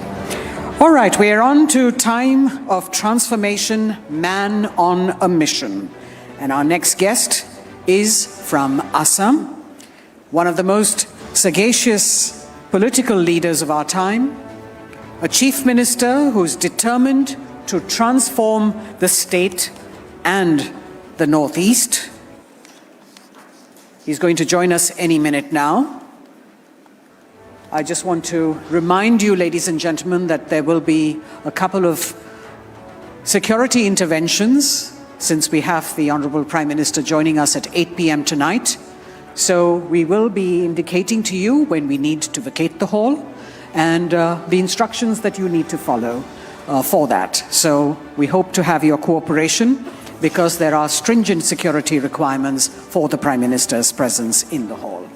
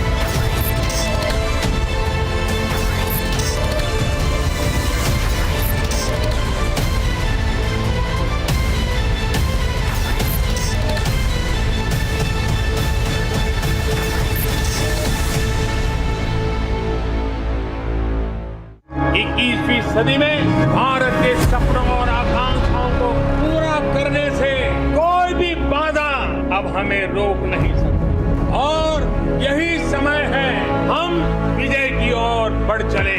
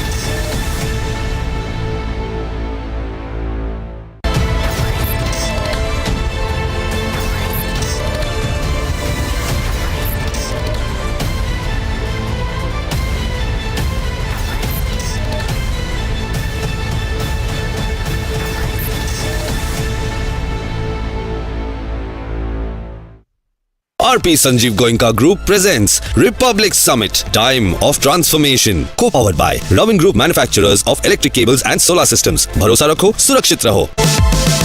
Mind Super App and Beyond. LIC, हर पल आपके साथ. Knowledge Partner, Amrita Vishwa Vidyapeetham, Education for Life, Education for Living. Infrastructure Partner, Rungta Steel TMT Bar, एकदम solid. MSME Partner, You Grow Capital. Defense Partner, Paras Defense and Space Technologies Limited, a premier defense engineering company. Healthcare Partner, Scanray, nothing is opaque. Travel Partner, Ease My Trip, take it easy. Nutrition Partner, Skir Up, the protein superfood of Vikings. Prayer Partner, Z Black 3-in-1 Premium Agarbatti, Prathana hogi स्वीकार. 21वीं सदी में भारत के सपनों और आकांक्षाओं को पूरा करने से कोई भी बाधा अब हमें रोक नहीं सकती और यही समय है हम विजय की ओर बढ़ चले.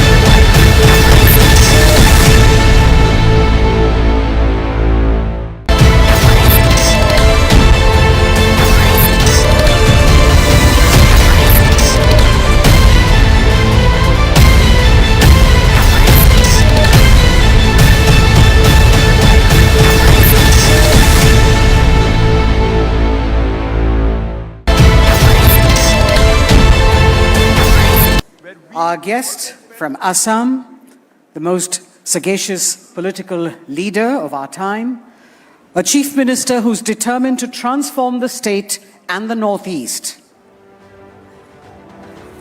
Mr. Himanta Biswa Sarma joining us at the Republic Summit. And as he comes up, this historic Bihu celebration, a picture that created a world record and made all of us and all of India proud, showcasing the commitment to change the narrative around the Northeast. We've got the Chief Minister of Assam, Mr. Himanta Biswa Sarma, who's ensured that the Northeast is not playing from the sidelines when the India story is discussed. The man on a mission. And we invite him to converse with the Editor-in-Chief Arnab Goswami and Mohammad Sohail. Ladies and gentlemen, Mr. Sarma. Himanta, thank you very much for coming. It is our honor. Thank you. It is our honor to have you. And you can see the full house out here. I think it's a full house on television, it's a full house on live streaming, because you ensure a full house nowadays. You're a full house nowadays. You're a, as they say in film language, you're a box office hit in Indian politics. Am I right? Am I right? I think Republic always present full house. No, it is entirely you. You're also on a hit list also now. There's a lot of people, you're on the Congress hit list. Rahul Gandhi has a special connection with you. Every second tweet of Rahul Gandhi is only about you. He seems to be obsessed with you. अभी भी आप राहुल गांधी का tweet देखते हो? Only when he mentions you. मैं तो किसी को आउटसोर्स करके रखा हूँ कि आप देख लो. But there's such a lot of action in Assam now. Assam is a hub of action, and it's in the news. Politically, I mean, politically. If there's a government being formed in Maharashtra, it is happening in Guwahati. Everything is happening in Guwahati. Actually, if Amritpal has been caught in Punjab, he's taken to Guwahati. I'm saying that you are making... Actually, Arnab, if you follow Vastu Shastra, the northeast cone or northeast side is the most holiest. Most holiest. So everything you start from northeast, you are bound to succeed. You start everything from northeast, you will 100% your success is ensured. This is as per our ancient Vastu Shastra. Wow, that's amazing. Yes. So you should start a studio of Republic in Northeast. Okay. Is that a hint? Yes. You want Republic? I'm inviting you. Well. It's great to have you nowadays. What is your political approach? You have this hard-hitting style. You're quite straightforward about things.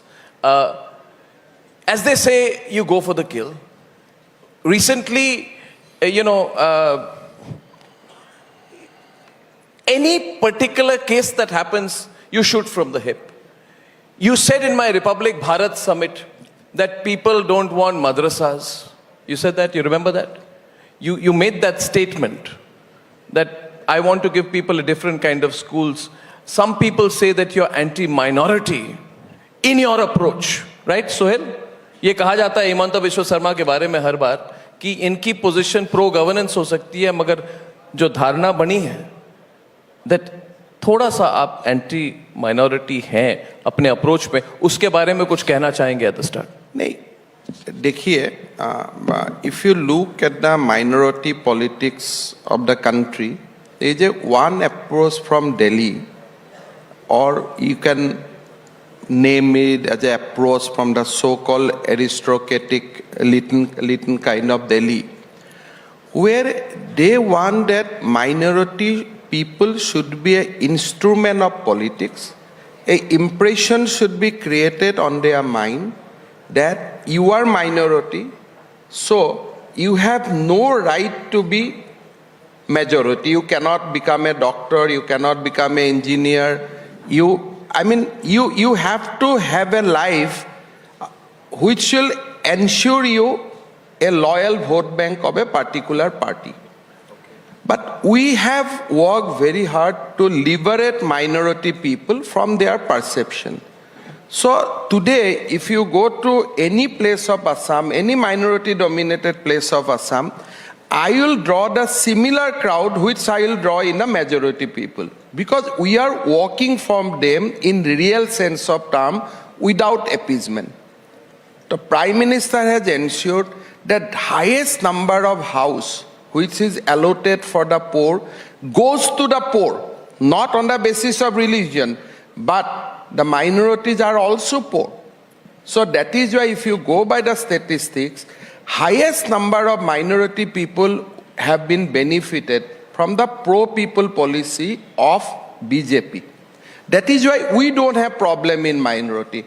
So perception का तो बाजार होता है, कोई बनाता है perception, but reality we have no issue. इस perception के बाजार में हिमंता जी, आपने कहा कि आप जब किसी minority dominated area में जाते हैं आसाम में, आप बाहर की बात भी कर रहे हैं, किस आसाम की बात? देखिए, मैं तो normally I go to Assam because I have no exposure in the other part of the state the way I have exposure in Assam. But I feel comfortable. I said stop this madrasa. They said yes, Dada, we'll stop this madrasa. Why do you say stop the madrasas? I have explained n number of times that after 75 years of independence, in India, you need doctor and engineer from minority community, not mullah from minority community. So if today, do you want your son to be something like that, those who knows only those part of the things which is exclusively deal with a religion? You will always encourage your children to have a profession.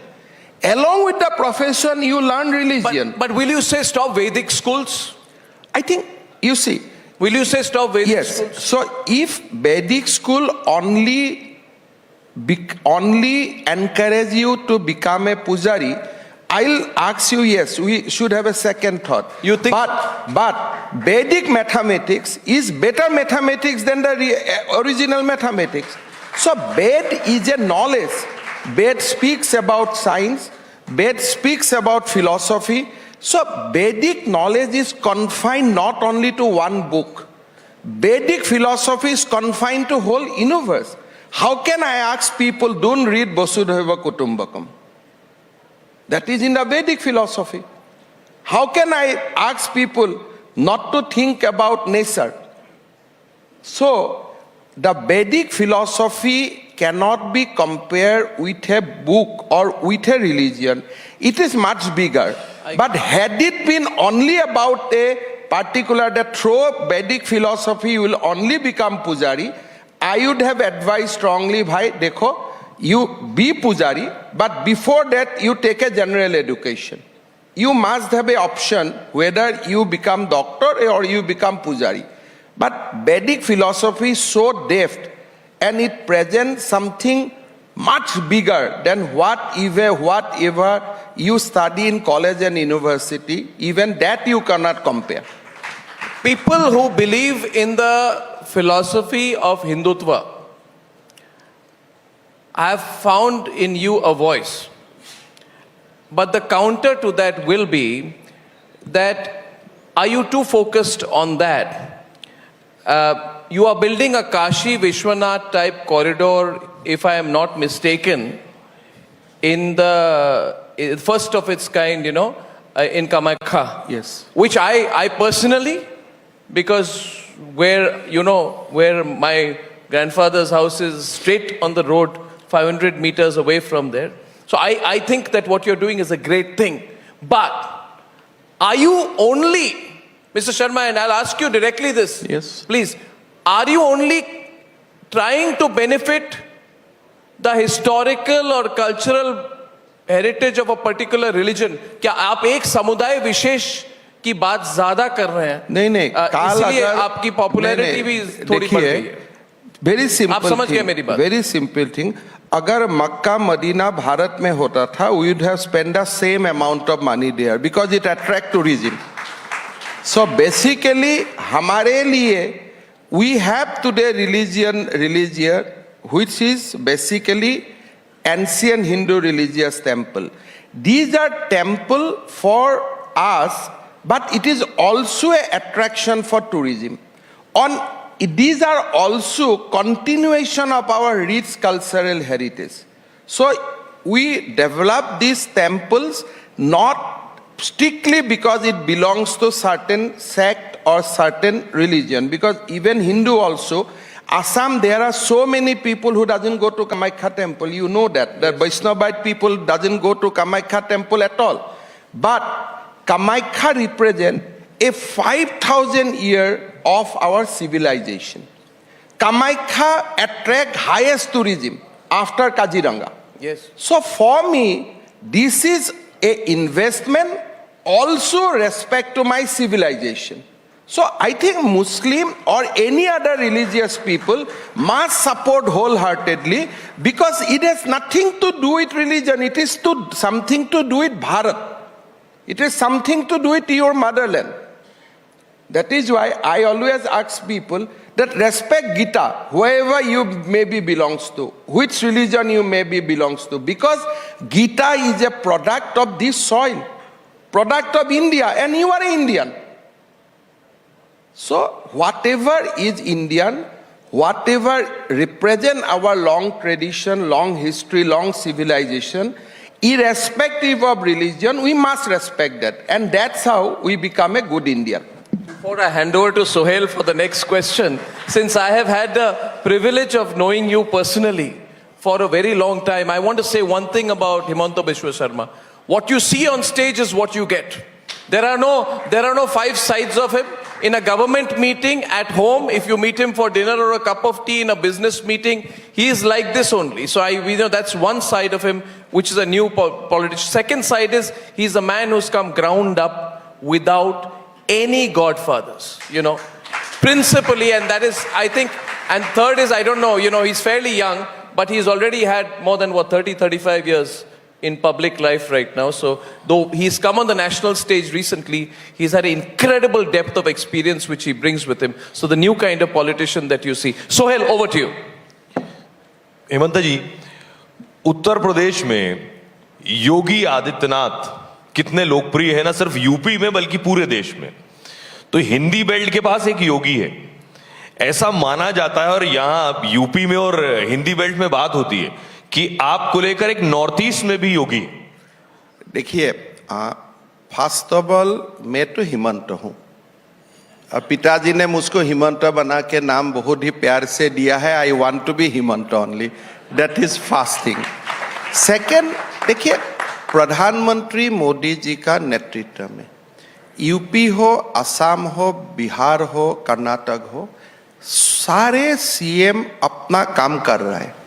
शुरू तो मोदी जी है, हमें सब लोग सन रहे, उनसे प्रेरणा लेके काम करने का कोशिश करता हूं। खास तौर पर जब आप बुलडोजर चलाते हैं तो हिंदी दर्शक जब देखते हैं कि हिमंता बिस्वा शर्मा भी बुलडोजर चला रहे हैं। देखिए, मेरा जो असम में जो राजनीति है, हमें बुलडोजर भी चलाता हूं, बुलेट भी चल जाते हैं, सारे कुछ चलता है, लेकिन सारे जो चलता है, मेरे लिए जो model of governance, at the end of the day Assam कितना डेवलप हुआ है in terms of education, in terms of health, in terms of law and order, और मैं असम को कितना जल्दी देश का 10 का नंबर का स्टेट का अंदर ला सकता हूं in terms of GDP, in terms of per capita income, in terms of literacy. ये मेरा पहला टारगेट है। फिर आगे जाके 5 नंबर का अंदर में कैसे ला सकता। जब आप डेवलपमेंट की बात कर रहे हैं, पिछले कुछ वक्त में हमने देखा नॉर्थ ईस्ट हमेशा बॉयकॉटेड रहा, शायद नजरअंदाज किया गया। इवन नॉर्थ ईस्ट से जो लोग यहां आते हैं, जब आप उनसे बात करें पहले, तो वो बताते हैं कि क्या हालत थी वहां। आपको लगता है अब नॉर्थ ईस्ट को लेकर सोच बदली है, नॉर्थ ईस्ट को लेकर काम करने का तरीका बदला है, और नॉर्थ ईस्ट का जो कनेक्ट है वो हमारे हिंदी बेल्ट के साथ और बाकी इंडिया के साथ अब ज्यादा बेहतर हुआ है? देखिए, जो नॉर्थ ईस्ट है बहुत ही खूबसूरत प्रदेश है। It has a bad time, जो कॉन्फ्लिक्ट रहा, जैसे आप लोग कोई 1-2 फायरिंग, 1-2 बॉम्ब ब्लास्ट होने से आप लोग नॉर्थ इंडिया में दिन भर चलाता है, और मैं असम में बॉम्ब का साथ ही बड़ा हुआ। किसलिए? Those are very normal. हमारे लिए ऐसा था कि गुवाहाटी में एक बॉम्ब ब्लास्ट हुआ है, 200 लोग मरा है, तो वो एक हमारा जिंदगी का एक एसेंशियल पार्ट था। एक ही दिन में, जैसे परसों दिन ही असम में 2 आतंकवादी को गिराया गया, तो वो होते रहता है। मतलब वो लोग भी AK-47 चलाते हैं, हमें भी मॉर्टर चलाता हूं, तो बीच में जाके फैसला होता है। और आज आप नागालैंड में जाइए, शायद पुलिस से ज्यादा सोफिस्टिकेटेड इक्विपमेंट दूसरे लोगों का हाथ में है, या मणिपुर, अभी असम में भी था, धीरे धीरे असम बदला है। 2014 का बाद those incident has come down drastically. Peace has returned. North east को एक मेन स्ट्रीम में लाया गया, और आज सबसे बड़ा विकास का काम नॉर्थ ईस्ट में हुआ है। बॉम्ब और फायरिंग का एक युग था, वो खत्म हो गया। आज अभी स्ट्रीट में मिनिमम आंदोलन भी नहीं होता है। लास्ट 2 साल असम तो कोई आंदोलन भी नहीं देखा है, ना लेफ्ट का, ना राइट का, ना स्टूडेंट्स का। तो 2014 में जो मोदी जी ने एक बहुत बड़ा कर्मयोग स्टार्ट किया नॉर्थ ईस्ट में, आज इनका रिजल्ट बहुत ही विजिबल है और 5-10 साल का निरंतर प्रयास से नॉर्थ ईस्ट देश का एक बहुत बड़ा शक्ति हिसाब से उभरेगा। अगर मैं कोई दिन हिस्ट्री लिखूंगा, अगर मुझको मोदी जी का शासनकाल का असेसमेंट करने का कभी मौका मिलेगा, मेरा हिसाब से one of the most successful effort of this government was the outreach in north east. अब बहुत ही सक्सेस हुआ और आज नॉर्थ ईस्ट में सब भी जाइए, अभी कोई आपको लगेगा मैं सारे एमएलए से पुलिस सिक्योरिटी विड्रॉ कर दिया। पहले एक एमएलए का पास एक पूरा जिप्सी गाड़ी रहता था, अभी खाली एक पुलिस कांस्टेबल रहता है। अभी सिक्योरिटी का भी असम में जरूरत नहीं है। वी डोंट, अभी लोग जाते हैं मुझको फोन करते हैं, दादा एस्कॉर्ट पायलट में, मैं खुद ही आ जाता हूं, आपको क्यों पायलट एस्कॉर्ट का जरूरत है। तो बहुत बड़ा परसेप्शन चेंज हुआ है और फील्ड में काम हुआ है। लेकिन सर आजकल आप ट्विटर पे भी बहुत एक्टिव रहते हैं। कहाँ में?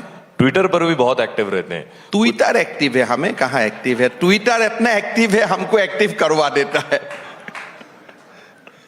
पिछले दिनों कुछ मानहानि के केस को लेकर भी कुछ सर आपने ट्वीट्स किए और अब लोग बहुत से नेता डरने भी लगे कि अब कई बार पुलिस सीधे आसाम से आ जाती है।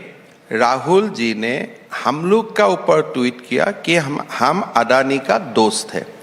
अगर हो सकता था तो अच्छा सौभाग्य होता था, मैं तो जानता भी नहीं, लेकिन अनफॉर्चुनेटली नॉर्थ ईस्ट का लोग अडानी अंबानी टाटा तक पहुंचने के लिए थोड़ा समय लगेगा। जो भी है, we are trying to reach there, एक बात।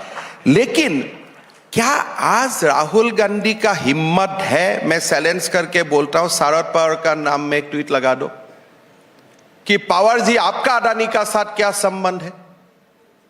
तो ये लोग कन्वीनियंट का पॉलिटिक्स करता है। आपने अडानी और बीजेपी का बारे में कोई ट्वीट किया, लेकिन जब 2-2 घंटा 3-3 घंटा गौतम अडानी जाके शरद पवार जी का घर में रहता है, मैं उसको बुरा नहीं मानता हूं, लेकिन टॉप राहुल गांधी ट्वीट क्यों नहीं करते हैं उसका ऊपर। तो इसलिए ये मेरा लगता है कि ट्विटर भी खुद करते हैं कि कोई करवा देता है, मेरा उसमें भी डाउट है। अभी मैं जब बोला डिफामेशन करूंगा तो एक कांग्रेस का लोगों ने बोला कि दादा राहुल जी का ऊपर डिफामेशन करके क्या फायदा होगा, उनको तो शायद पता भी नहीं है क्या ट्वीट किया है, किसी ने ट्वीट करवा दिया है। That was told to me by a senior Congress leader in Assam.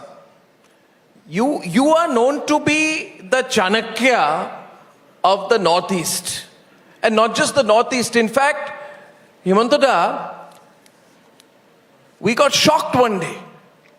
There was total shock in my newsroom because a picture came and we thought it was a fake picture. You know, nowadays, you can put a fake real picture and all that. This visual, then somebody sent me the video feed. And there were two people having a very nice conversation, having tea, biscuits, and I am told the conversation went on and on and on and on and on. Great friendliness, lot of smiles. On the one side there was you, and on the other side there was Mamata Banerjee. Now, given the love between your party and the TMC, and the fact that both of you went, this was in some hill station, Darjeeling or somewhere the picture came. So Himanta came from Guwahati or Delhi to Darjeeling.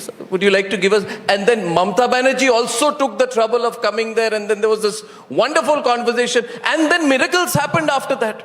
Miracles happened. Political miracles. After some time we found that the Trinamool Congress has decided not to vote against Mr. Dhankar in the vice presidential election. And that press conference, another miracle happened. Mamata Banerjee's nephew did a press conference within 12 hours of your meeting with her and said, we will not support the opposition with Mr. Dhankar. You see, there are tales told about you. And there's no point underplaying it for me. I know you for too long now.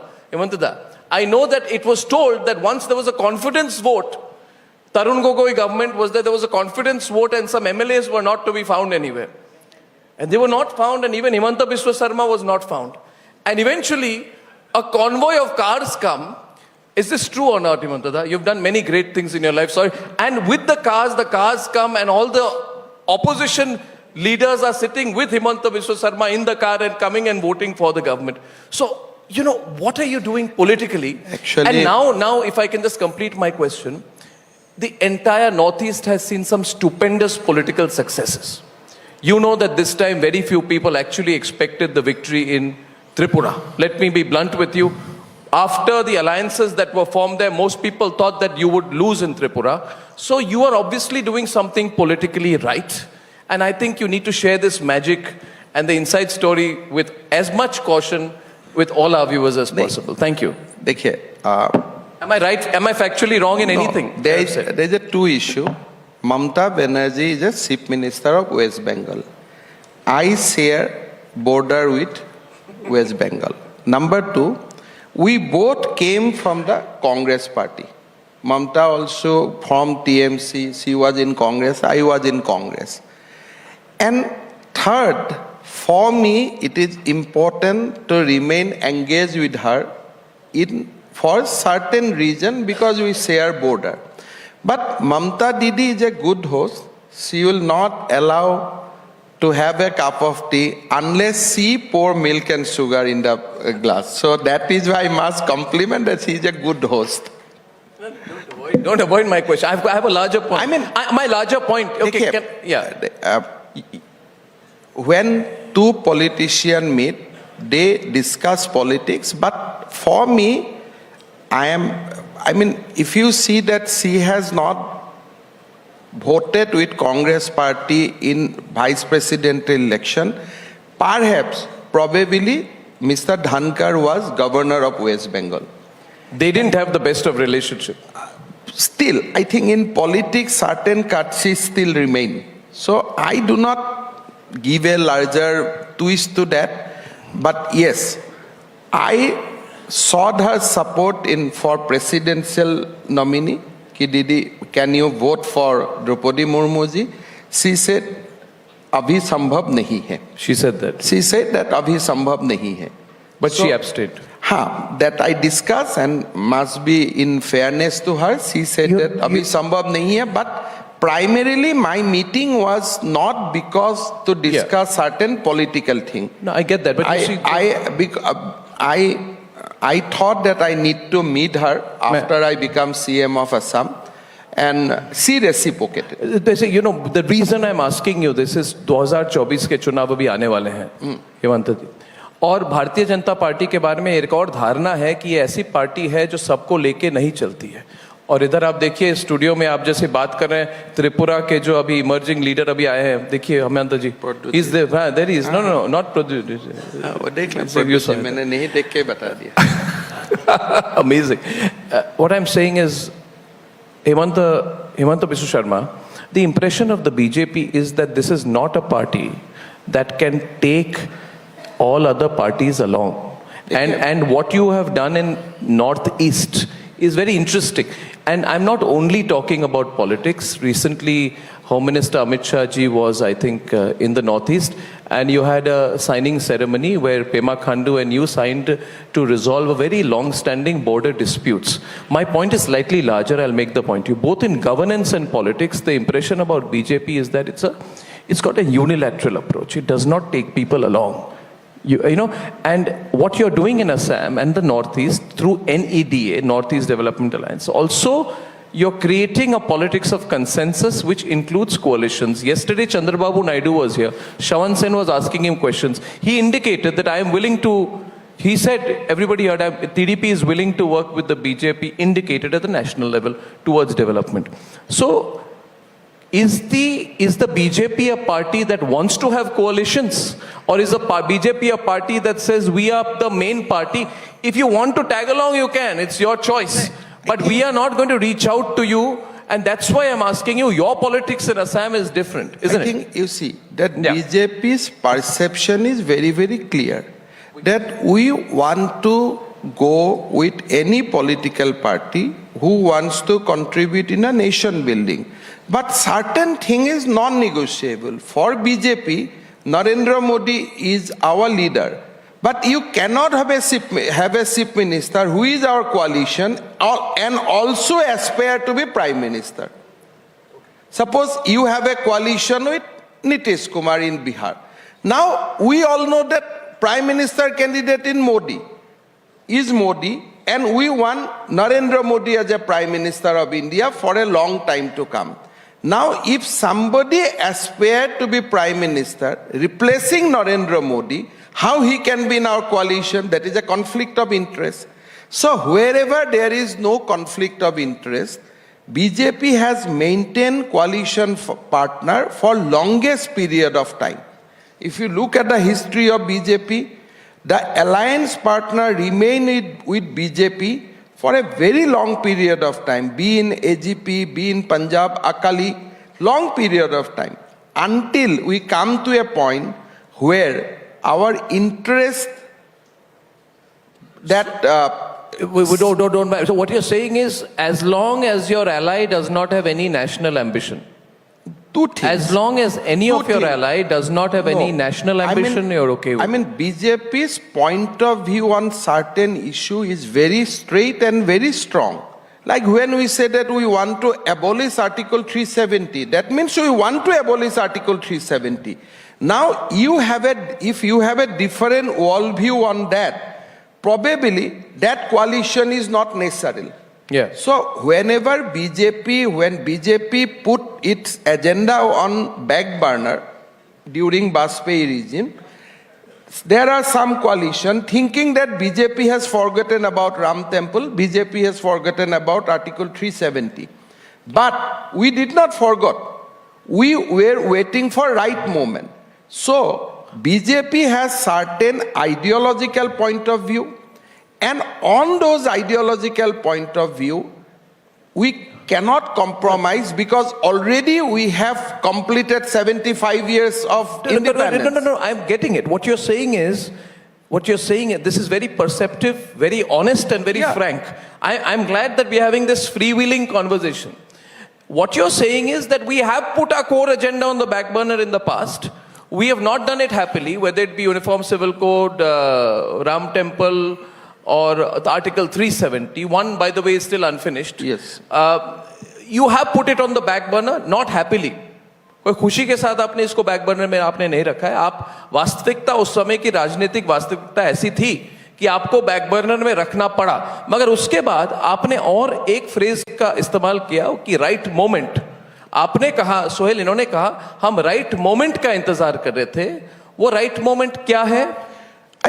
वो right moment क्या कोई लोकसभा सीटों में परिवर्तन होता है उसका? Right moment is simple that you should have 300 plus seat as BJP.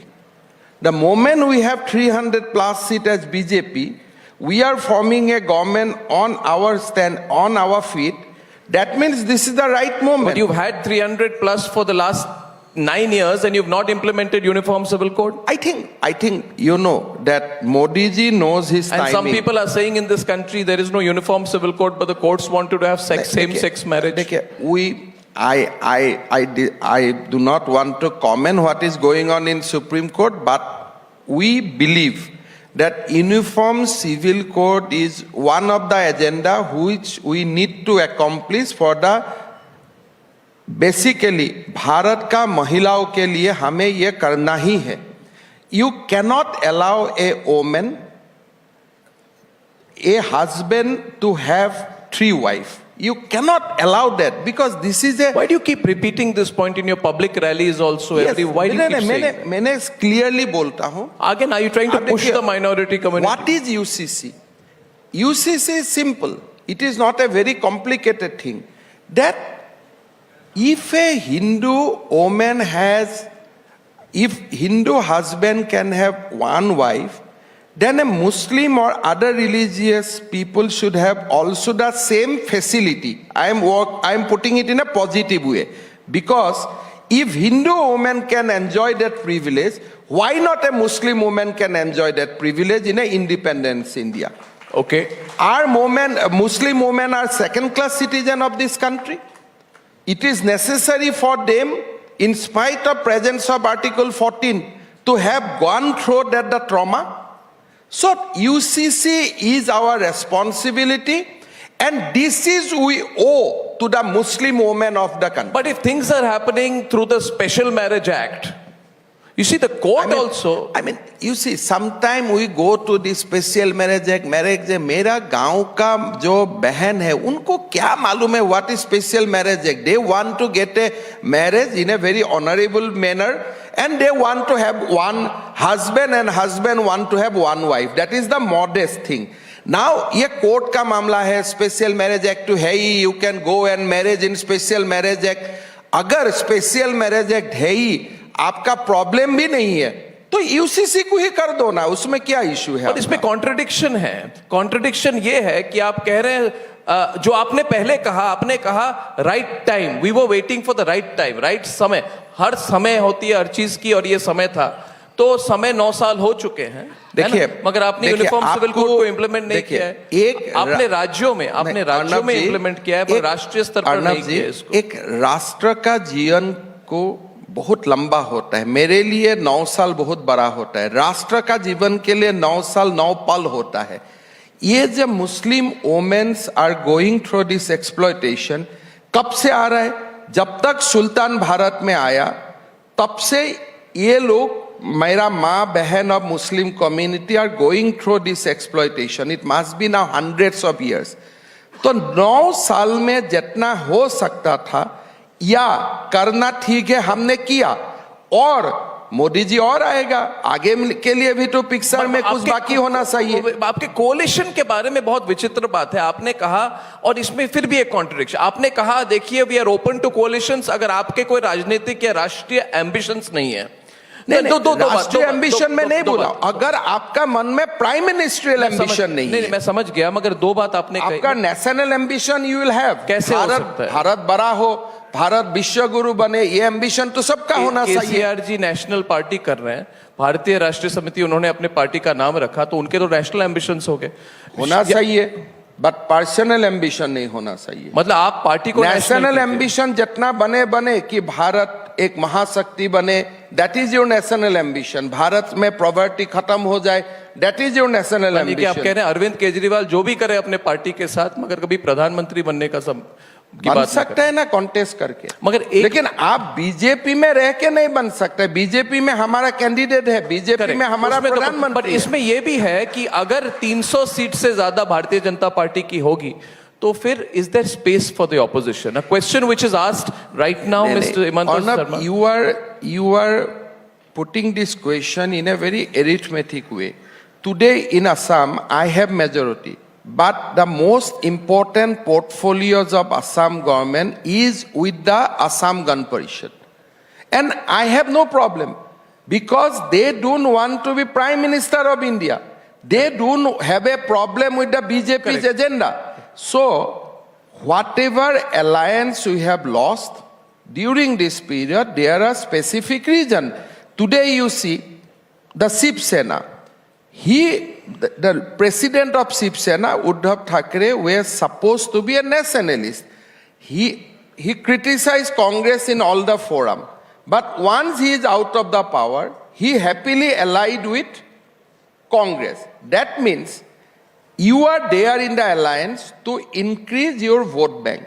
So these are not natural things. Alliance has to be very, very natural.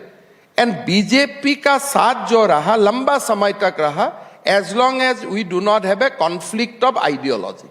I think very interesting thoughts here coming up with the fact that your openness to a coalition, at the same time competitive federalism. I'll let Sohail take the next few questions. Yes, I'll come back to you on this. Sohail, over to you. Arnab, जब कोalition की बात कर रहे हैं, 2024 की बात कर रहे हैं, नीतीश कुमार दिल्ली बहुत आ रहे हैं. इससे पहले दिल्ली आए, केजरीवाल जी से मिले, ममता बनर्जी से मिले, अखिलेश यादव से मिले, और उनका टारगेट है, तो अर्नब अभी 300 सीट की बात कर रहे थे, उनका टारगेट है आपको 50 सीट पहले रोकना, यानी 250 पर रोकना. 250 तो और 10 सीट में तो सरकारी बन जाते हैं. तो उनका कैलकुलेशन किसी ने गलत कर दिया है. तो आपको लग रहा है आप अगर 250 तक पहुंच ही जाते हैं, बाकी तो मोदी साहब 200 रैली, मोदी जी 200 रैली कर देने से तो आप 300 पहुंच ही गया. अगर आपका टारगेट ही टू कंटेन बीजेपी एट 250, तो आप तो हो ही गया. आप तो लिख ही दिया मैं हार गया हूं. आप इसलिए कॉन्फिडेंट हैं कि 250 मिल जाएंगे, या आपको ये यकीन है कि ये साथ में मिलकर कभी लड़ ही नहीं पाएंगे? सोहेल जी देखिए, चुनाव के लिए 1 साल बाकी है। आज ही नीतीश कुमार जी बोल रहे हैं कि 250 का तो बीजेपी है ही, आपको कंटेन करना 250, मतलब 250 ऑलरेडी वी आर देयर, तो बाकी 50 सीट तो ऐसे आ गया, तब तो 400 बन जाएगा हमारा सीट। ये कैलकुलेशन में विल बी एट 400। तो नीतीश जी अगर बोले बीजेपी को 150 में कंटेन करना है, then it is a real fight. अगर बोलते हैं 250 में कंटेन करना है, तब तो हो गया, खाली मिनिस्ट्री बनाना बाकी है। उनका फोकस ये है कि आपके पास साउथ में सीट्स नहीं है, उनका आपके पास हिंदी बेल्ट में इतनी सीट्स हैं जो 300 तक आपको लेकर जाती हैं, वो पूरा फोकस कर रहे हैं आपको हिंदी बेल्ट में रोकने। देखिए, पहले नीतीश कुमार जी को यह काउंट करना है उनका पास कितना सीट है। Without BJP, without Tejashwi Yadav उनका पास क्या है, वो तो मेरा जैसा हो गया। नहीं, लेकिन उन्होंने हथियार डाल दिए, वो कह रहे हैं मैं पीएम की रेस में ही नहीं हूं। सुहेल जी, नीतीश जी अगर तेजस्वी यादव का साथ नहीं रहता है और नीतीश जी या बीजेपी का साथ नहीं रहता है, तो मैं असम में बीजेपी को जितना सीट दूंगा, इतना सीट नीतीश जी अपने आप का सीट भी इतना काउंट नहीं होगा, उनका खुद भी नहीं जीतेगा। मैंने नीतीश कुमार को जितना देखा हूं, जब तक एक सपोर्टिंग नहीं होता है वो तो खड़ा ही नहीं रह सकता है। लेकिन सर वो पाला बदल लेते हैं बहुत जल्दी, ये भी कहा जाता है। वो एक हर लोगों को, जैसे तेंदुलकर ने डबल सेंचुरी मारने का कला महारथी हासिल किया, नीतीश जी ने पाला बदलने का महारथ हासिल किया। तो सर ये पाला बदलेंगे तो नहीं दोबारा? पाला खुद का बदलता है, मतलब हम आज यहाँ ए में हूँ, कल में बी में पहुंच जाता, दूसरा का पाला वो कैसे बदल सकता है? आपके दरवाजे खुले हैं क्या? वो इतना आपके दरवाजे खुले हैं क्या? अभी तो ऑफिशियली बंद हो गया। अनऑफिशियली अभी तो गृह मंत्री जी ने ऑफिशियली इसको बंद कर दिया। देखिए, नीतीश कुमार जी को उनका जो मैंने देखा हूँ, सुबह कलकत्ता गया, फिर सामने लखनऊ गया, क्या मोदी जी प्रधानमंत्री बनने का पहले कोई दूसरा स्टेट में गया था क्या ऐसे कि हमें इसको हरवाना है, हमारा पास आ जाइए? तो ये सब एक सॉलिड इंप्रेशन देता है लोगों को कि मोदी इज अनडिफीटेबल। यही से हम चलता हूं। जो अपोजिशन बोलता है ना हमें सब एक होना है, अरे आप क्यों एक होना है? बिकॉज मोदी इज अनडिफीटेबल, इसलिए आपको एक होना है। That means these are admission of defeat before the actual game starts. आपको लगता है ये मोदी हराओ वाले फॉर्मूले पर चलते हैं, इसलिए मोदी को नहीं हरा पा रहे? स्ट्रैटेजी चेंज करनी पड़ेगी। देखिए, मोदी जी को कैसे हरवाना है वो फॉर्मूला मेरा पास नहीं है, बिकॉज एज ऑफ नाउ मेरा लगता है nobody is busy in that formula.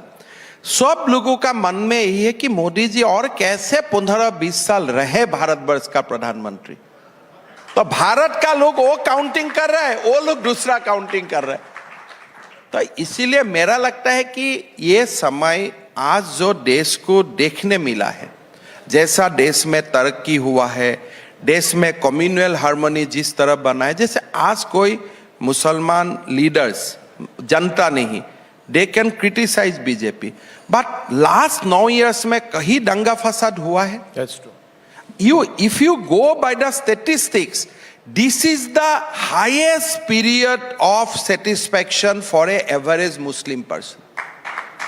कोई भी देश में ऐसा घटना नहीं हुआ जिसके लिए वो जाके उनका माँ बोलता है कि बेटा आज तुम घर में मत रहो, यहाँ दंगा फसाद हो सकता है, तुम घर का बाहर रहो।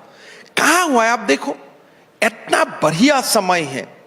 जो मुसलमान का नाम में दुकान चलाता है उनके लिए प्रॉब्लम है, बिकॉज रायत नहीं होगा तो उनको अरब से कैसा पैसा मिलेगा, उनको बाहर से कैसा मिलेगा? In the name of reconstruction, in the name of helping poor, उनका दुकान तो बंद हो चुका है ना। जैसे कोकराझार में, असम में कम्युनल क्लैश हुआ था ड्यूरिंग द कांग्रेस रिजिम, फिर बाद में लोग आके हमको मिला, सर मुझको 5000 घर बनाने का सुविधा कर दो, 3000 घर बनाने का सुविधा कर दो। मैं बोला आपका पास कहाँ यहाँ से पैसा है? बोले नहीं, हमको डोनेशन मिलेगा। मतलब जब तक देश में मुसलमान लोग डिफेंस में रहेगा, दंगा फसाद होगा, एक पैरेलल दुकान भी चलता रहता है। अभी सारे दुकान बंद हो गया, कोई झमेला नहीं है, कोई प्रॉब्लम नहीं है। आज इंडियन क्रिकेट टीम में देखो अच्छा मुस्लिम चेहरा देखो, आज आईएएस में देखो बढ़िया मुस्लिम चेहरा देखो, आज आप कल्चरल लाइन में देखो अच्छा मुस्लिम चेहरा आप देख सकता है। तो दिस फॉर मी एक आम मुसलमान लोगों के लिए these are the highest period of satisfaction in last 75 years. नहीं तो हमेशा वो लोग टेंशन में रहता था, अभी तो कुछ भी नहीं है। तो इसलिए परसेप्शन में जो opposition wants to create, that perception is not existent on ground, and इसलिए वो लोगों को सीट नहीं मिलेगा। I think it's important. ये जो what you have said that being pro-Hindu is not anti-Muslim, it's very important. Himanta, you had this reputation when you were health minister that you used to do midnight surveys and checks at the Guwahati Medical College Hospital. You know, it's an incredible man. He plays, again, I don't know whether these stories are true. He plays badminton after dinner at 12 o'clock and then decides to call a meeting and then goes for a check and an inspection. I don't know, these are legends told about you. So one thing, anybody can say anything about you, they say you work very hard. So that's not true. So tell me today, my question is, today, how are things different in the Guwahati Medical College Hospital? Today, what is happening in healthcare? You need to tell people in Delhi and watching you everywhere today, and you worked in the Congress government, you did what you did within a Tarun Gogoi government at that time, in a Congress government. In single line, I can say, sure. जब दिल्ली में मोहल्ला clinic बन रहा है, असम में मैं 26 medical college बना रहा हूँ. And 12 medical college is done, inaugurated. We got NMC recognition. So, जब Delhi is busy with Mohalla clinic, in a state which cannot compare in any way with the wealth of Delhi, is constructing 24 medical college and 1 AIMS. Which is a very important, taking a question forward. Is competitive federalism good or bad? You have said, clearly said, and this, you've said, don't worry, I am surpassing Punjab in terms of GDP.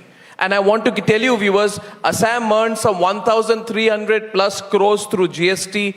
Punjab has earned 1,700 plus crores on GDP. And you have a chief minister who says, don't worry, in a couple of years, my GST collections will be higher than that of Punjab. That's incredible. You're very ambitious. You're very aggressive. But is this competition between states good or bad for the transformation of the country? Two things. States must compete among themselves.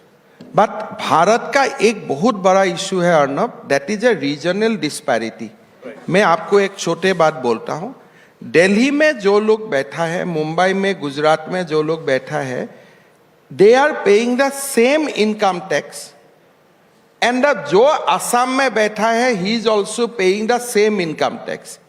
But he will not access to that kind of facility what is existed in Maharashtra, Delhi, Gujarat. So, for this country, it is very, very important to remove regional disparity. नहीं तो क्या होगा, असम, बिहार से लोग हमेशा developed state में जाएगा for in pursuit of good life and good education.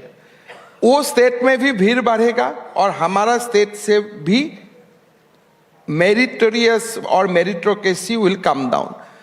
Competition होना चाहिए, but हम गुजरात का साथ compete नहीं कर सकता हूँ. हमें दिल्ली का साथ compete करने का मेरा wealth नहीं है.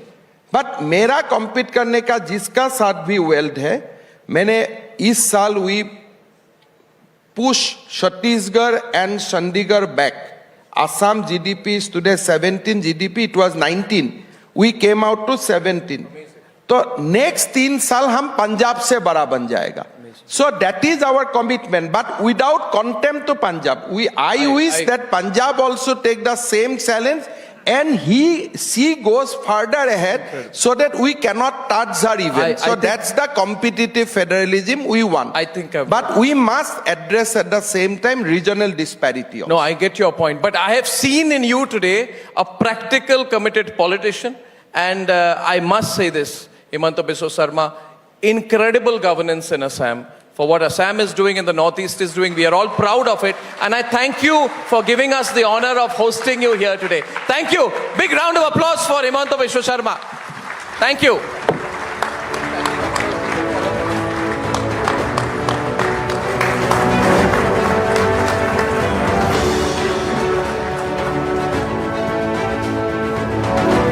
very much, Mr. Sarma, Arnab, and Syed Suhail.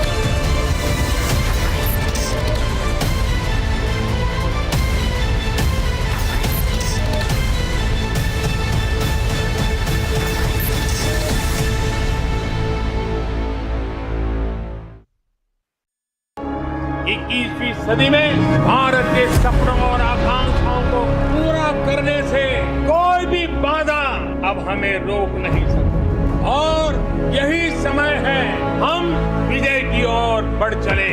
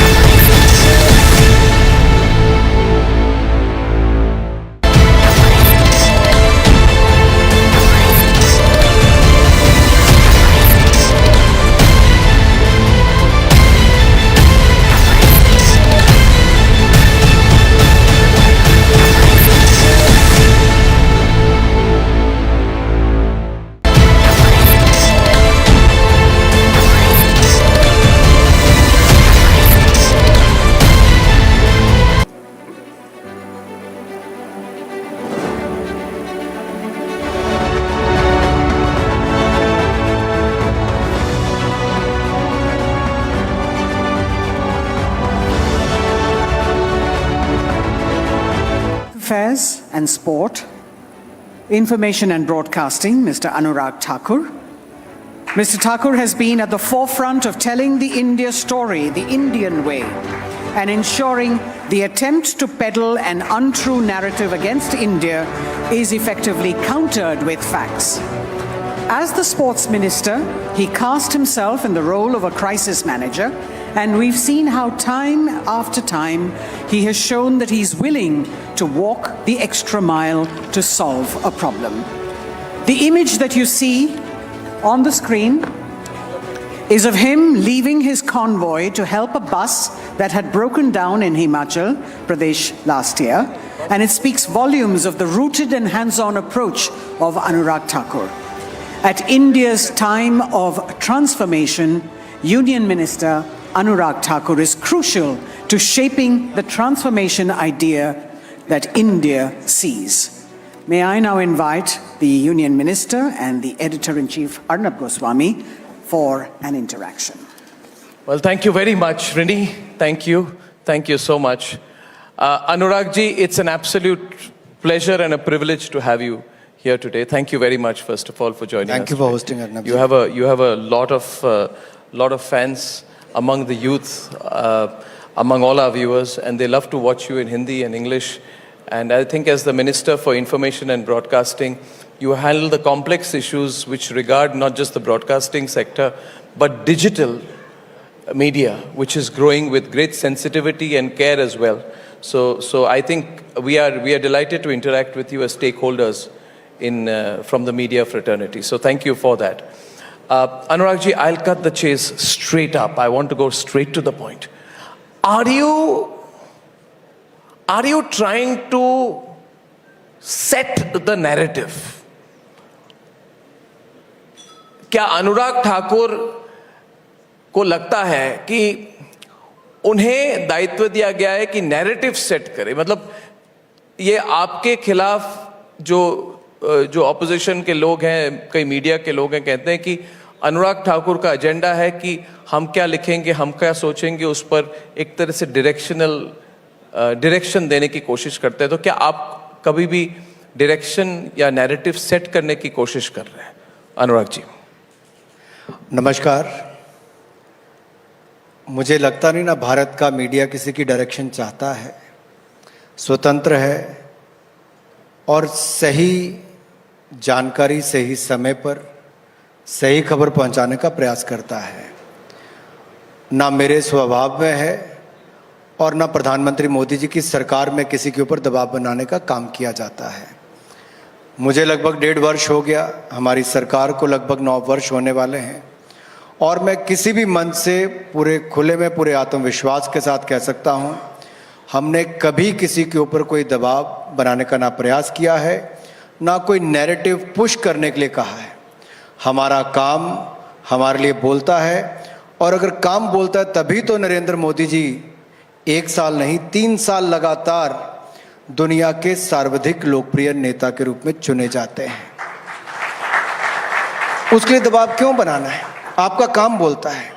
2014 में हम आए थे तो 2014 में लड़खड़ाती चरमराती अर्थव्यवस्था हमें मिली थी. We were among the fragile 5 economies of the world, and as of today we are the 5th largest economy of the world. लड़खड़ाती चरमराती नहीं, दुनिया की 5वीं सबसे बड़ी अर्थव्यवस्था आज भारत बनकर तैयार हुआ. तो क्या अर्नब जी इसके लिए हमें किसी को बोलना पड़ेगा कि आप जैसे चैनल को जो भारत का पक्ष पहले रखता है वो भारत की उपलब्धियों को भी दिखाएगा? हमें कहने की आवश्यकता नहीं है. इसमें सबको गर्व होता है कि हमारा देश आगे बढ़ रहा है. जब दुनिया के बड़े बड़े देश क्लाइमेट चेंज के नाम पर भाग गए, तब नरेंद्र मोदी जी ने COP21 COP26 दोनों में ही नेतृत्व वाली भूमिका निभाई. और आज मिशन लाइफ अगर दुनिया के सामने किसी ने दिया है तो नरेंद्र मोदी जी ने दिया है.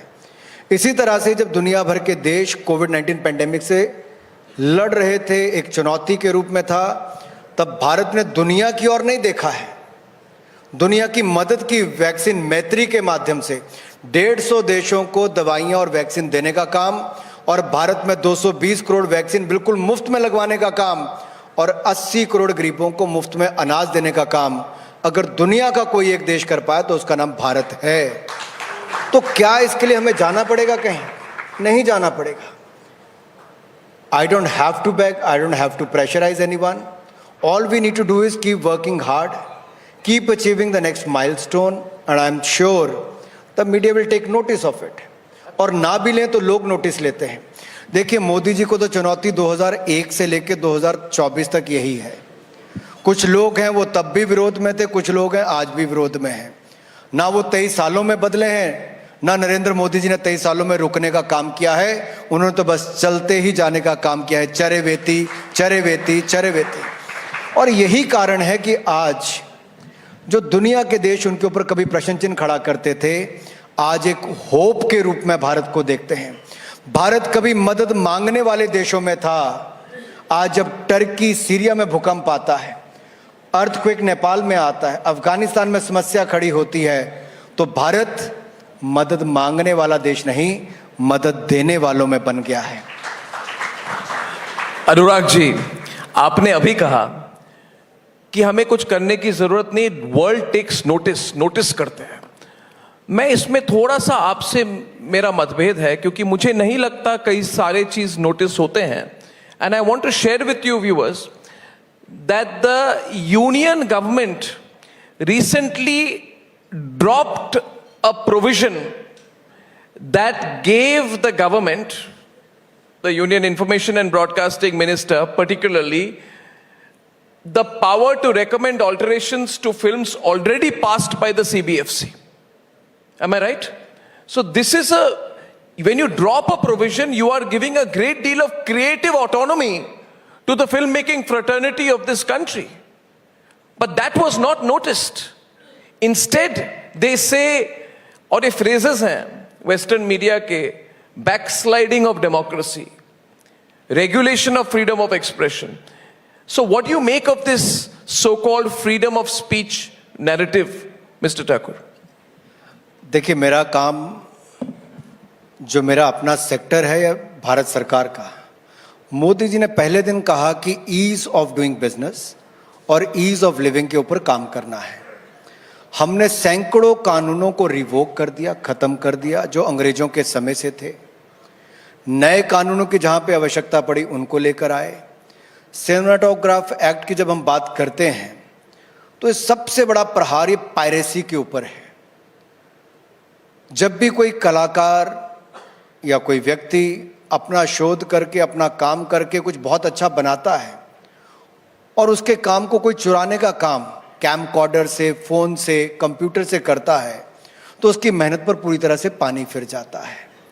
और ये दुनिया भर में पायरेसी की इतनी बड़ी इंडस्ट्री है और दुनिया इससे तंग है। भारत में ही एस्टीमेट है कि मीडिया एंटरटेनमेंट इंडस्ट्री को सालाना लगभग 20,000 करोड़ रुपए का नुकसान होता है। अगर भारत सरकार उस दिशा में जो वर्षों लंबी मांग थी, अगर उस एक्ट को लाने का काम अगले सेशन में करने वाली है और कैबिनेट ने उसको पास कर दिया है, तो फिल्म जगत को इससे बड़ी खुशी मुझे लगता है किसी बात पे नहीं होनी चाहिए। इसके प्रावधानों में मैं इसलिए नहीं जाऊंगा क्योंकि पार्लियामेंट की प्रॉपर्टी है, मैं उस पर ज़्यादा डिटेल में नहीं जाऊंगा, लेकिन इतना जरूर कह सकता हूं कि हमने सभी स्टेक होल्डर से बात की है, दुनिया की बेस्ट प्रैक्टिसेस जो हैं उसको इंक्लूड करने का काम किया है और ईज ऑफ डूइंग बिजनेस उस दिशा में भी कदम उठाए हैं और किसी के राइट पे कोई एनक्रोचमेंट करने का काम नहीं किया है। जिस दिन ये पास होगा, मुझे नहीं लगता फिल्म जगत का कोई भी व्यक्ति इसका विरोध कर पाएगा। सब स्वागत में खड़े होंगे क्योंकि नरेंद्र मोदी जी की सरकार का एक कदम फिल्म जगत के और क्रिएटिव इंडस्ट्री के पक्ष में है, जो पायरेसी के खिलाफ है। क्या आप ओटीटी को रेगुलेट करेंगे? ये सवाल हर जगह होती। आज आप मुस्कुरा रहे हैं अनुराग जी, आप किसी को भी पूछिए, इधर सही लोग ओटीटी के प्रभाव में भी है। और आपकी पार्टी हमेशा कहती है कि हम भारतीय संस्कृति को सर्वप्रथम मानते हैं, और ये कई लोग कहते हैं कि ओटीटी में कई सारी जो कंटेंट जा रही है वो भारतीय संस्कृति के, नॉट ओनली अबाउट भारतीय संस्कृति, it is also not proper, and the Supreme Court in 2021 had actually asked the government to come out with regulation. Supreme Court ने कहा था कि some regulation is needed, as in some cases even pornography is being shown on platforms and a balance has to be maintained. तो इस बहुत बड़े issue पर what are you going to do and when are you going to do it, Anurag ji? इस पर थोड़ी अगर आप विस्तृत तौर से as directly as possible if you can share with us, because it's becoming a very very contentious issue, very contentious. देखिए, अगर हम प्रेस की बात करें, जो प्रिंट मीडिया है वो भी सेल्फ रेगुलेशन में है, प्रेस काउंसिल ऑफ इंडिया। आपका इलेक्ट्रॉनिक मीडिया वो भी सेल्फ रेगुलेशन मोड पर है। ओटीटी को भी सेल्फ रेगुलेशन पर ही किया गया था, जिसकी 3 स्टेजेस थी। एक प्रोड्यूसर के लेवल पे, दूसरा उनकी एसोसिएशन और तीसरा इंटर डिपार्टमेंटल कमेटी के स्तर पे। अधिकतर कंप्लेंट्स 95% से ज़्यादा फर्स्ट लेवल पे ही क्लियर हो जाती हैं, लेकिन उसके बावजूद ये एक बार नहीं अनेक बार शिकायतें हैं उस दिशा में आई है कि जिस तरह का कंटेंट शायद टीवी पर नहीं दिखना चाहिए जी, वो उस पर दिखता है जी। और वही टीवी जहां पर अगर आप फ्री डिश के माध्यम से देखते हैं या किसी सैटेलाइट चैनल के थ्रू देखते हैं, तो आपका कंटेंट वो कहीं ना कहीं बहुत सुधार होता है। लेकिन जैसे ही ओटीटी प्लेटफॉर्म पर आते हैं, वो कुछ सीमाओं को लांघ जाता है। हर प्रोग्राम नहीं, लेकिन कुछ प्रोग्राम्स में उनकी शिकायत आती है। और हमने सभी स्टेक होल्डर्स को अभी बुला रहे हैं, हम अगले 1 हफ्ते के अंदर उसकी एक मीटिंग हो रही है, जिसके अंदर हम उनको बताएंगे किन किन प्रोग्राम्स में आपके गड़बड़ हुई, कहाँ पे आपने सीमाओं को लांघा है, क्यों यहाँ पर सरकार को और इसमें हस्तक्षेप करने की आवश्यकता पड़ सकती है, और इंडस्ट्री का उसके बारे में क्या विचार है। We always believe in consultations before taking any such decision. और मुझे लगता है ये सब वर्गों से, चाहे उपभोक्ता हो, निर्माता निर्देशक हो, प्लेटफॉर्म के ऑनर्स हो, सबकी बात सुनकर इसमें जो भी बदलाव करने होंगे देश के हित में और जनता के हित में अवश्य करेंगे, ताकि consumer is our first priority और उपभोक्ता ही फर्स्ट प्रायोरिटी रहने वाला है।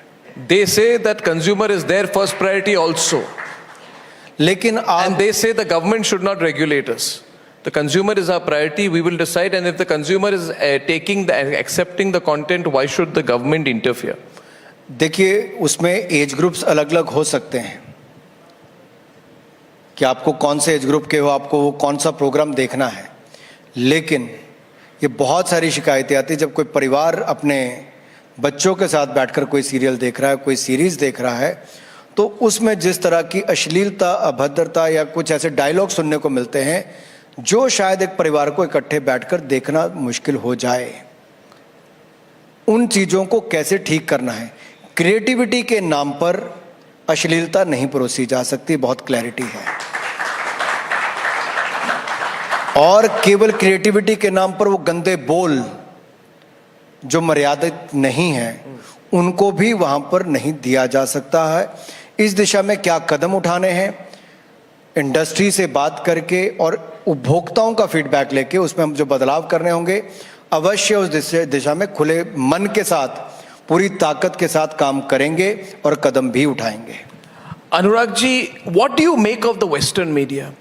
और ये जो बीबीसी डॉक्यूमेंट्री को लेके कंट्रोवर्सी हुई, ओवरऑल ये वेस्टर्न मीडिया पर क्या वी फोकस टू मच और we give it too much importance on what they are saying? Is it really important? Does it really matter?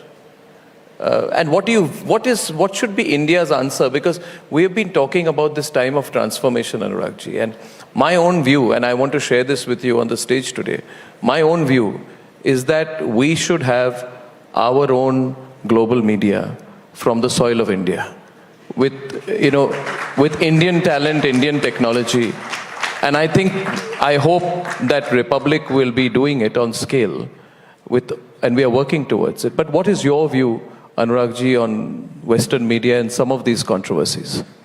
देखिए, अगर बहुत सारे क्षेत्रों में भारत लीडर के रूप में आगे बढ़ सकता है पिछले 9 वर्षों में, तो इस क्षेत्र में बढ़ सकते हैं। और आप जैसे चैनल्स और newspapers, they have the potential to become international players, and I'm sure they're going to be in the coming years.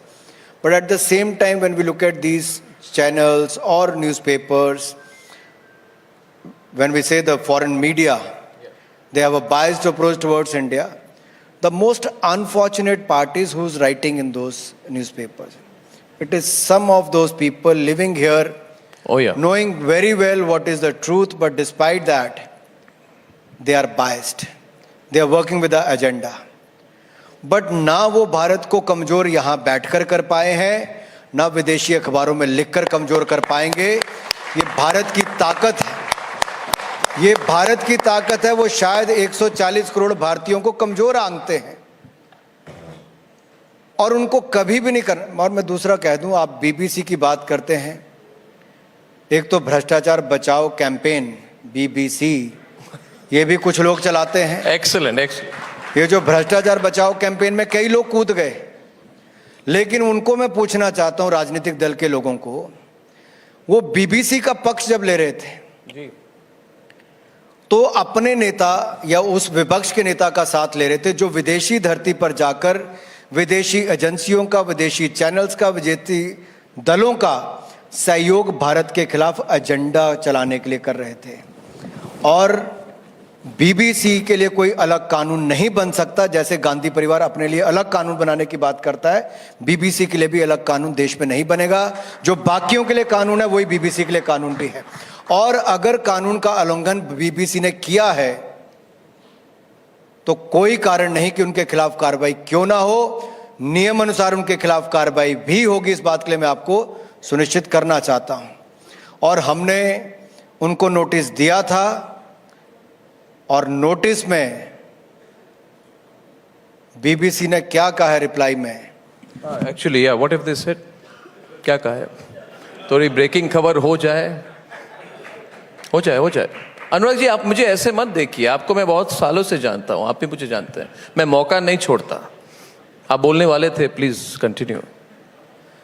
देखिए, खबर ये चलाई गई कि बीबीसी ने खबर चलाई, तो जाके सरकार 3 वर्ष से फाइनेंस मिनिस्ट्री उनके साथ जानकारी मांग रही थी। अच्छा, कि क्या आपने इन नियमों का उल्लंघन किया है, क्या आपने ये जानकारी देंगे। 3 वर्ष उनको लग गए, जानकारी देते थे तब भी नहीं दी थी। और हमने भी जब नोटिस दिया तब उन्होंने माना है कि उन्होंने उल्लंघन किया है। माना है, उन्होंने लिखित तौर से माना है। तो अगर किया है फिर आप कुछ बोलते आप बोल दीजिए। अनुराग जी, थोड़ी बहुत ब्रेकिंग न्यूज होनी चाहिए। आप लोग ब्रेकिंग न्यूज पे क्यों जी रहे हैं? अब लोग देखना चाहते हैं। विचित्र बात है, मैं नहीं जानता, मैं समझ नहीं पाता, मगर लोग ब्रेकिंग न्यूज देखना चाहते हैं और आप अभी हैं, तो आप देखिए कितने लोग ट्वीट कर रहे हैं, से इट अनुराग जी, से इट, कम ऑन। आप साथ में ट्वीट भी देख रहे हैं? नहीं, मैं ट्वीट नहीं देख रहा, आप मेरे कागज ना देखें। लेकिन आपके बार बार पूछने से, ना मेरे बार बार रोकने से सच्चाई नहीं छिपेगी। सच्चाई यही है कि उल्लंघन हुआ है, माना है। और जी, तो जो माना है, नियमों के अनुसार होना चाहिए था, उन्होंने नियमों को नहीं माना है। क्या उन्होंने लिखित तौर से माना है इसको? लिखित तौर पे बोला होगा तभी मैं बोल रहा हूं आपके सामने। बहुत बड़ी बात। तो लिखित तौर से माना है, तो लिखित तौर से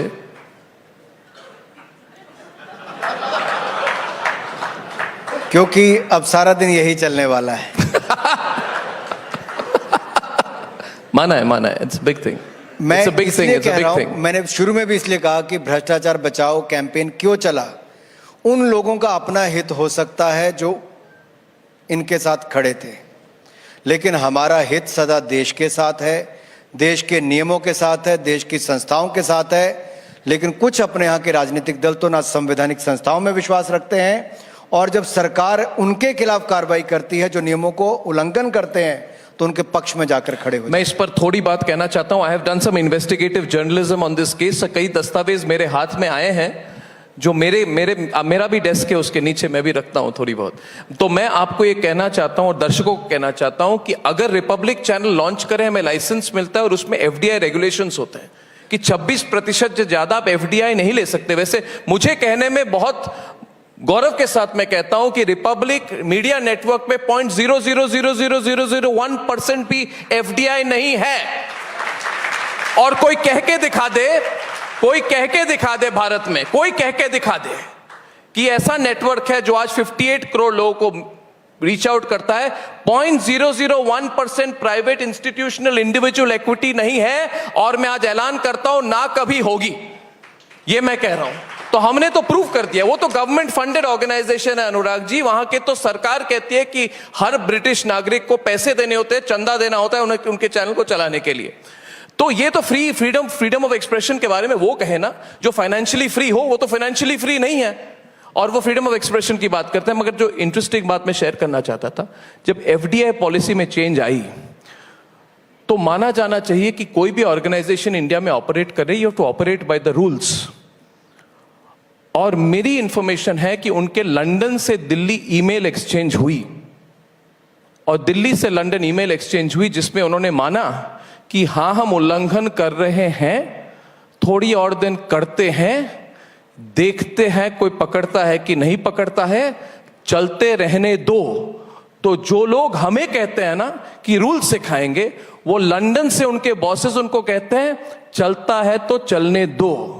This is the reality. Am I right or wrong? Were there emails exchanged? Was there communication or not? That they had this policy of trying to browbeat the FDI rules implemented in 2019.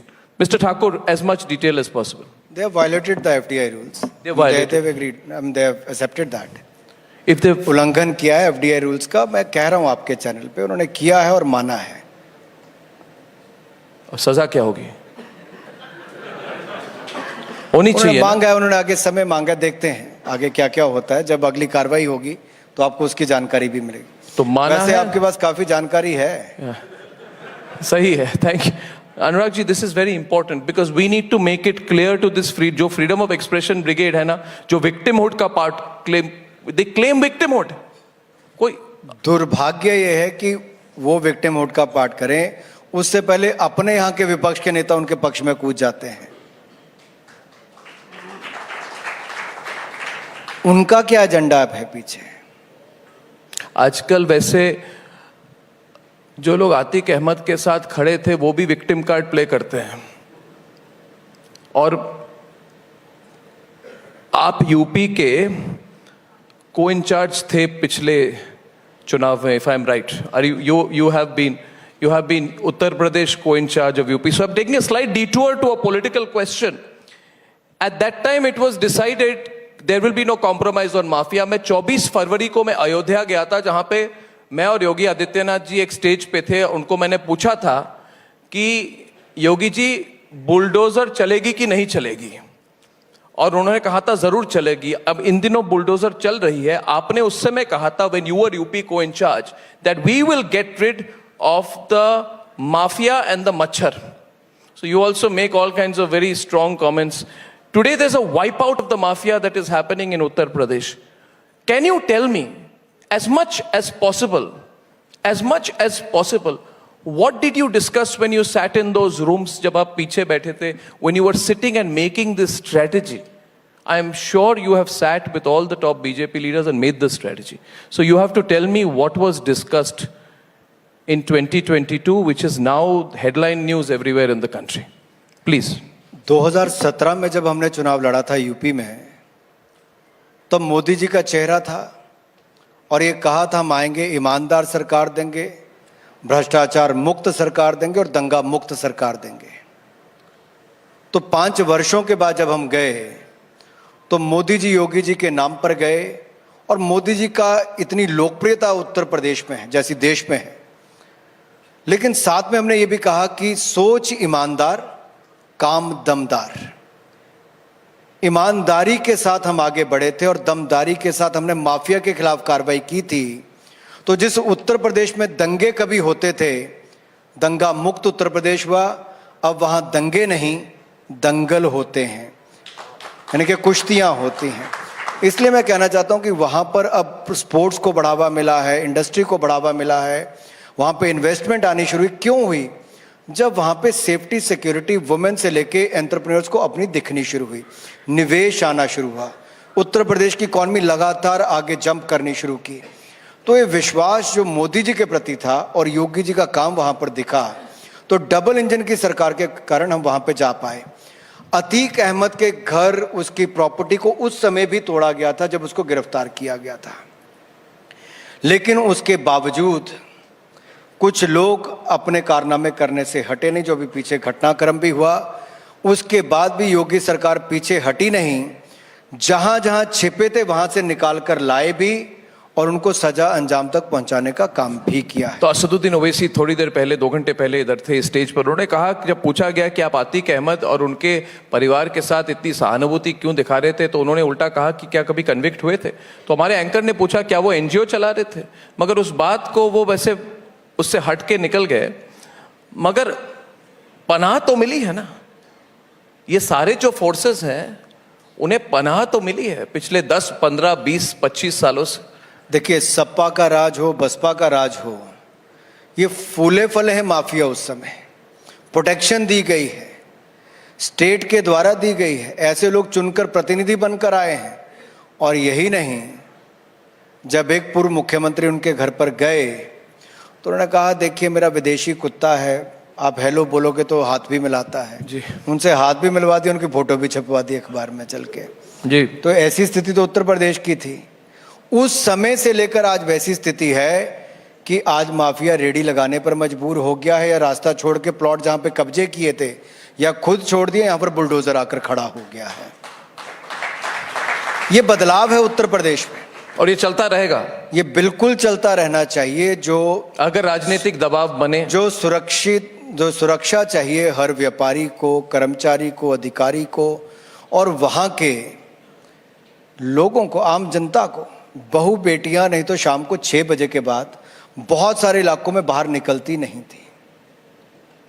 आज वो रात के 12-1 बजे तक अपना काम करके सुरक्षित घर वापस आती हैं.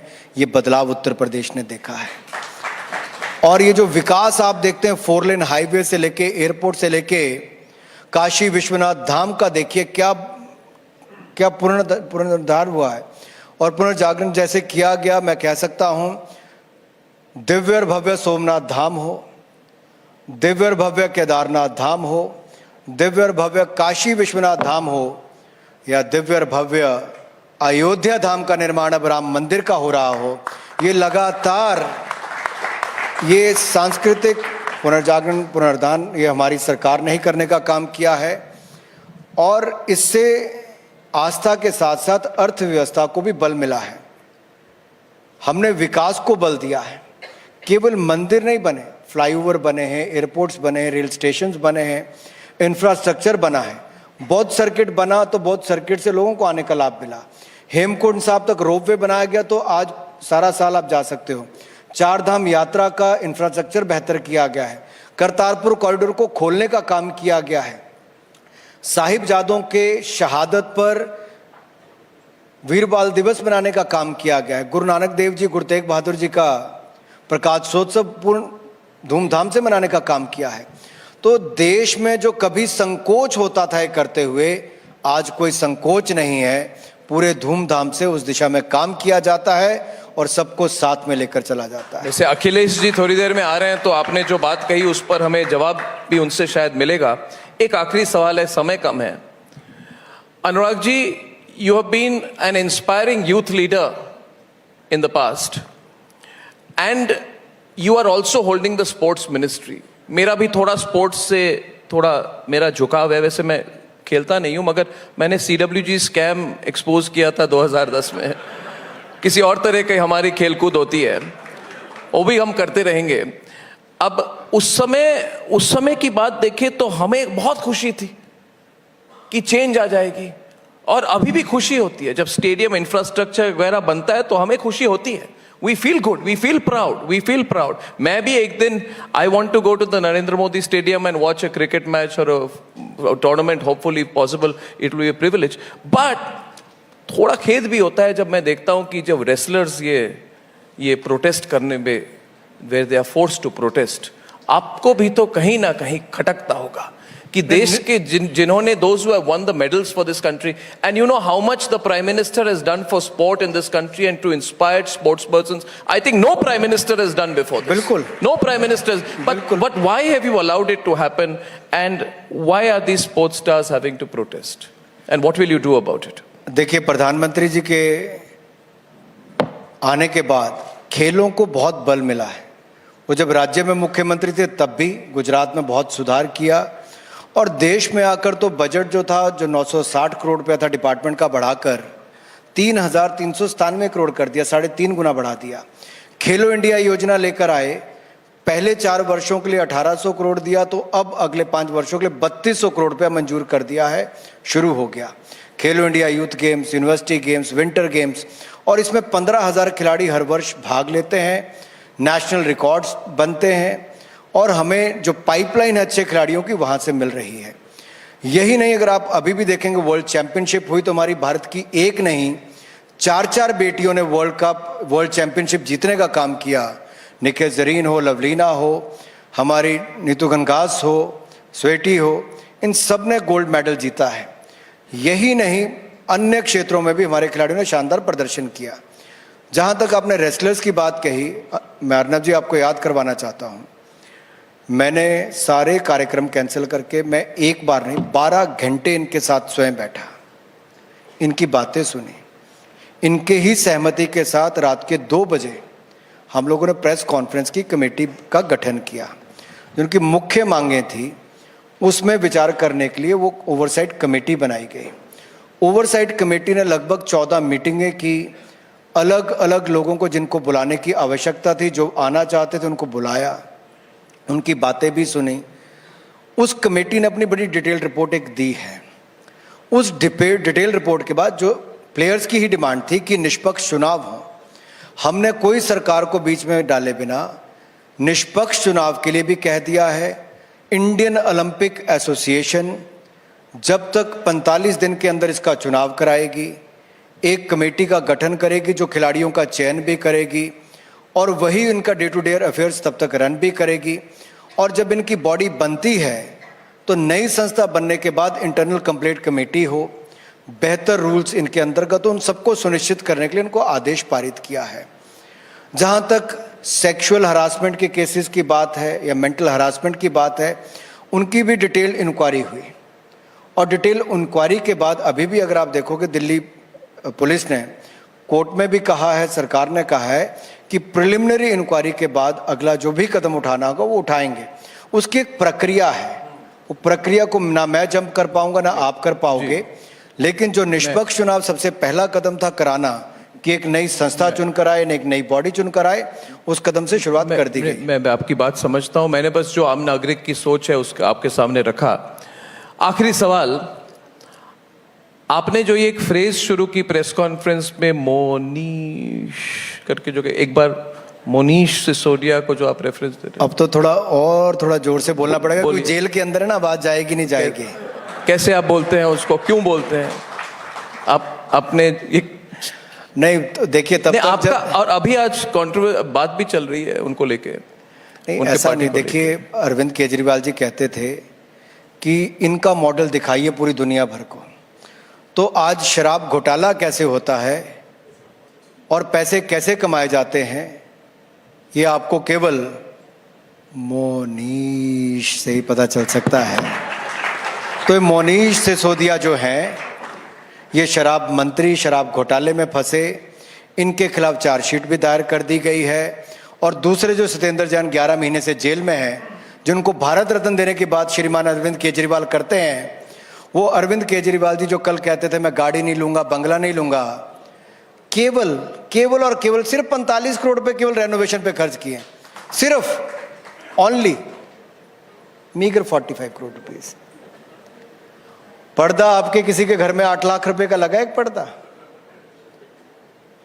किसी के घर में 8 लाख का पर्दा लगा है क्या? 2 करोड़ रुपए का मार्बल विदेश से मंगाया और 3 करोड़ की मजदूरी लगी हो, 9 करोड़ रुपए की वुडन वॉल्स क्रिएट करके दी गई हो, 45 करोड़ रुपए। दिल्ली के कई क्षेत्रों में लोग पानी के लिए तरसते हैं, अरविंद केजरीवाल ने करोड़ों रुपए का स्विमिंग पूल बना लिया, रोज पानी बदलते हैं उसमें। जो कल तक 2 रुपए की कंघी जेब में डालकर चलते थे, आज 5 करोड़ रुपए का स्विमिंग पूल बना के अपने लिए कुछ वहां पे नहाने का इंतजाम कर रहे हैं। देखिए कहते कुछ थे, करते कुछ हैं, और एक के बाद इनका दूसरे घोटाले में आरोप ही नहीं सिद्ध भी हो रहे हैं। और मैंने पहले भी कहा था, आज आपके चैनल पे मैं फिर कहता हूं, मुख्य आरोपी मोनीश सिसोदिया हो सकते हैं, लेकिन किंग पिन शराब घोटाले के अरविंद केजरीवाल ही है। उनकी हड़बड़ाहट, उनकी बोली, उनकी भाषा ये स्पष्ट तौर पर दिखाती है कि उनको घबराहट है कि जहां उनके 2 मित्र हैं, तीसरे भी वहां पहुंचेंगे। मैं तो एक नहीं, आपने मुझे 2 हेडलाइंस दे दिए। ये भी आप कुछ कह रहे हैं, बोल दीजिए। पैसे यहां लगा दिए करोड़ों रुपए, लेकिन रहना कहीं और पड़ेगा जाके। आप कह रहे हैं अरविंद केजरीवाल को, आप कह रहे हैं अरविंद केजरीवाल। जनता बहुत समझदार है, सब जानती है। नहीं, जनता सुनना चाहती है आप क्या कहना चाहते हैं।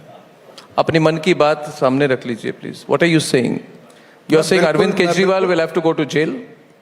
देखिए, जिसने अपराध किया होता है, भ्रष्टाचार किया होता है, वो ना इस देश में बचा है, ना आगे बचना चाहिए। अगर लालू जी चले गए, जयललिता जी चले गई और अन्य ऐसे बड़े लोग भी चले गए, तो ये तो फिर राइट। आपके चेहरे पे इतनी मुस्कुराहट क्यों है? मैं आजकल मैं फुल स्टॉप नहीं डालता, आप बोलते रहिए। मैंने बोल दिया, सब समझ गए जी। और उनकी अपनी भाषा, उनके शब्द इस और दिखा रहे हैं कि घबराहट किस बात की है जी। जो कड़ियां कल तक जुड़ती नहीं थी, क्या वो जुड़ती नजर आ रही हैं? जो कल तक वो कहते थे मन गढ़ंत आरोप हैं, क्या आज वो उतने ही पुख्ता सबूतों के साथ जुड़ते नहीं? वो कहते हैं कि आपने मन बना लिया उनको जेल भेजने की। देखिए, इस देश की जिस दिन आप उनको क्वेश्चनिंग के लिए बुलाया गया तो उन्होंने प्रेस कॉन्फ्रेंस की और कहा कि ये जेल में भेजने वाले हैं मुझे। तो ये इनको लग रहा है शायद बिल्डअप वो कर रहे हैं। देखिए, वो बिल्डअप खुद करते हैं, कहते आएंगे मनीष को जेल में डालेंगे, आएंगे मनीष। वो कहते कि प्रूफ कहाँ है कि मीटिंग उनके घर में हुई थी, जो एक अफसर ने कागज में लिखित तौर से कहा है 164 स्टेटमेंट में कि मीटिंग घर पे हुई थी, वो थे उनके प्रेजेंस में। वो जो कमीशन वाली बात थी 6 से 12 या 13% बढ़ाने की कमीशन, जिससे पैसा बना, उन्होंने कहा मीटिंग उनके घर में हुई थी। 164 की स्टेटमेंट है, मगर आम आदमी पार्टी कहती है किसी से भी 164 लिखवाया जा सकता है। देखिए, जो पूरे अधिकारियों की कमेटी ने रिपोर्ट दी थी उससे बिल्कुल उल्टी पॉलिसी इन्होंने बनाई है। इन्होंने कमीशन बढ़ाने का काम 4 से 12% कैसे कर दिया। ये ठेकों के ऊपर जितनी पॉलिसी अब डिटेल में जाऊंगा तो 15 मिनट। वो कहते रेवेन्यू अर्न करने की कोशिश कर रहे थे, पैसे की जरूरत थी दिल्ली की सरकार को। पैसे की जरूरत दिल्ली प्रदेश को थी, सरकारी खजाने को, ना कि अरविंद केजरीवाल और मनीष सिसोदिया को। क्या चुनाव लड़ने के लिए गोवा और पंजाब के लिए पैसा लिया गया? क्या ये उस समय क्या दिल्ली में ठेकेदारों की कमी थी और कहां से आकर? कह रहे गरीबों के लिए, स्कूल बनाने के लिए, मोहल्ला क्लिनिक के लिए हमें करना पड़ा। आज 9 सालों में सरकार के खजाने से तो कोई स्कूल बना नहीं, ना कोई नया कॉलेज बना, और मोहल्ला क्लिनिक की जो हालत है वो आपके सामने है। जब कोविड का समय आया तब लोग जब ऑक्सीजन के लिए तरस रहे थे, बेड के लिए तरस रहे थे, तो मोहल्ला क्लिनिक कहां थे? ना मोहल्ला क्लिनिक काम आए, ना अरविंद केजरीवाल काम आए। अरविंद केजरीवाल जी अपना महल 45 करोड़ रुपए का रेनोवेशन खर्च करने में कोविड के समय पे पैसा खर्च हुआ है। आपको जानकर हैरानी होगी और परेशानी भी हो सकती है कि जब दिल्ली की जनता मजबूर थी, मदद मांग रही थी, अरविंद केजरीवाल जी अपने घर की रेनोवेशन 45 करोड़ रुपए में करवा रहे थे। ये वो लोग जो कल तक कहते थे सरकारी बंगला नहीं लूंगा, सरकारी गाड़ी नहीं लूंगा, सुरक्षा नहीं लूंगा, आज दिल्ली और पंजाब दोनों की सुरक्षा ली है। आज बंगले के साथ साथ बड़ी गाड़ी भी ली है, और क्या क्या लिया है उसकी जानकारी भी कभी अगले प्रोग्राम में बताएंगे। Anurag ji, thank you very much. Thank you, really enjoyed it, really enjoyed it. Thank you very much.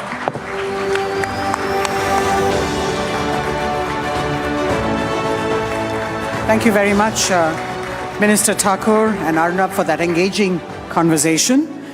Ladies and gentlemen, we're now going to be taking a break for lunch.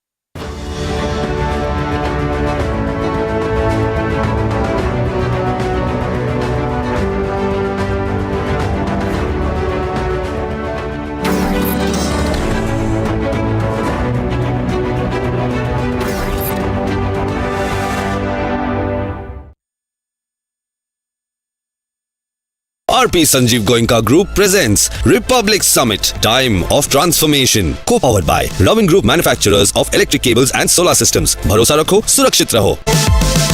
Mind Super App and Beyond. LIC, हर पल आपके साथ. Knowledge Partner, Amrita Vishwa Vidyapeetham, Education for Life, Education for Living. Infrastructure Partner, Rungta Steel TMT Bar, एकदम solid. MSME Partner, You Grow Capital. Defense Partner, Paras Defense and Space Technologies Limited, a premier defense engineering company. Healthcare Partner, Scanray, nothing is opaque.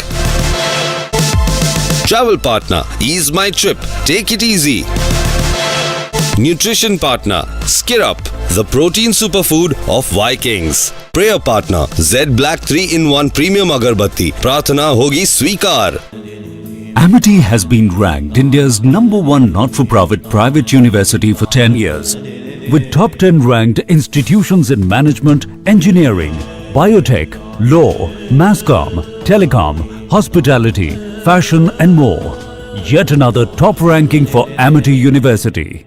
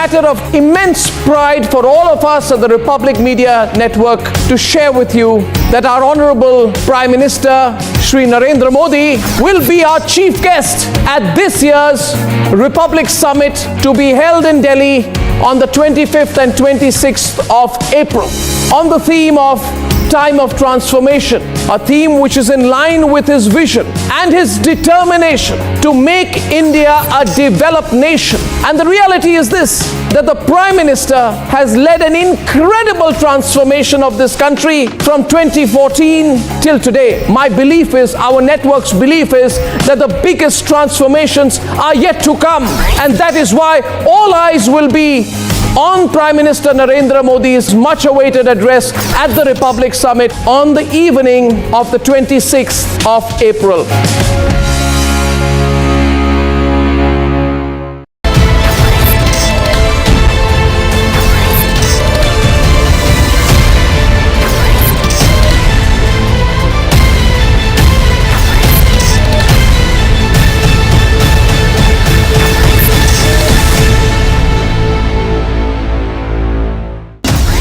The Republic Media Network, as you know, is hosting its flagship annual event, the Republic Summit.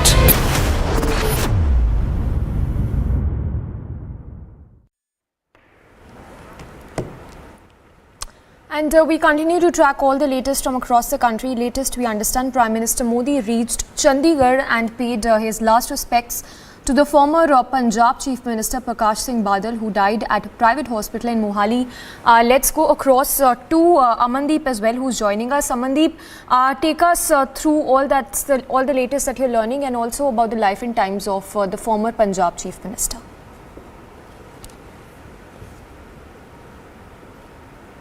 Well, Samiksha, today there is an end of an era. While the Prakash Singh Badal, 5-time Chief Minister of Punjab, is no more. Yesterday evening he just passed away in a private hospital following a prolonged illness. And in fact, today itself Prime Minister Narendra Modi has spared special time and visited Chandigarh when his body was remain in the party office. And in fact, Prime Minister Narendra Modi has paid tributes to Prakash Singh Badal just because there was a strong bond between Narendra Modi and Prakash Singh Badal, since both remain Chief Ministers of State. And in fact, there is a different kind of relation beyond the party lines, though there is no political alliance between BJP and Shromani Akali Dal. But yes, there is a respect among both of them, and that is the reason Prime Minister himself visited the party office today and in fact pays tribute, consoles the family and Sukhbir Badal, who is son of Prakash Singh Badal. And in fact, immediately he left the place. And even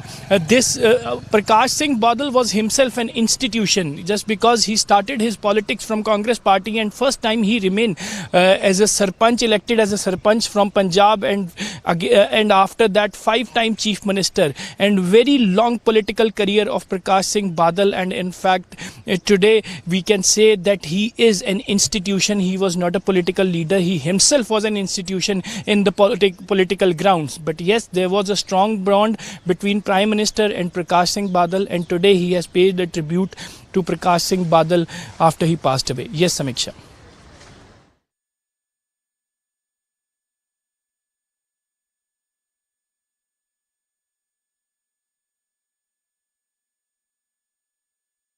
RP Sanjeev Goenka Group presents Republic Summit, Time of Transformation, co-powered by Loving Group, manufacturers of electric cables and solar systems. Bharosa rakho, surakshit raho. Mind Super App and beyond.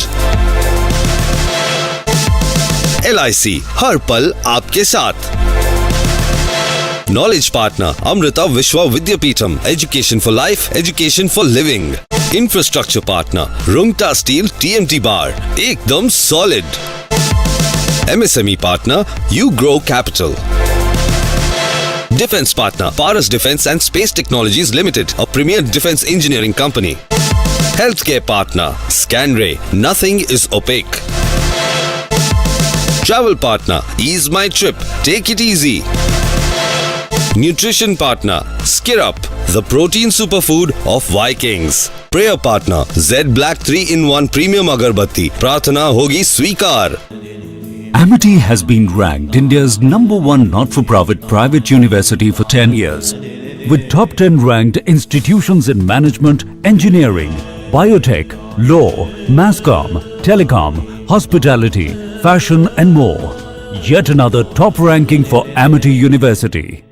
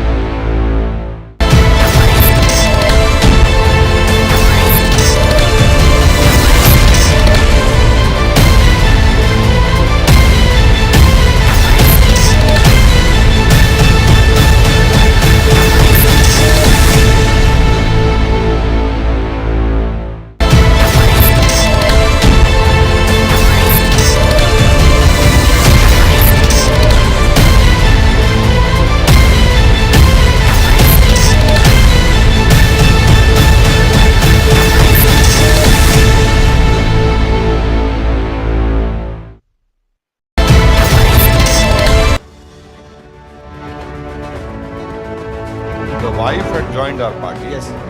We addressed 2 public meetings.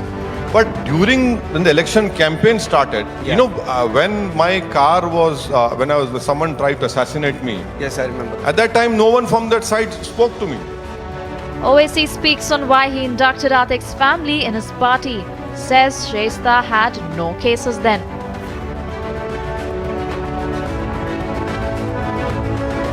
Well, the Prince Charming lost in MIT not because of me. Prince who? Well, Prince who? Whatever prince he's of. He lost in MIT not because of me. Owaisi throws open challenge to Congress on Amethi, indicates he could throw his hat in the ring. Millions of people get their money in their accounts. He was so surprised. He said that, no, you must come and make presentations before the G7 how India has transformed. That's the fundamental change PM has brought. Railway Minister Ashwini Vaishnav speaks on the transformation in the sector, says world has its eyes on India.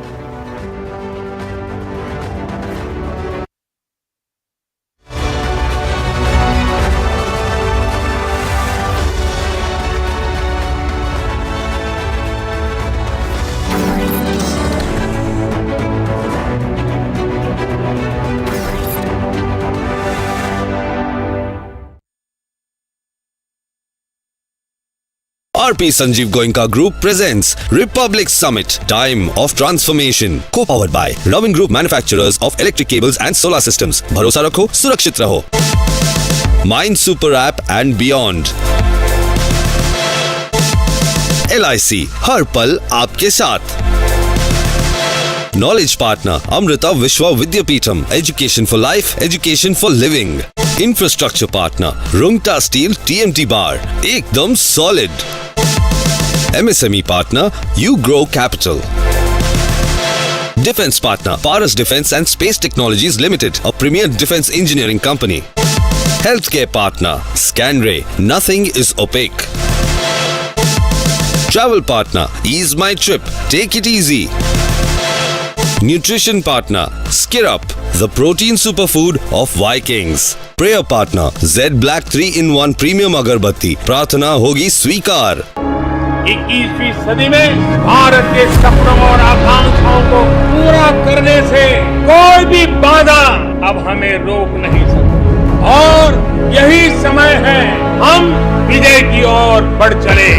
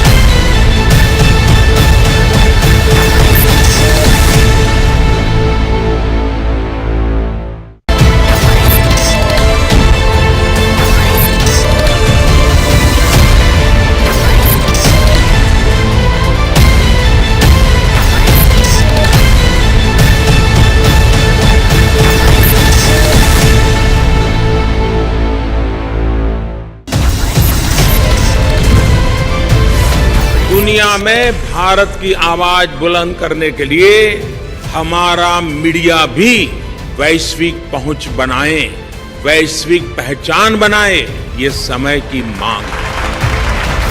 We believe that we as a nation will overcome every obstacle. We believe that we as a people will triumph over every single struggle that we are going through as a nation today.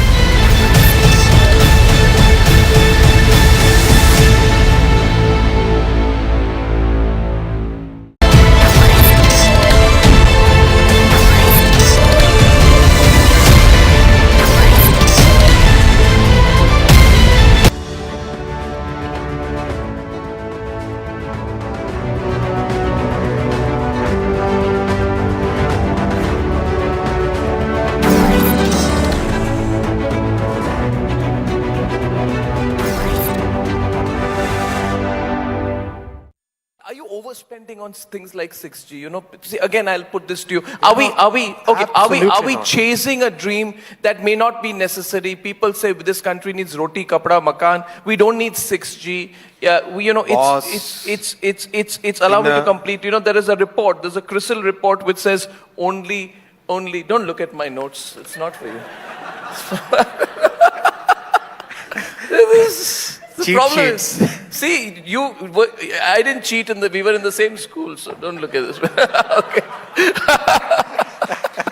So I'm saying that there is this CRISIL report which says only a third of the country's data users are likely to switch to 5G by 2025, you know. And there are only 2 crore 5G customers in a country which has 1,156 crore mobile phone subscribers. So they're saying maybe a little bit of overreach, overspending, no? I'll give 2 examples.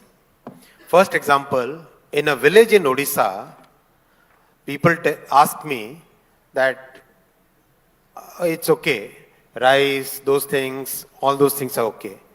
What we want today is world-class connectivity. This is village in Odisha. Second, one of the world's most prestigious consultancy firm, I won't take any name, said that mobile phones will have a market which was, the way they projected was a minuscule number. People, many of these professional firms, they underestimate people's capacity, people's aspirations, people's ability to adopt the change.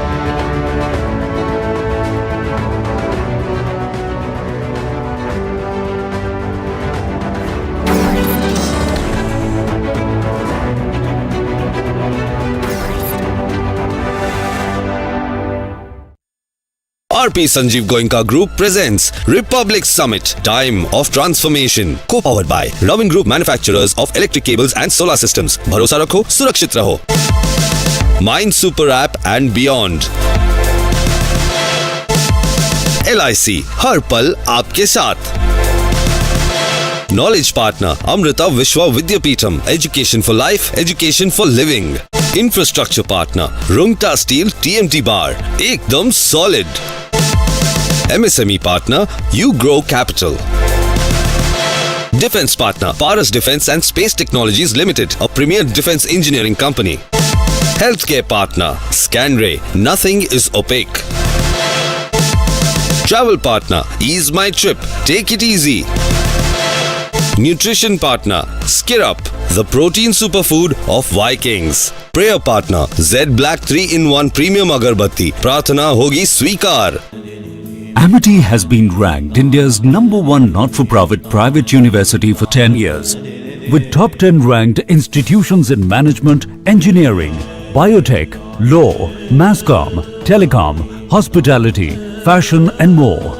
Yet another top ranking for Amity University.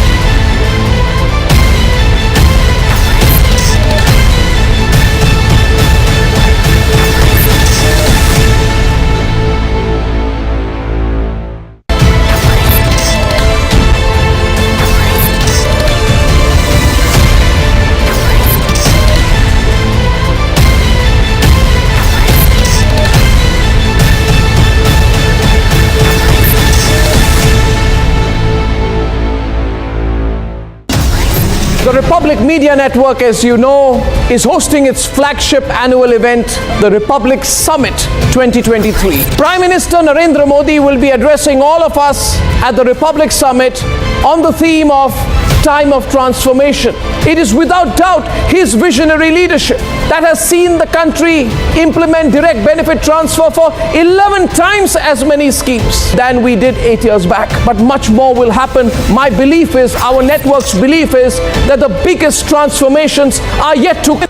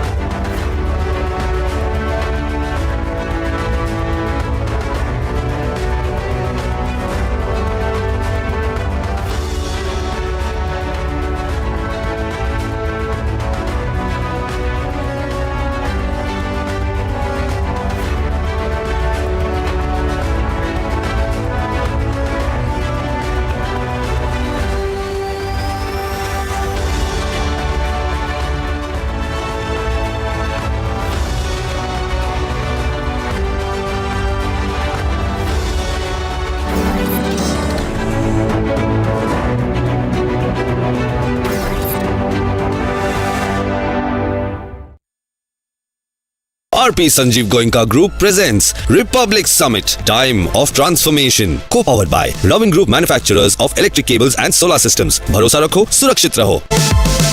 Mind Super App and beyond.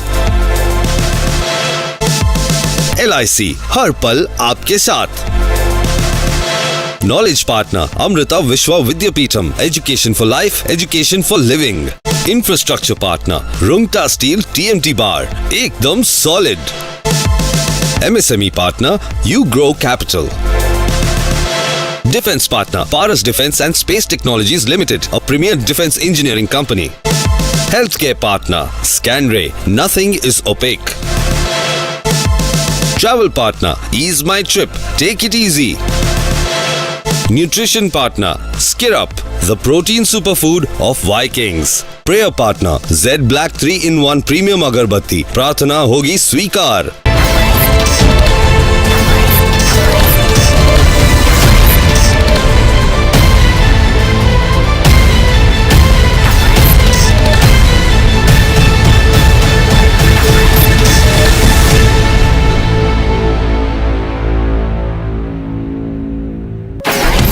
It's a matter of immense pride for all of us at the Republic Media Network to share with you that our Honorable Prime Minister Shri Narendra Modi will be our chief guest at this year's Republic Summit to be held in Delhi on the 25th and 26th of April on the theme of time of transformation, a theme which is in line with his vision and his determination to make India a developed nation. And the reality is this, that the Prime Minister has led an incredible transformation of this country from 2014 till today. My belief is, our network's belief is, that the biggest transformations are yet to come.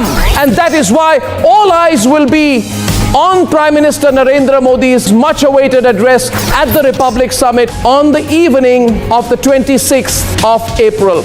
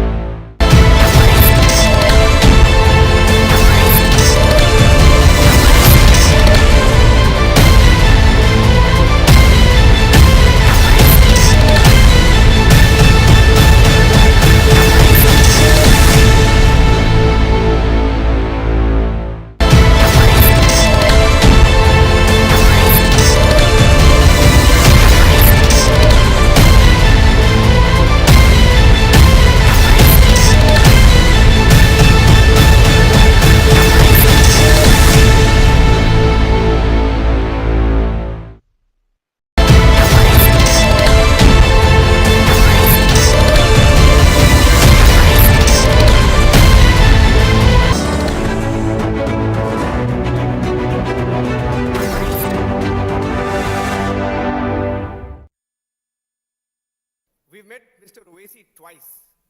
In the previous editions of the summit, we went to invite him, we went to meet him. So, whenever he's in Hyderabad, there is never a day when Owaisi is not at his office. He's always at his office, Dar es Salaam, and you have hundreds of people just waiting to get an audience, and they come to him with every small issue that they have. And each of them get an audience, and each of them ensure at some stage their problems are solved. So that way, the local connect, I have to give it to you, I've seen that, and that's why do you think Prince Charming has been able to so crack that? Yeah, we are beggars, we are paupers, we are untouchables, and then you have these entitlement driven political leaders who believe that they are a gift to this nation and they should be winning elections and ruling over our dead bodies. So we will not allow that. Yes, we work. I am accessible. The biggest reason which God Almighty has ensured that I win every election is that we are accessible. During COVID, I have data. We had helped more than 3,000 patients in both the waves. Both the waves. I have names and numbers of them. So that is the confidence. That is how you build confidence. That is how people come out and vote for you. And that is very important. So yes, you have to work hard. There is no other way. I have learned my life through hard work. I'm not extremely intelligent as you guys and your boss are. But the only thing I have is I work hard. I work hard. And sometimes I have done mistakes by working in a wrong way. But as far as my sincerity and my hard work is concerned, that is what I have. I have to do it. There's no other way, Yeah, no shortcuts.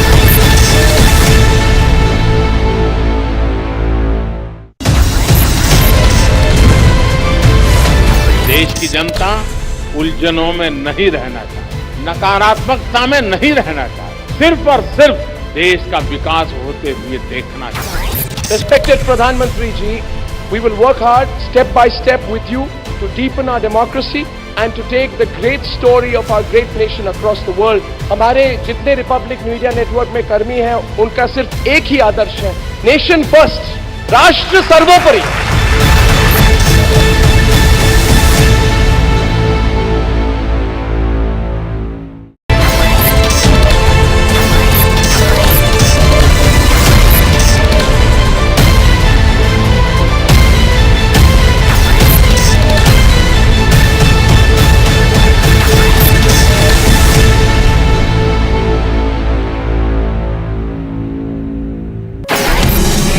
matter of immense pride for all of us at the Republic Media Network to share with you that our Honorable Prime Minister Shri Narendra Modi will be our chief guest at this year's Republic Summit to be held in Delhi on the 25th and 26th of April on the theme of Time of Transformation, a theme which is in line with his vision and his determination to make India a developed nation. And the reality is this, that the Prime Minister has led an incredible transformation of this country from 2014 till today. My belief is, our network's belief is, that the biggest transformations are yet to come.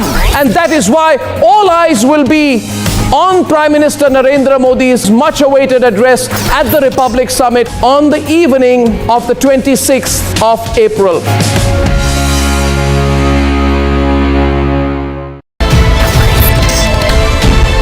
21वीं सदी में भारत के सपनों और आकांक्षाओं को पूरा करने से कोई भी बाधा अब हमें रोक नहीं सकती और यही समय है हम विजय की ओर बढ़ चले।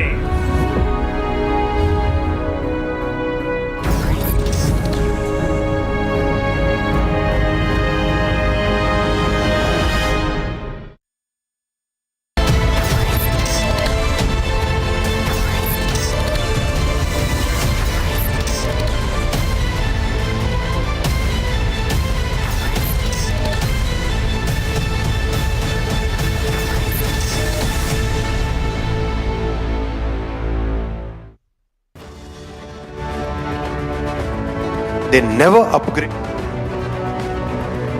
At a rapid pace, far ahead, they kept India in a very dark situation where their only thought process was give some crumbs and keep milking this entire population as a vote bank. 51 के जनसंघ के दिनों से ही, शुरू से ही सामाजिक राजनीतिक यात्रा में हमेशा हमारे लिए राष्ट्र सर्वोपरि रहा है। इस मंत्र के साथ हमने सदैव काम किया। Actually given our comments to the agenda set by the developed world always. This is the first time that India is setting the agenda and you're getting other peoples to comment on it. And we are, the Prime Minister is really exercising leadership on that, on how to steer the world together on several issues of inclusive, sustainable growth, on issues of, accelerating the pace of sustainable development goals, on climate action, climate finance, and on digital transformation.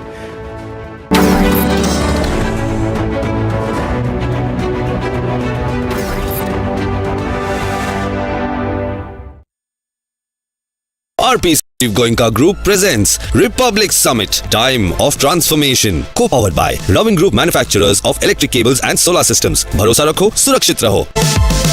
Mind Super App and beyond. LIC, हर पल आपके साथ. Knowledge Partner, Amrita Vishwa Vidyapeetham, Education for Life, Education for Living. Infrastructure Partner, Rungta Steel TMT Bar, ekdam solid. MSME Partner, You Grow Capital. Defense Partner, Paras Defense and Space Technologies Limited, a premier defense engineering company. Healthcare Partner, Scanray, nothing is opaque. Travel Partner, Ease My Trip, Take It Easy. Nutrition Partner, Skirrup, the protein superfood of Vikings. Prayer Partner, Z Black 3-in-1 Premium Agarbatti, Prathana Hogi Swikar. Amity has been ranked India's #1 not-for-profit private university for 10 years, with top 10 ranked institutions in management, engineering, biotech, law, masscom, telecom, hospitality, fashion and more. Yet another top ranking for Amity University.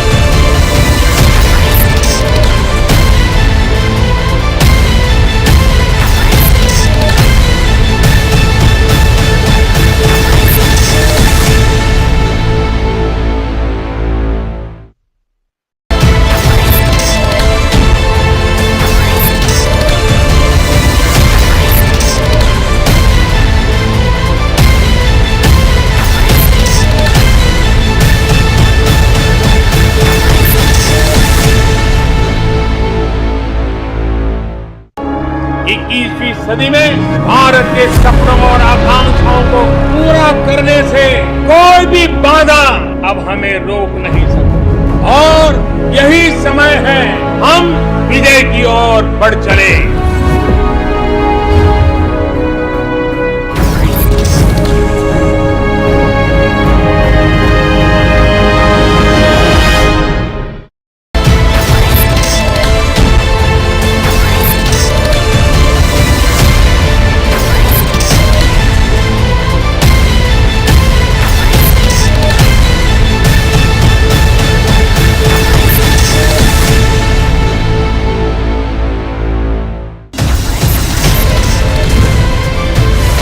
दुनिया में भारत की आवाज बुलंद करने के लिए हमारा media भी वैश्विक पहुंच बनाए, वैश्विक पहचान बनाए, ये समय की मांग है। We believe that we as a nation will overcome every obstacle. We believe that we as a people will triumph over every single struggle that we are going through as a nation today.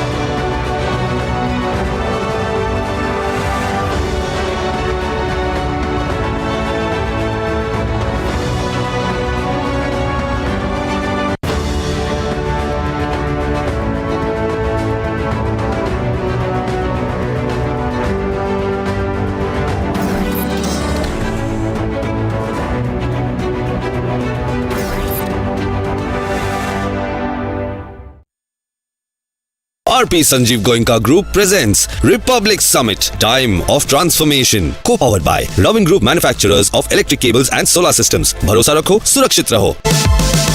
Mind Super App and Beyond. LIC हर पल आपके साथ. Knowledge Partner Amrita Vishwa Vidyapeetham, Education for Life, Education for Living. Infrastructure Partner Rungta Steel TMT Bar, एकदम solid. MSME Partner You Grow Capital. Defense Partner Paras Defense and Space Technologies Limited, a premier defense engineering company. Healthcare Partner Scanray, nothing is opaque. Travel Partner Ease My Trip, take it easy. Nutrition Partner Skirrup, the protein superfood of Vikings. Prayer Partner Z Black 3-in-1 Premium Agarbatti, प्रार्थना होगी स्वीकार.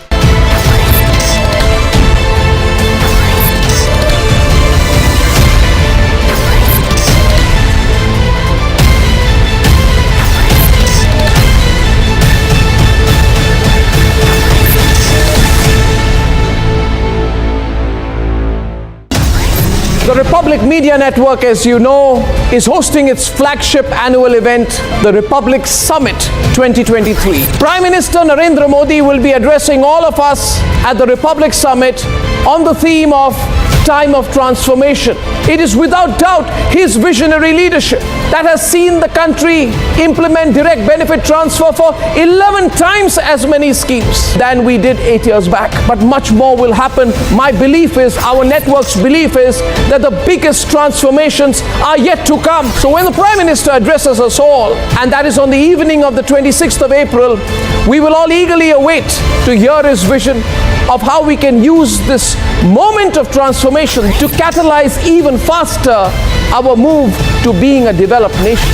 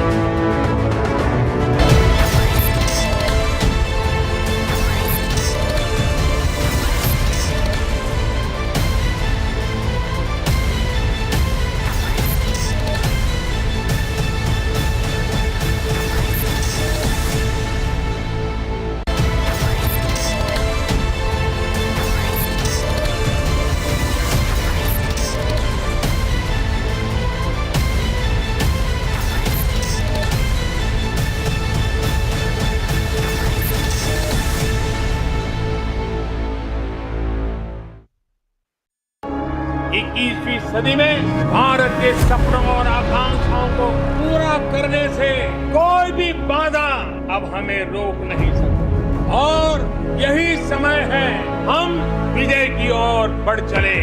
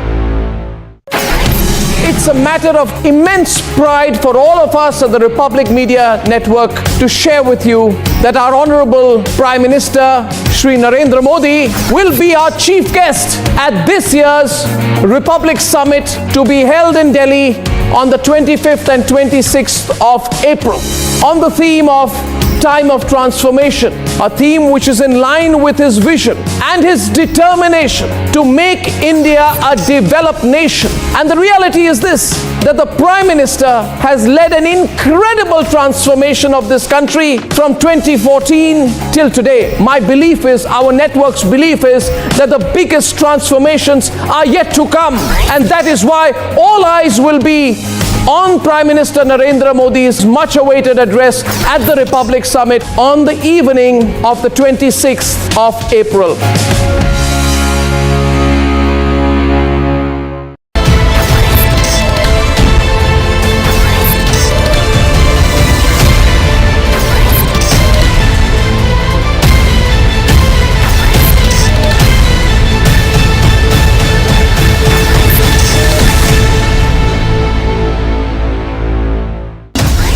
The Republic Media Network, as you know, is hosting its flagship annual event, the Republic Summit 2023. Prime Minister Narendra Modi will be addressing all of us at the Republic Summit on the theme of Time of Transformation.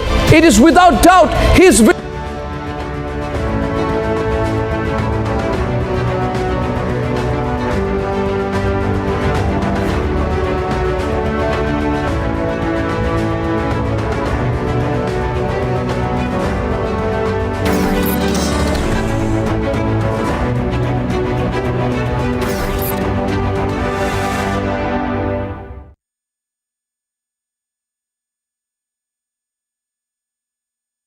Owaisi साहब, आपकी party कई राज्यों में चुनाव लड़ रही है।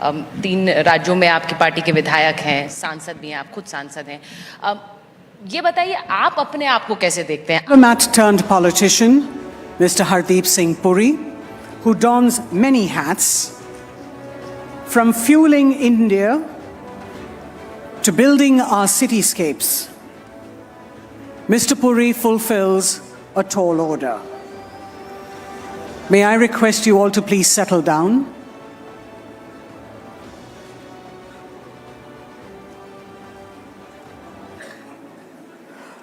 A former diplomat, Mr. Puri has been at the forefront of bringing sustainability to the core logic of India's urban affairs.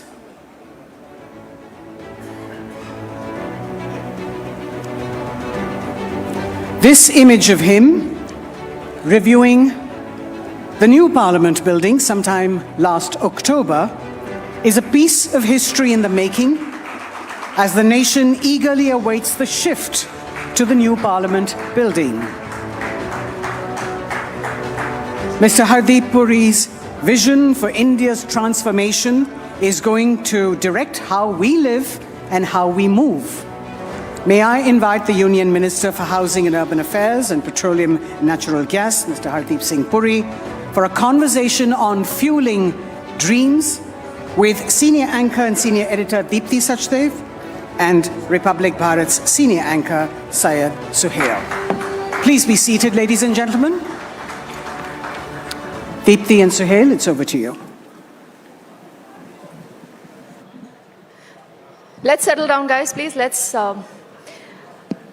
I think really one little thing about Mr. Hardeep Puri, he's also the longest serving urban affairs and development minister. Let's have a huge round of applause for him.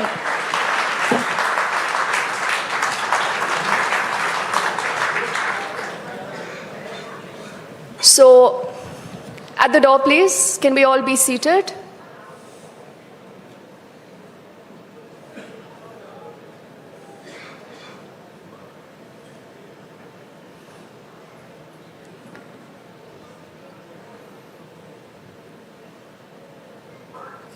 I'm requesting all of you to be please seated. The minister is waiting. Let's begin. Yes? Thank you. Mr. Puri, sir, there's so much to ask you, but because obviously we are building up to a huge and a fascinating election season, I will take the liberty to directly plunge into politics before we touch, your core areas, your core strength areas. In the run-up to 2024, what do you believe are the current government's biggest challenges?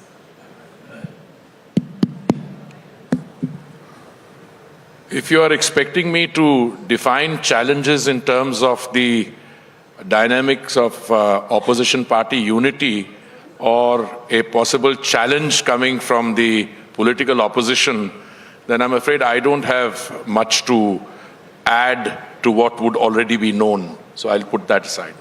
I think the greatest achievement of the Modi government has been that he has been able to define good governance in terms of good politics.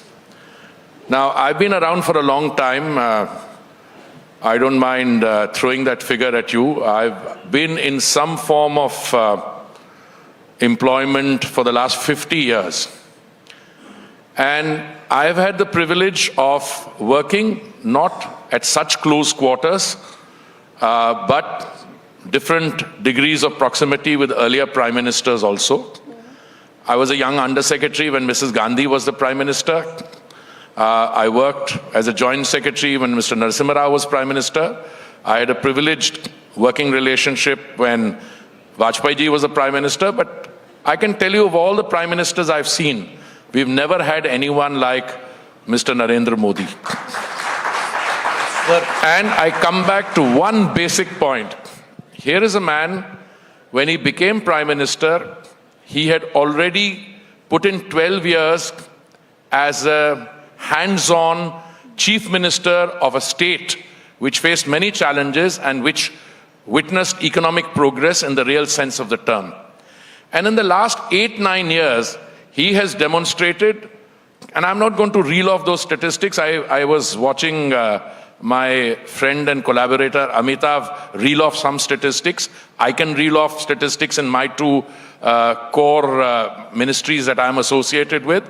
But here is a person who, and your theme is transformation. I look at transformation in terms of something very basic. What did you inherit? And what are you going to bequeath?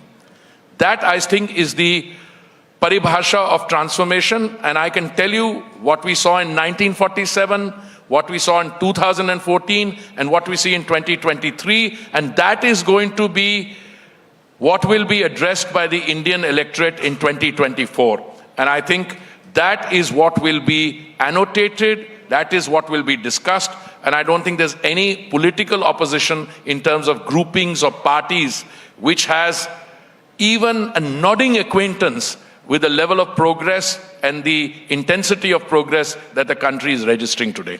Okay. Now, Mr. Puri, there's a reason why I asked you about those challenges. You've spoken about a lot of internal challenges, but I'm sure a lot of people must have seen that interview of Hardeep Singh Puri that actually went viral a few days ago. Now, he was asked by the foreign media about whether India had any qualms over purchasing so much oil from Russia, and this is how Minister responded. He says, and I quote him now, "Absolutely none. There is no moral conflict. It's the oil companies who do the buying," unquote. So do you believe, Minister, that there is an attempt right now to guilt trip India? To? Guilt trip India. And you actually took them to the cleaners with the kind of response you put out. Is that also a part of the challenge that India is dealing with in the run-up to 2024? You know, when I was much younger, and that was a long time ago, something I learned from a boss of mine. We asked him, "Sir, are you feeling the pressure?" He says, "My mind is not wired to feel the pressure." And I think that's the Modi mind. I mean, how can you guilt trip India? I mean, we are the world's largest democracy. We are a civilizational democracy. We are the oldest democracy. Our GDP was contributing 25% to global GDP before the advent of our colonial association with a particular country, which we overtook to become the 5th largest economy. We, as a result of that 190-year-old association, we dropped to 2 or 3% GDP. Today we are rising, and I think with a $3.8 trillion GDP, we are likely to become from the 5th to the 3rd largest economy even before 2030. Now, who is going to guilt trip whom? Somebody who was buying more oil in one afternoon than we were buying in a quarter? I think the time to take India for granted or to try and somehow make you feel as if you're doing that something which is not right. I said during the course of that interview that as a democratically elected government, we are answerable only to the Indian consumer. So if you have oil in your backyard, we will buy it.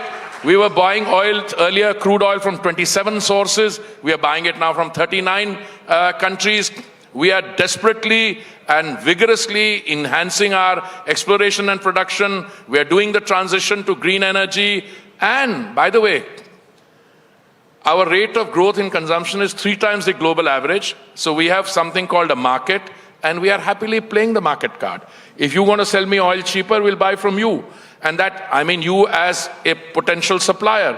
So I think that interview, I don't know why you said it went viral, because I've been saying the same thing in all my interactions with your esteemed channel, with my friend Arnab or anyone. I think India arrived on the scene some time ago. Let's not overstate as if we've just come. But today, as we navigate the G20 presidency for the next 100 events and then ultimately the summit event, the fact is India matters more to the world today, and if I may submit, the world also matters more to India. So to be able to guilt trip someone, you're not a teenager who stayed out at night and had 1 drink extra that you need to guilt trip. I mean, we're a country of, 1.4 billion people, a booming economy, self-confidence, resolute political leadership, no more policy paralysis, no more, fudging, appeasement, etc. And I think that's the name of the game. And I think the Prime Minister, more than anyone else, embodies in his personality and his interaction with heads of state and government, and that permeates down the political leadership. I don't think the cabinet is a political leadership, but I mean his colleagues in the Council of Ministers. Yeah. लेकिन sir देश ने ये भी देखा कि हमारा दुश्मन भी हमारी तारीफ कर रहा था। पाकिस्तान में इमरान खान तारीफ कर रहे हैं, पाकिस्तान के मंत्री तारीफ कर रहे हैं जो भारत सरकार ने फैसला लिया। हमारे देश में विरोधियों के पास कोई ऑप्शन नहीं बचा। जो पहले कह रहे थे आप अमेरिका के आगे सरेंडर कर रहे हैं, वो अब चुप थे क्योंकि अमेरिका के दबाव में आप नहीं झुक रहे हैं। जो पहले कह रहे थे कि आप रशिया से दोस्ती कम कर रहे हैं, वो देख रहे हैं आप उनसे ऑयल खरीद रहे हैं। तो मेरा सवाल आपसे ये कि सर ये कैसे हुआ?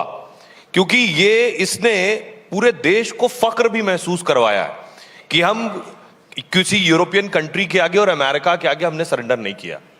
देखिए, इंटरस्टेट रिलेशनशिप्स जो होती हैं, जब ये एग्जिस्टिंग मल्टीलैटरल सिस्टम एस्टैब्लिश्ड हुआ, इस समय संयुक्त राष्ट्र यूनाइटेड नेशंस में 193 कंट्रीज हैं। प्रिंसिपल जो है वहां पर it's one country one vote, पर उसकी डिजाइन और स्ट्रक्चर में भी थोड़ी सी इनइक्वालिटी जो है इट्स बिल्ट इन। जो सिक्योरिटी काउंसिल है, which is the only designated agency to determine whether there's a threat to international peace and security and then authorize countermeasures, that is the use of force and military force. Oh, usme there are 5 more equal than others, therefore 5 permanent members. देखिए, जिस तरीके से दुनिया में बदलाव आ रहा है, and India is steadily rising as an independent country to make its voice heard, you are able to do heavy lifting. What is that heavy lifting? अगर सुनामी होता है, मैं इस सरकार की नहीं पहली की बात कर रहा था, you are able to provide relief and rehabilitation and rescue mission. आप देखिए, जब से 2014 में जब भी there have been situations or warlike situations anywhere in the world, you've had a situation where the country gets together, whether it's Operation Ganga, now Operation Kaveri, you are able to do these things. आपके जो बगल वाले देशों की आप क्यों बात करते हैं? जब ऑपरेशन गंगा माननीय प्रधानमंत्री जी ने ऑर्गेनाइज की, and I had the privilege to be one of the 4 ministers there, we were the only country in the world which was evacuating Indian students stranded in Ukraine. Not only we brought back children from our neighboring countries, but even the so-called highly advanced industrial democracies were not doing it. जो बगल वाले देश की बात कर रहे हैं, मैं उसके बारे में बता दूं. देखिए, I have always used extremely cautious vocabulary when I describe the situation in that country. Matter of great regret, something to be condemned. They have used terror as an instrument of policy, and we've been the victims. But at the same time, they are in free fall. By free fall means unsustainable levels of economic debt, desperate shortage of energy. They have to close their electricity at 8 o'clock in the evening. Why that? Other countries in the neighborhood. We've given $4 billion in terms of some form of assistance to another countries toward the south of India.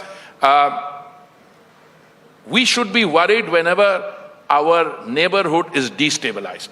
There is one reaction which I have as a proud Indian and as a BJP karyakarta, when I see problems somewhere, saying serves them right.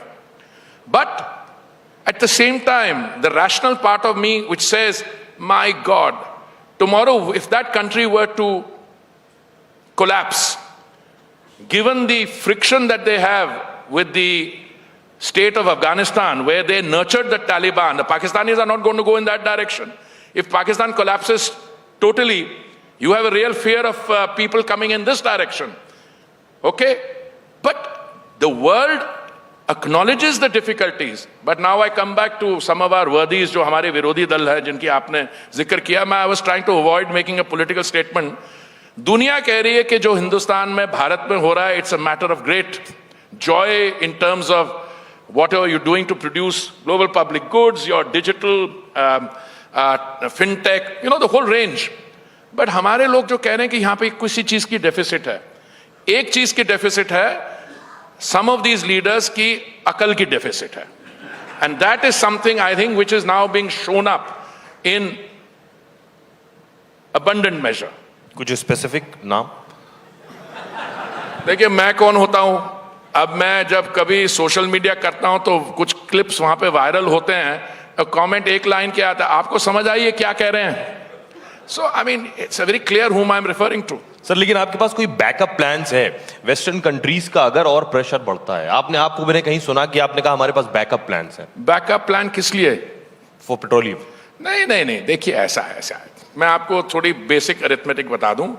दुनिया में इस समय total production and demand, rather let me start with consumption of crude oil is 100 million barrels a day, जिसमें India में जो consumption per day है 5 million barrels a day. हमारी growth जो है ग्लोबल एवरेज से 3 गुना है, और मैं समझता हूं आने वाले समय में हमारी जो कंजम्पशन होगी 5 मिलियन से 6 मिलियन जाएगी, 6 से 6.5 मिलियन जाएगी. सवाल is there enough oil in the world? The answer is yes, there is enough crude oil in the world. There is no issue on that. I have some of my friends sitting here. They will produce more from domestic fields. I have other countries which are now bringing more on. They will do that. We have to manage the long-term supply, the contracting, and we have to diversify our sources. So pressure नाम की कोई चीज नहीं है. मैं आपको बताता हूं, अगर हम उसी जिस एक देश का आप सोच रहे हैं, अगर हम उनसे कच्चा तेल लेना बंद कर दें तो हमें बाकी सोर्सेस से लेना पड़ेगा. हम बाकियों से सोर्स लेंगे तो दाम जो आज क्या $81-82 पर बैरल है वो उठ के 120 चला जाएगा. So in some respects, let me not overstate it, our buying from that particular source actually helps the West also. Interesting. I think that's an interesting statement that you make. That more than what India needs, it's also what the world needs from India, and that's exactly how a relationship like that works. Now, when you talk of petroleum, Minister, there's a lot of data, a lot of other things, and this is an audience in anticipation. I think every time we have you there, people want to know whether petroleum will also come under the GST. Will that ever happen? I mean, could there be a drastic change? Could the government be doing that anytime soon? So I think the legitimate issue is, how do you bring prices at the retail bunk down? I think that's the starting point of any analysis. I think I would like to answer that in the following way. Number one, the fact that we have not allowed prices to go up since I think April of 2022 is in and of itself an achievement. There's been no shortage of energy at any of our retail points. We are currently addressing the trilemma of availability, affordability, and sustainability, the green transition. So we've not allowed prices to go up. In between, this was made possible because the Honorable Prime Minister decided on 2 occasions, November 2021 and May 2022, to bring the excise charge down, and the BJP ruled states brought the VAT down. That helped. Plus, our OMCs took a hit. Look, I'm very frank. Imports take place both in the private sector and they take place in the public sector OMCs. In our case, I think the private sector share is about 43% or so, and the public sector is 57% OMCs. The private sector did not take a hit for whatever reasons. We had to step in and impose export listing, windfall tax, etc. Something that I can tell you, I'm very reluctant, I want to remove it, but it happened. It happened because, and windfall taxes were imposed the world over, not just in India. Now, the second question is, can we hope now that the global prices are relatively stable? Can we hope to bring the prices down? Let me answer that question absolutely, truthfully upfront. I would like to. But there's no accounting for the fact recently OPEC decided to cut production by 1.5 6 million barrels a day. Now, if you cut the production and the amount of energy available is less, prices tend to shoot up. So far, the market has absorbed it. But there's another point. Can you do it through your domestic arrangements, GST? Now, that is your answer. That's why I'm going to come. Look, I think we have on more occasions than one, the Honorable Finance Minister said we are willing to bring it under the GST. But the GST management structure is such that all states have to be on board. So at one stage, I think there was a meeting of the GST Council in Lucknow, I think last year, when at the directions of the Kerala High Court, if I remember correctly, we put it on the agenda of the GST Council and the result was exactly as we anticipated. Look, daru, that is booze, and petrol, diesel, these are major sources of revenue for most states. What pains me is that some state governments choose to prioritize not in terms of public health and public good, but in other means. But I think as we go along, we have to make sure that there is availability. Affordability remains within a range, and God helping, I mean, gas, I'm hoping that the increasing quantities of gas which are coming on, our production went up 18% last year, 18% this year. I'm hoping it'll go up even further. Gas prices, summer also comes down. Hopefully, we've been able to do some very good gas pricing for CNG and PNG. Prices have come down by 10%. So I would say, fingers crossed, we look at all these challenges cautiously, but with optimism. Okay, before I let Sohail take the next question, because you're also the housing minister. Now, why is it that, Mr. Puri, that everything that you're building, everything that you want to transform, you have certain people attacking you left, right, and center, whether it's the Kartavya Path, whether it's the parliament. They say, why are you doing this? You know, why are you tinkering with our heritage? Why are you playing with the sentiments of the people? You have this mission of urban renewal. Are you really doing that? The Congress says, suspend the Central Vista project. Jairam Ramesh has called the parliament